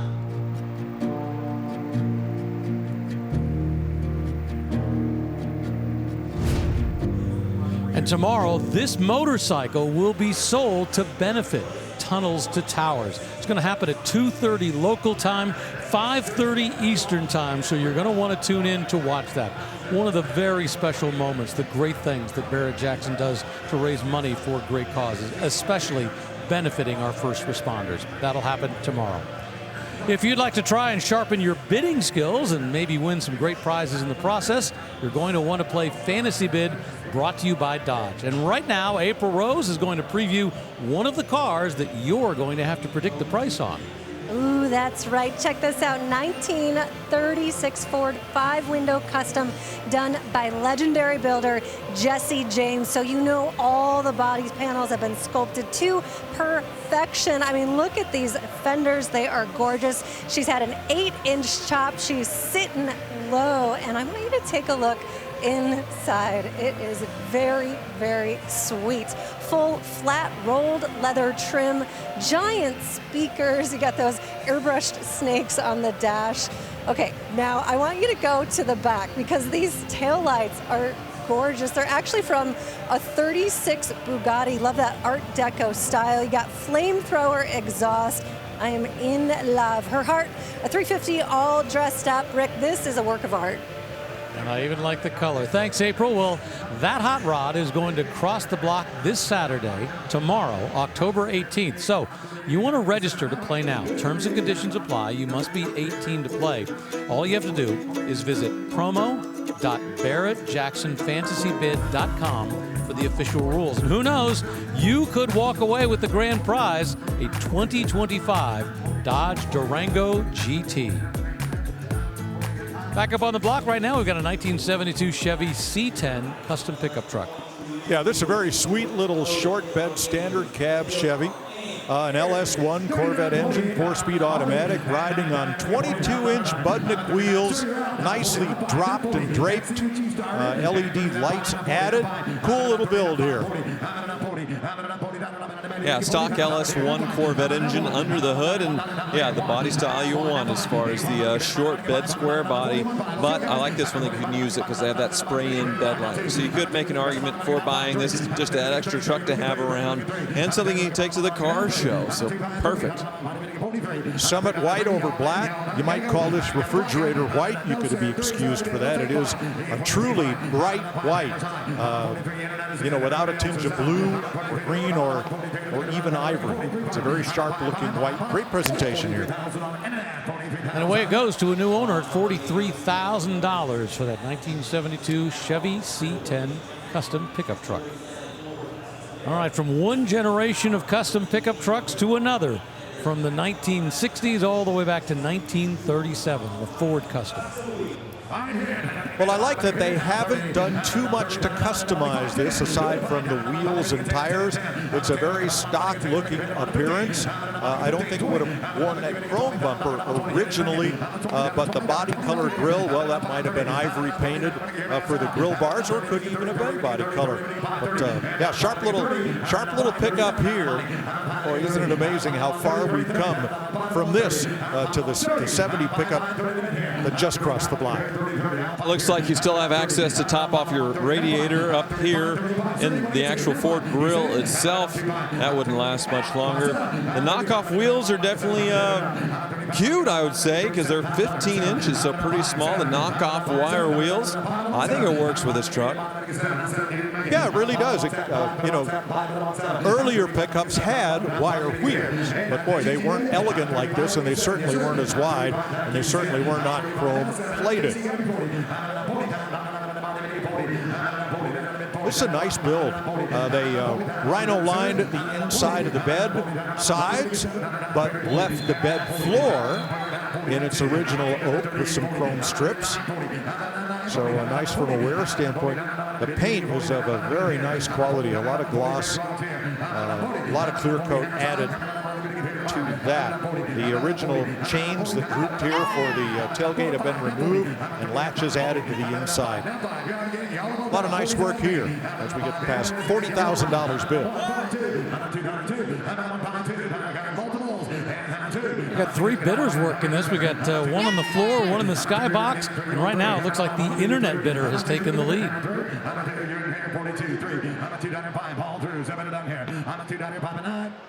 $42,000, that's the final price for that 1937 Ford pickup with all those custom touches. And once again, it's the breadth of what happens here at Barrett-Jackson that makes this auction so cool. From that 37 Ford pickup to a 1993 Nissan Skyline GTR. Yeah, Godzilla is up here on the block. These things are JDM legends that we never got in the United States. It was the forbidden fruit until the 25-year-old started getting these in. So you could take the twin turbocharged engines and really do crazy things with them. And that's what's happened here. Way more horsepower than stock. You can see all the crazy business with the twin turbos and the intakes and all that stuff. But crazy tech in these things when they came out as well. Four-wheel steering, all-wheel drive. A lot of that time it gets deleted when you start putting up this much power out of the stock engines. But these things were engineering marvels when they came out, and it's cool to see them in the U.S. You see the word or the letters NISMO, Nismo, in various places on this car, like down here in the lower grille where it's been painted, and there's a sticker on the back. That is an acronym, and it stands for Nissan Motorsports International. All of them are right-hand drive. That's how they are in Japan. So since they never made it in the United States, you won't see any left-hand drives or really in any other countries. And this one, yeah, in between. The big boy, the R34 Nissan Skyline towards the end, you see some crazy money on those, sometimes $500,000. It gets absolutely wild. But these, you can build them up to have more power than you could possibly imagine and have so much fun. In that Fast and Furious franchise, I believe it was a silver one with blue accents that was in the second film that Brian O'Connor started the drag race with. And it definitely ignited a fire in individuals that were importing them illegally, and they were getting confiscated, crushed, and now it's not an issue. Well, the way that one goes, $44,000. I think it was the internet bidder. Do you know why the English and the Japanese drive on the left-hand side of the road? Napoleon. When Napoleon was conquering Europe, Napoleon and France, their wagons all ran on the right side of the road. Well, Napoleon did not conquer England, so England and its colonies, which at the time included Japan, were on the other side of the road and never changed. And thus, history was altered. We're going to take a quick break here at Barrett-Jackson, but we are going to come back as night has fallen and the temperatures are just beginning to ease. Here's that beautiful golden glow yellow 56 Ford Thunderbird convertible that April previewed, hammered sold at $40,000. Yeah, I love those 56s with the Continental kit on the back. Absolutely beautiful. 1967, that's what it's titled as, a 427 Roadster recreation. Of course, it's a Cobra replica. Yeah, you can see that big Ford engine under hood with this one. Now, what Shelby made famous as far as taking this body that was from the UK and making a legend. So it's been copied more times than probably any other car on the planet. And I feel like this one was done pretty well with that big engine, the wide body, even the Carroll Shelby autograph on the dash. May not be real because it's in the faux wood there. So it's bodied as a Cobra 427, but it's a 351 under hood. That's just fine. 450 horsepower there. Yep, that is vinyl. You are correct, Tyler. That's a vinyl replica of Carroll Shelby's signature here. Not many creature comforts in these Cobras, either originally or in the replicas. In fact, the Cobra did not sell very well because with those big 4-inch frame tubes and the rather antiquated AC suspension, some of them had leaf spring front ends. They didn't have a very good ride, and frankly, they weren't really great road cars. But wow, everybody wanted one, and they still do. 52,000 on American. Oh, and this one just sold here at Barrett-Jackson for $52,000 with a 351 cubic inch engine. You know, I have to talk about there is so much to do here at Barrett-Jackson. Yeah, you can look at cars, you can buy cars, but you can also go for a ride in an amazing car. That's exactly what Tyler Hoover did with the Dodge Thrill Ride.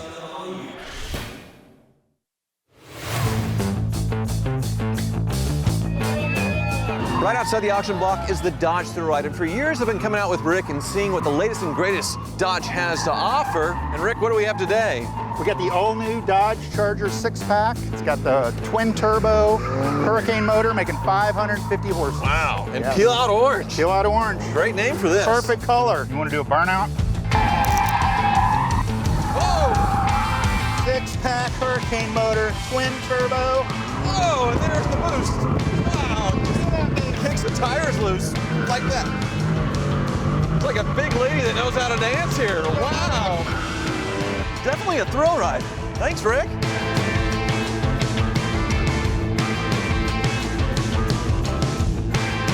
Awesome.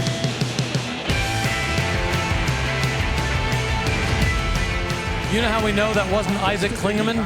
Because he fell out of the car the way he normally would. Oh, goodness. But, you know, I got to ask, the Hurricane straight six, that was supposed to be the future of Chrysler performance. You know, now they brought back the Hemi, but how was the Hurricane motor? Did it have enough oomph for you?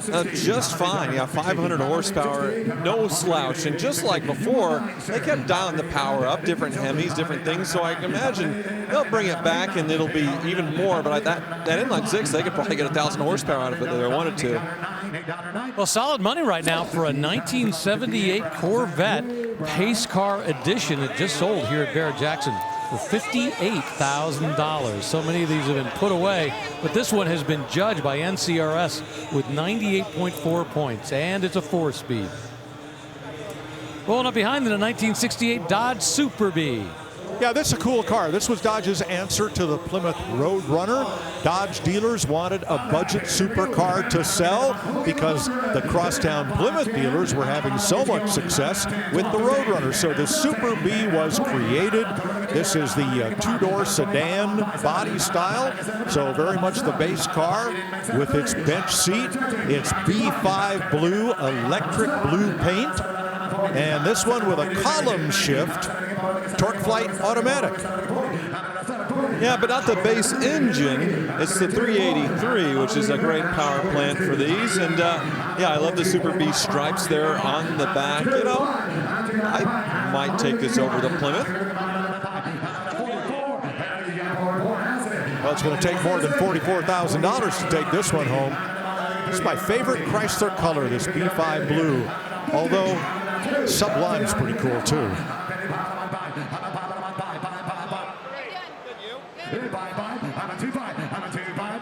Wow, we jumped over the 50,000 mark very, very quickly. Base coat, clear coat paint here, newer and much glossier than what it was born with. We said it's the two-door. No, it's not. It's two-door hardtop. Excuse me. The B pillar is here, but the window is not framed, so it's two-door hardtop body style, not a two-door sedan. Well, and it is a true H code, a true 383, so $60,000 for a nicely restored 1968 Dodge Super Bee. Well, we've seen plenty of 70 Chevelles, seen our share of 69 Chevelles today. I think this is the first 68 Chevelle that we've seen come up on the block. Yeah, and this one's been given the Yenko treatment, that SYC for Yenko supercars. Of course, legendary tuner. We saw another Yenko tribute Camaro earlier today. And there comes the hood going up 427 cubic inches, what the label says, which that's what Yenko was doing, backdooring in the big block Chevys into Chevelles and Camaros. So you could get a big block from any Chevy dealer, but it'd be a 396 because of a General Motors edict saying no engines over 400 cubic inches in midsize or pony cars.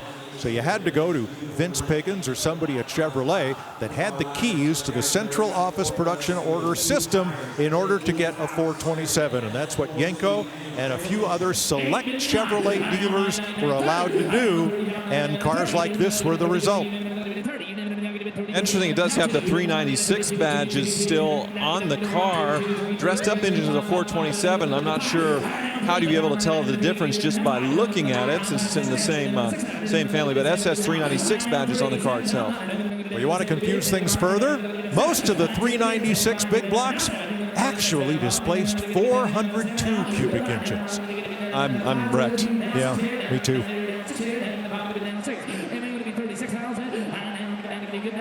I got to say, though, it is a tribute, and if it were the real deal, well, it'd be, crazy money. But this one, nice quality paint job. Everything looked in good shape. The vinyl roof, very clean. And that one just sold for $35,000 for that 1968 Chevelle Custom. All those American Racing torque thrust wheels, power steering, away it goes. Rolling behind it, how about a 2018 Ford F-150 Raptor pickup truck? You know, for as big and bold and badass as these are, they're actually fine daily drivers.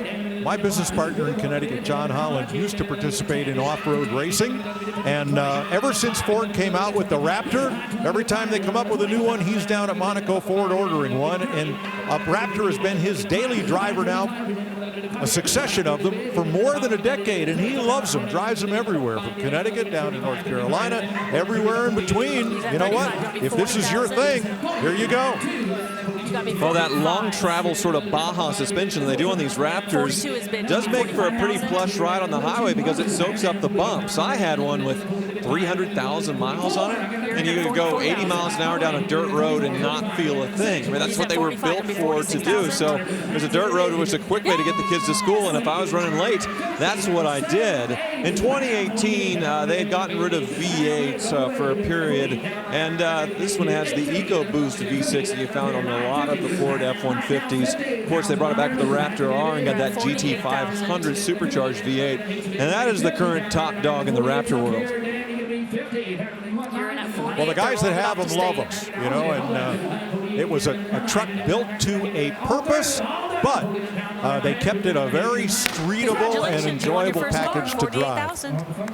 It looked like that one was sold over the telephone. Remember, if you make an arrangement with Barrett-Jackson, you can have a person on the other end of that line talking to you and helping you through the sale. Away that one goes, and we're going to take a quick break from Barrett-Jackson. Less than an hour left of our coverage here on FYI.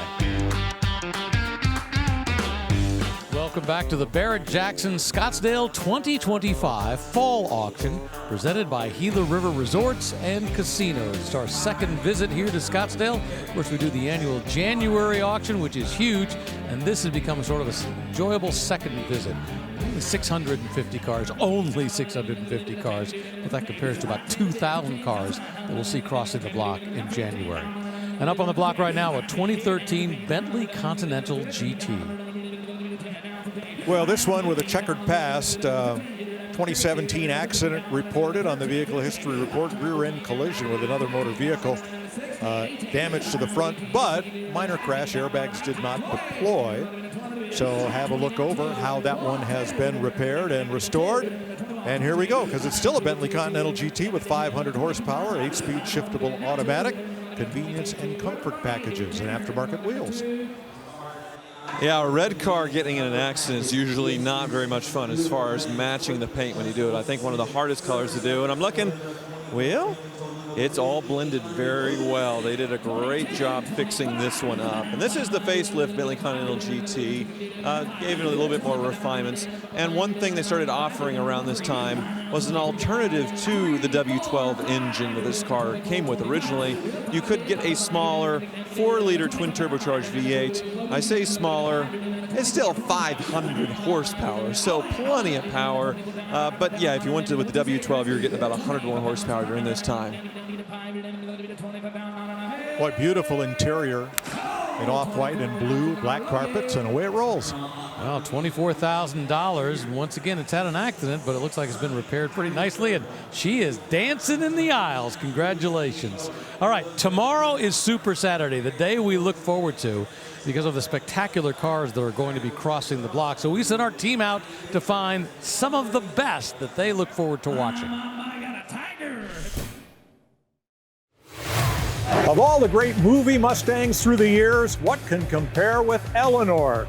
From the Nicolas Cage Gone in 60 Seconds. Well, here is the 25th anniversary edition Eleanor, officially licensed. And this is more than just pepper gray paint, scoops, side exhaust, and the Go Baby Go button. This has embroidery on the seats and the floor mats. Special badging denoted the 25th anniversary. Coyote motor, done to a very high spec. The dash is signed by the stunt coordinator from that movie. This is pretty gorgeous. And when this comes to the auction block, I guarantee you it won't be gone in 60 seconds. April, what do you have? Not bad, Mike, but check this out. 1963 split window, my favorite year, hands down, for the Corvette. And this one's been fully customized by Jeff Hayes. Check out these beautiful wheels with a knockoff style red line tires. And she's got some power. LS3 500 horsepower, beautiful gleaming paint all throughout. Just a rolling work of art. And inside, fully redone. Every inch has been done perfectly. That bolster seating will tuck you in perfectly down all these Arizona roads. Now, Rick, can you top that? That Corvette is cool, but this car is amazing. Not just because it's a Ford GT, not just because it has these heritage colors. No, this is the third Ford GT ever built. And this car is coming straight out of the Ford Heritage Collection, meaning whoever buys this car will be the first owner ever. Tyler, top that.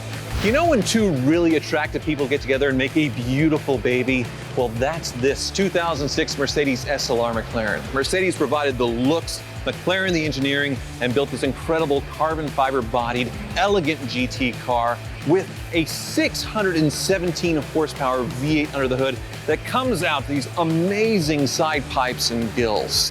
So a ton of horsepower crossing the block on Super Saturday for likely a ton of money. You don't want to miss it.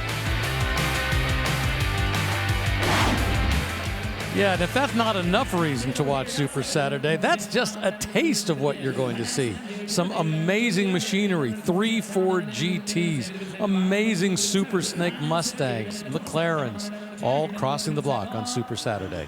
Right now we got a 64 Ford Galaxy 500 XL custom, currently bid to $25,000. So the full-size Ford started with the Custom. Those were the police cars. Then the Custom 500. Then you could upgrade to the Galaxy. Then you could upgrade to the Galaxy 500. And finally, the top of the line was the Galaxy 500 XL, as shown here. Yeah, 390 cubic inch V8. You can see the badge on the lower fenders there. And this one, yeah, beautiful, maybe older restoration, but still showing very well in this unique gold color. Looks like a factory color, but with a nice clear on it. $28,500 for that top of the line Ford Galaxy 500 XL from 1964. As they sign the paperwork, we are going to take a break, and we're going to pay some of the bills, but we will come back to Barrett-Jackson Scottsdale, the fall edition. Don't go anywhere.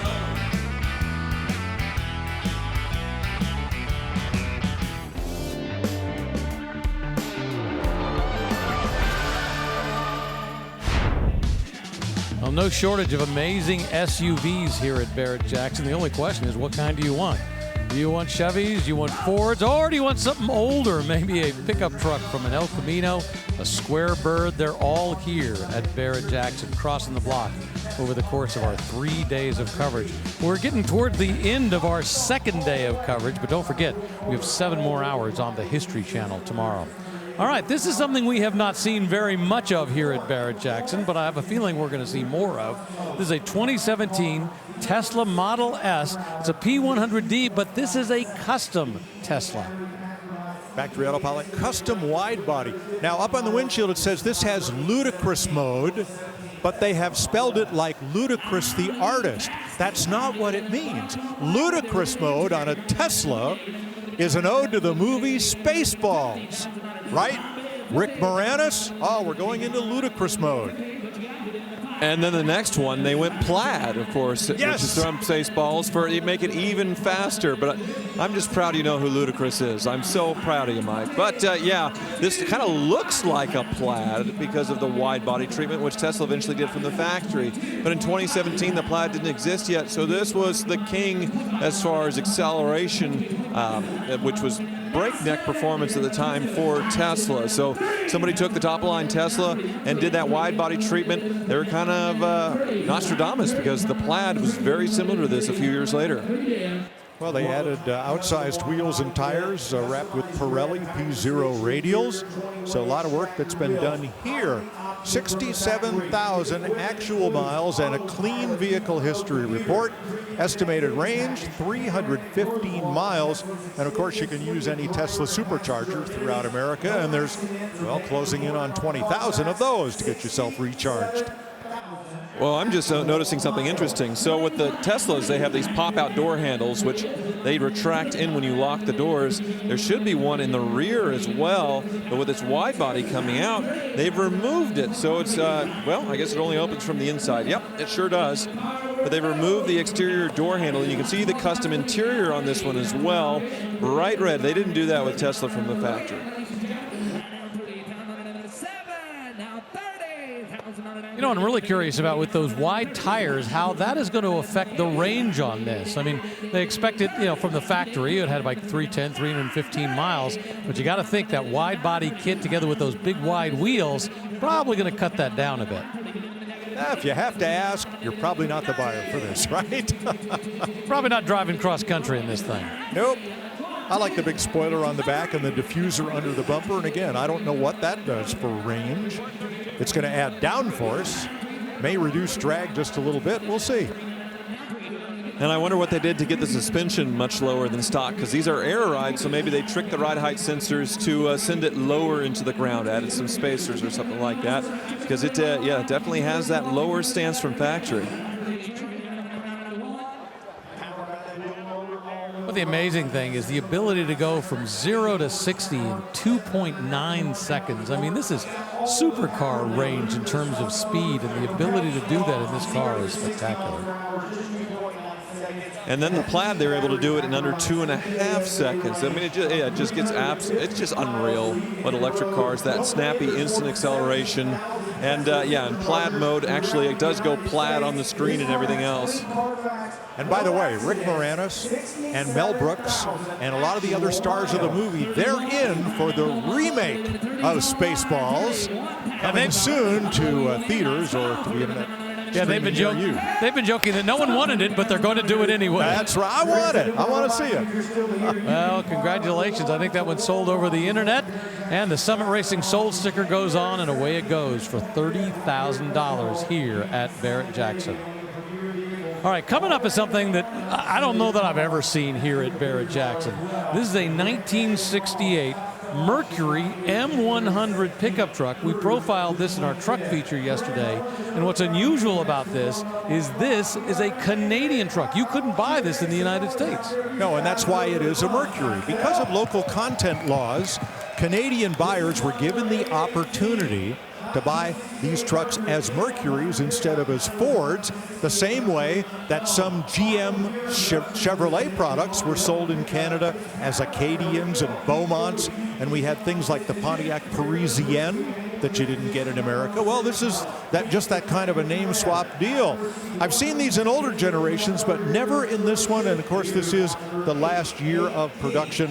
One of one in this configuration, so indeed rare. Has the Ranger package, new exhaust system, fuel tank and fuel lines, new air shocks, a Mercury 100. Be the only one maybe in America that has one. Now this one is the long bed, and it has the grab rails on the side. One thing that's been added to the bed over the years, because this thing was probably used and enjoyed, or well, used as a truck, I see some diamond plating. I wonder if it was a wood bed when it was new, because it looks like it's been grafted on along with a spray-in bed liner to make it extra tough. And what happened was in 1965, the tariff regulations between Canada and the United States changed so that what had been an expensive way to bring trucks up there was no longer needed. And as a result, they only built it for 3 more years, and this was the end of the line.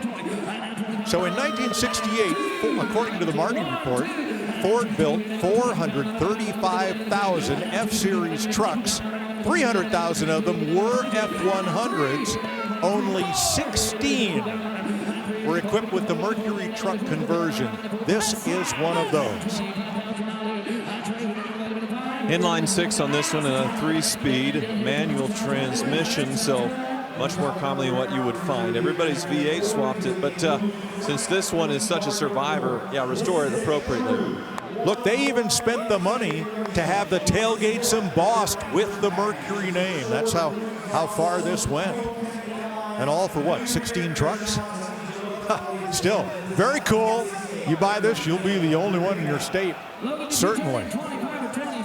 Well, we know for a fact there can't be more than 16 states that have them, and I'm assuming very few of these probably survive. To your point, like you said earlier, this could be the only one in the United States. Yeah, how few of them left Canada? How few survived? Well, we know of one, and here it is. And the fun thing is people are going to do double takes. They're going to go, wait a minute, Mercury made a truck? I didn't even know that. I tell you what, that is a very interesting thing to buy. And that gentleman right there looks pretty happy about it. $27,000 for that 1968 Canadian Mercury M100. Not F100, M100. Let's check in with April Rose.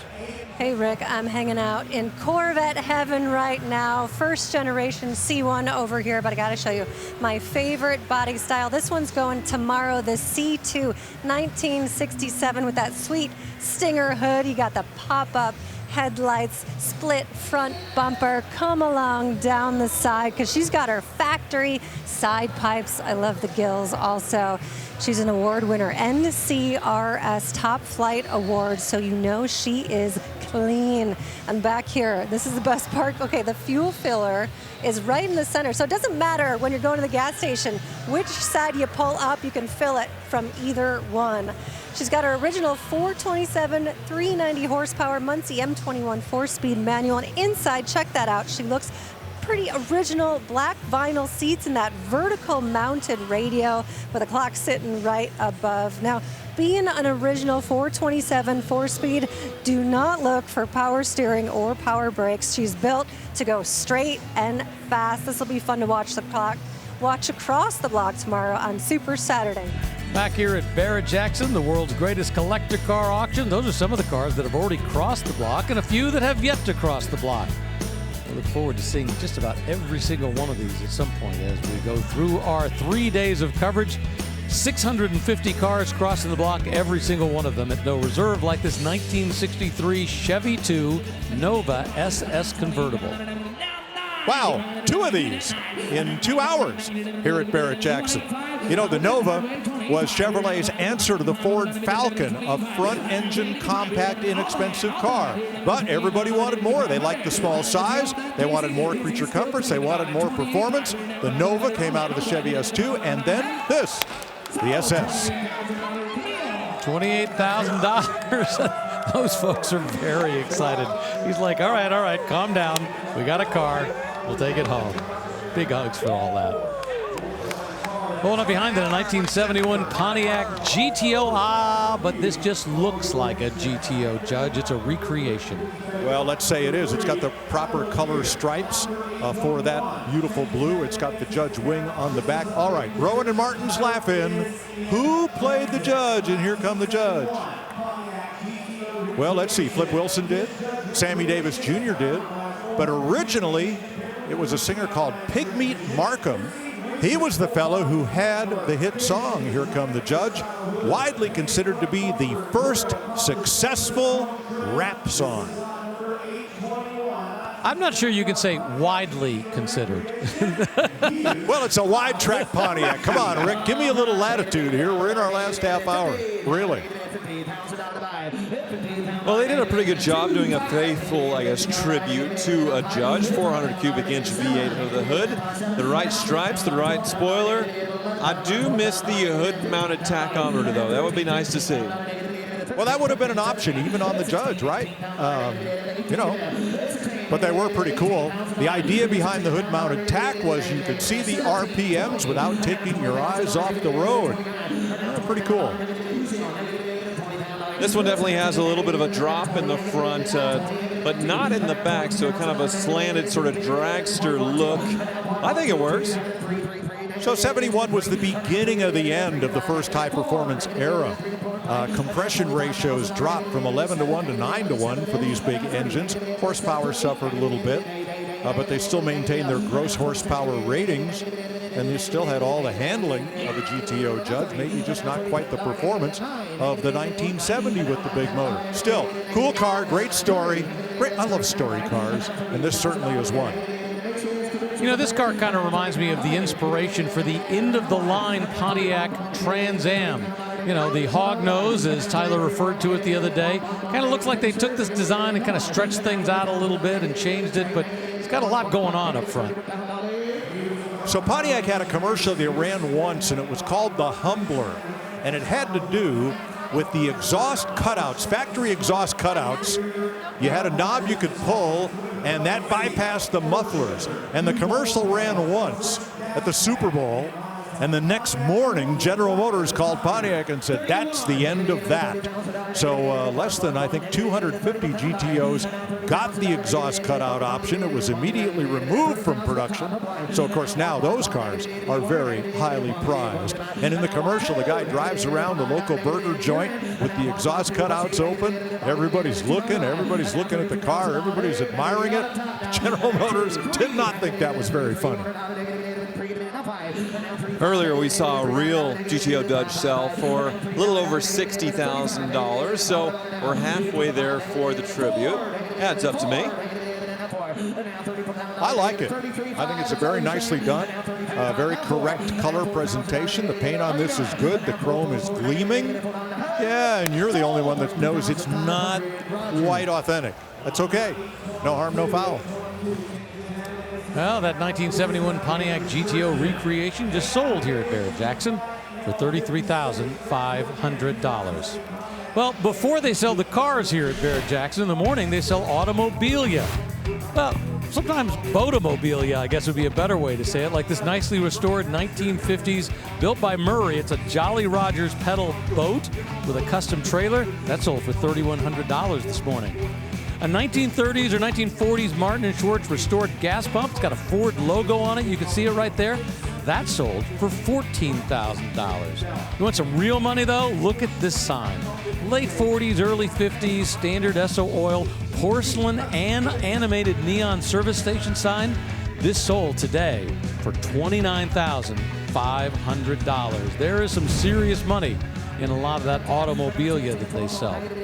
All right, we just saw a GTO go across the block. How about a G8, a 2008 Pontiac G8 GT Custom? You know, there were a lot of people at Pontiac that wanted to call this the GTO, but they had tried a GTO revival with an Australian-built car, and it just didn't happen. So we ended up with this, another Australian build, very much like the Chevy SS, the Pontiac G8. This was, I guess, we'd call this the last Pontiac attempt at a supercar. Well, and Pontiac was gone by the end of the decade as well, so this is sort of the end of Pontiac in the last few years. This one heavily modified, so LSV8 you could have gotten with the G8 GT. This one, well, they don't say the horsepower. I would guess from the build and the slicks on the back, probably somewhere around 1,000 at least is set up for that. Big tachometer too to go drag racing, so this thing way different from the original. And it is a 6-speed manual transmission car, so you can row your own. Have some fun with this one. The consignor does indicate there are some issues with airbag lights, and a tire pressure sensor light is on, even though the wheels don't have tire pressure sensors. So figure that one out after you take this one home for 25 grand. No problem. Just take it to your local Pontiac dealer. They'll sort it. $25,000 for that 2008 Pontiac G8. All right, tomorrow we're going to see something really neat crossing the block, and it's got some very interesting historic roots. Mike Joy is going to introduce you to the Devon Z.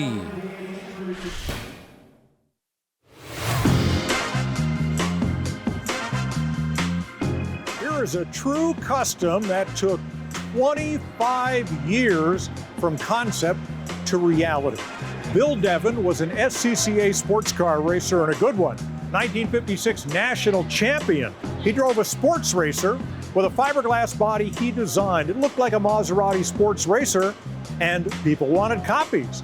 So Bill made Devon sports car bodies to fit on Corvette chassis, Triumphs, MGs, and rear-engine versions for Volkswagen or Porsche. Well, to honor Bill Devon, Chris Wright came up with this concept, and over a period of 2.5 decades, brought it to life and to reality. The styling is reminiscent of the Devon sports racer of the 1950s, but this car is as modern as anything you can find in today's showrooms. Rear view mirrors, don't need them. There are cameras and a display.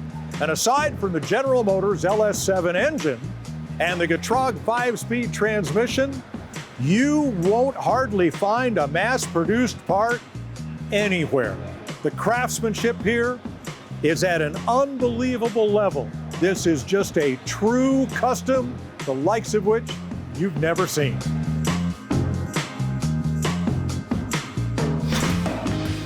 And may never see again. In fact, that's why it's called the Devon Z, because Chris Wright thought, well, this should be the end of the line for Devon.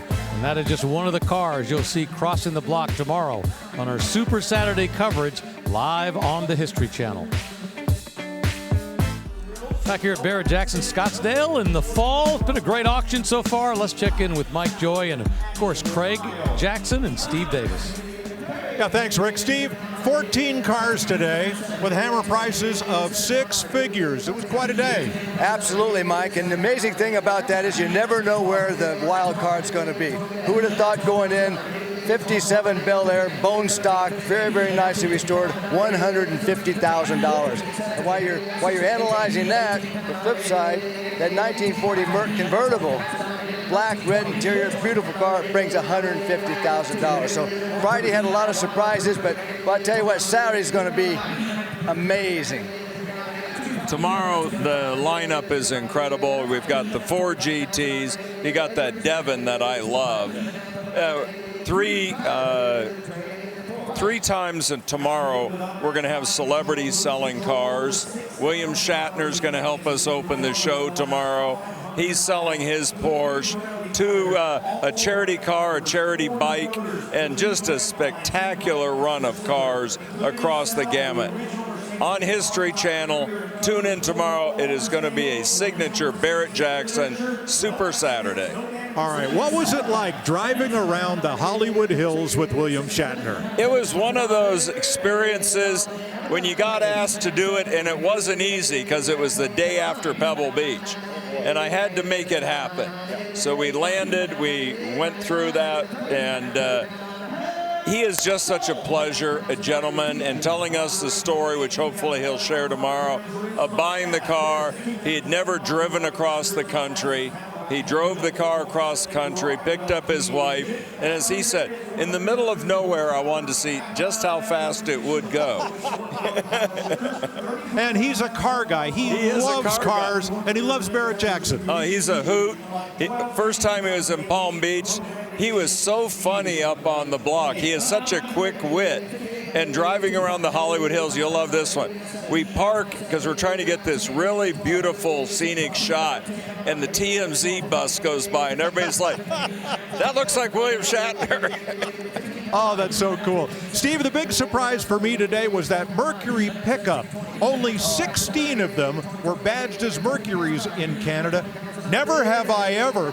Is there a car tomorrow that when it came up for consignment surprised you? Well, I'll tell you, I'm with you, Mike, just real quick. An M100. I mean, you're looking at that thing and going, wow, that's incredible. As far as tomorrow goes, I don't think we have any more Mercury pickups. but there's going to be some surprises in there. So Or let's Pinto station wagons. You never know what's going to rock the block at Barrett-Jackson, and that's why we're all tuned in for tomorrow. All right, thanks a lot, Mike. You know, today we've already had 14 cars cross the block and bring 6 figures. If you wanted to break into the top 10 today, it would take at least $115,000. So some serious money on this fun Friday, fantastic Friday, leading up to our Super Saturday coverage that we'll see tomorrow. Up on the block right now, we got a 2011 Maserati Gran Turismo S. This one a beautiful spec. Black on red interior, Ferrari drive V8, 38,000 miles, or 33, I'm sorry, 33,000. $40,000 going to those folks right there in the front row. I think the family is all excited about that. All right, you know, we hadn't had a Barrett-Jackson auction since April. So what did we do with our summer vacation? Well, some people, some members of our crew decided, why not get married? April Rose, Tyler Hoover, and just for the record, here at Barrett-Jackson, we are taking full credit for this. We brought these two together. They didn't even know each other until they came to Barrett-Jackson. Okay, they were probably meant to be together, but what a great event it was in Wichita at the historic Hoover Estate. But you know what? I whined and begged enough. They finally let me show up and be a part. Not just there, I actually had the pleasure of being the officiant. Boy, what a great day that was for Tyler and April. Congratulations on your wedding. Rick, you were a big part of the show there, as you are for Barrett-Jackson here, but I got to tell you, there's a little trick for the single girls at home. You got to look at how a guy takes care of his cars, and then you know he's going to take care of you, because you do a fantastic job. Well, thank you. I was going to say all those photos were AI. I just made this up. It's a big fever dream that's happened. But yeah, Rick, you know, you should get hired to do that more often. I think officiating weddings could be your new gig. Right, you said that was only your second time doing it. I'm surprised no one else has asked you. Well, now they're going to. And the great thing was we were surrounded by cars. It was a wonderful experience. Congratulations to both of you. We're going to take a quick break. We will come back to just a little bit more here at Barrett-Jackson in the fall as we peel Tyler Hoover off the floor. Well, let's check out our top sellers on this fantastic Friday. Number 3 on the day was a 1957 Chevy Bel Air. I love this one when it went across because it wasn't modified, it wasn't customized, very stock, and it sold for $150,000. Number 2 of the day was a bit of a surprise, a 1940 Mercury Custom Convertible. It's got an LS1 engine under the hood, Mustang 2 front suspension. Everything's been redone. It sold for $152,000. But the number 1 sale of the day, a 1955 Chevy Nomad Custom Wagon, 350 horsepower under the hood, frame-off restoration, beautifully restored. It sold for $167,000. That's our top sales so far. But remember, tomorrow is Super Saturday, and we know the prices are only going to go up. Up on the block right now, we got a 2014 Mercedes-Benz E350 Cabriolet. Yeah, beautiful car. Has some AMG styling touches. Nicely optioned. 76,000 miles on the clock, however. Yeah, it's not bad for this Mercedes V6 engine that you found in, well, all the E-classes and so many others. Pretty solid, reliable power plant with decent power. This one has a clean history report as well. And you do have a decent second row. You can see the seats pretty far back in this to where it is kind of tight, but much better than the SL where it didn't have any at all. Fabric top, not a folding hard top, as we saw on the SLs and SLKs of the day.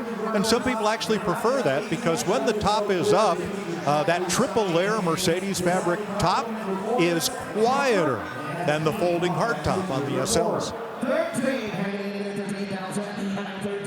One thing they never did is an AMG official E-Class in this body style in a convertible, which is interesting. You would think with the CLK Black Series before this being such a hit, and now we've seen some cross block at Barrett-Jackson bring over $200,000, that they didn't continue it after that. But of course now the C and E 43 and 53, 63, it's hard to keep track of. They started AMGing everything. This one, not an AMG badge from the factory. That's been added to the trunk to up badge this thing.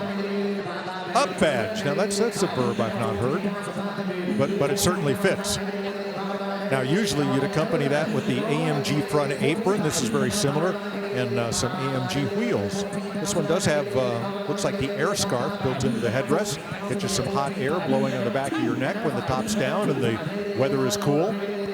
Yeah, I did it to an SLK 230 as a gag for YouTube. So I made it an SLK 65 bi-turbo V12 4MATIC AMG. All across the trunk. Yikes. Every single badge that you could possibly do, just for fun. $14,500 for a 2014 Mercedes-Benz E350 Cabriolet. Now to the last car we're going to see hit the block here at Barrett-Jackson on our Friday coverage. It's a 2006 Mercedes-Benz SL500 Roadster. You know, Tyler, you remind me of the guy that had a Mazda 3, and he did it as pi, and it was 3.14159 and carried pi out all the way across the tailgate. One interesting option on this is, note the three-pointed star. It's solid. That's because this has what Mercedes calls Distronic, or distance following cruise control, where if you get too close to the car in front of you, it will apply the brakes for you. Something you should be doing if you're paying attention to what you're doing. Yeah, it's funny, when Mercedes unveiled this, about 10 years before, they had the press come into a dark room, a hangar that they filled with smoke, to demonstrate this new anti-collision system, and the car slammed into the car in front. A complete failure. Obviously, they refined it and turned it into a very good collision avoidance system that we see commonly in cars today. But yeah, the Distronic cruise control, very nice. And this one has the pano glass roof and pretty low miles, 49,000 miles.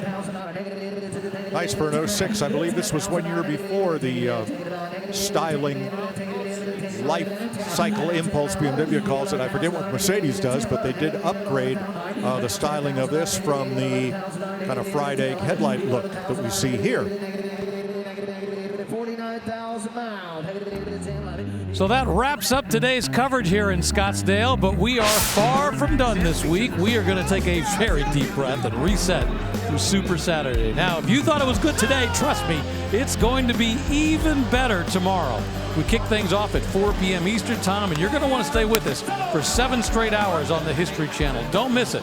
So for Mike Joy, Tyler Hoover, and April Rose, I'm Rick Jabrul. Thanks for riding along with us. We'll see you here on Super Saturday.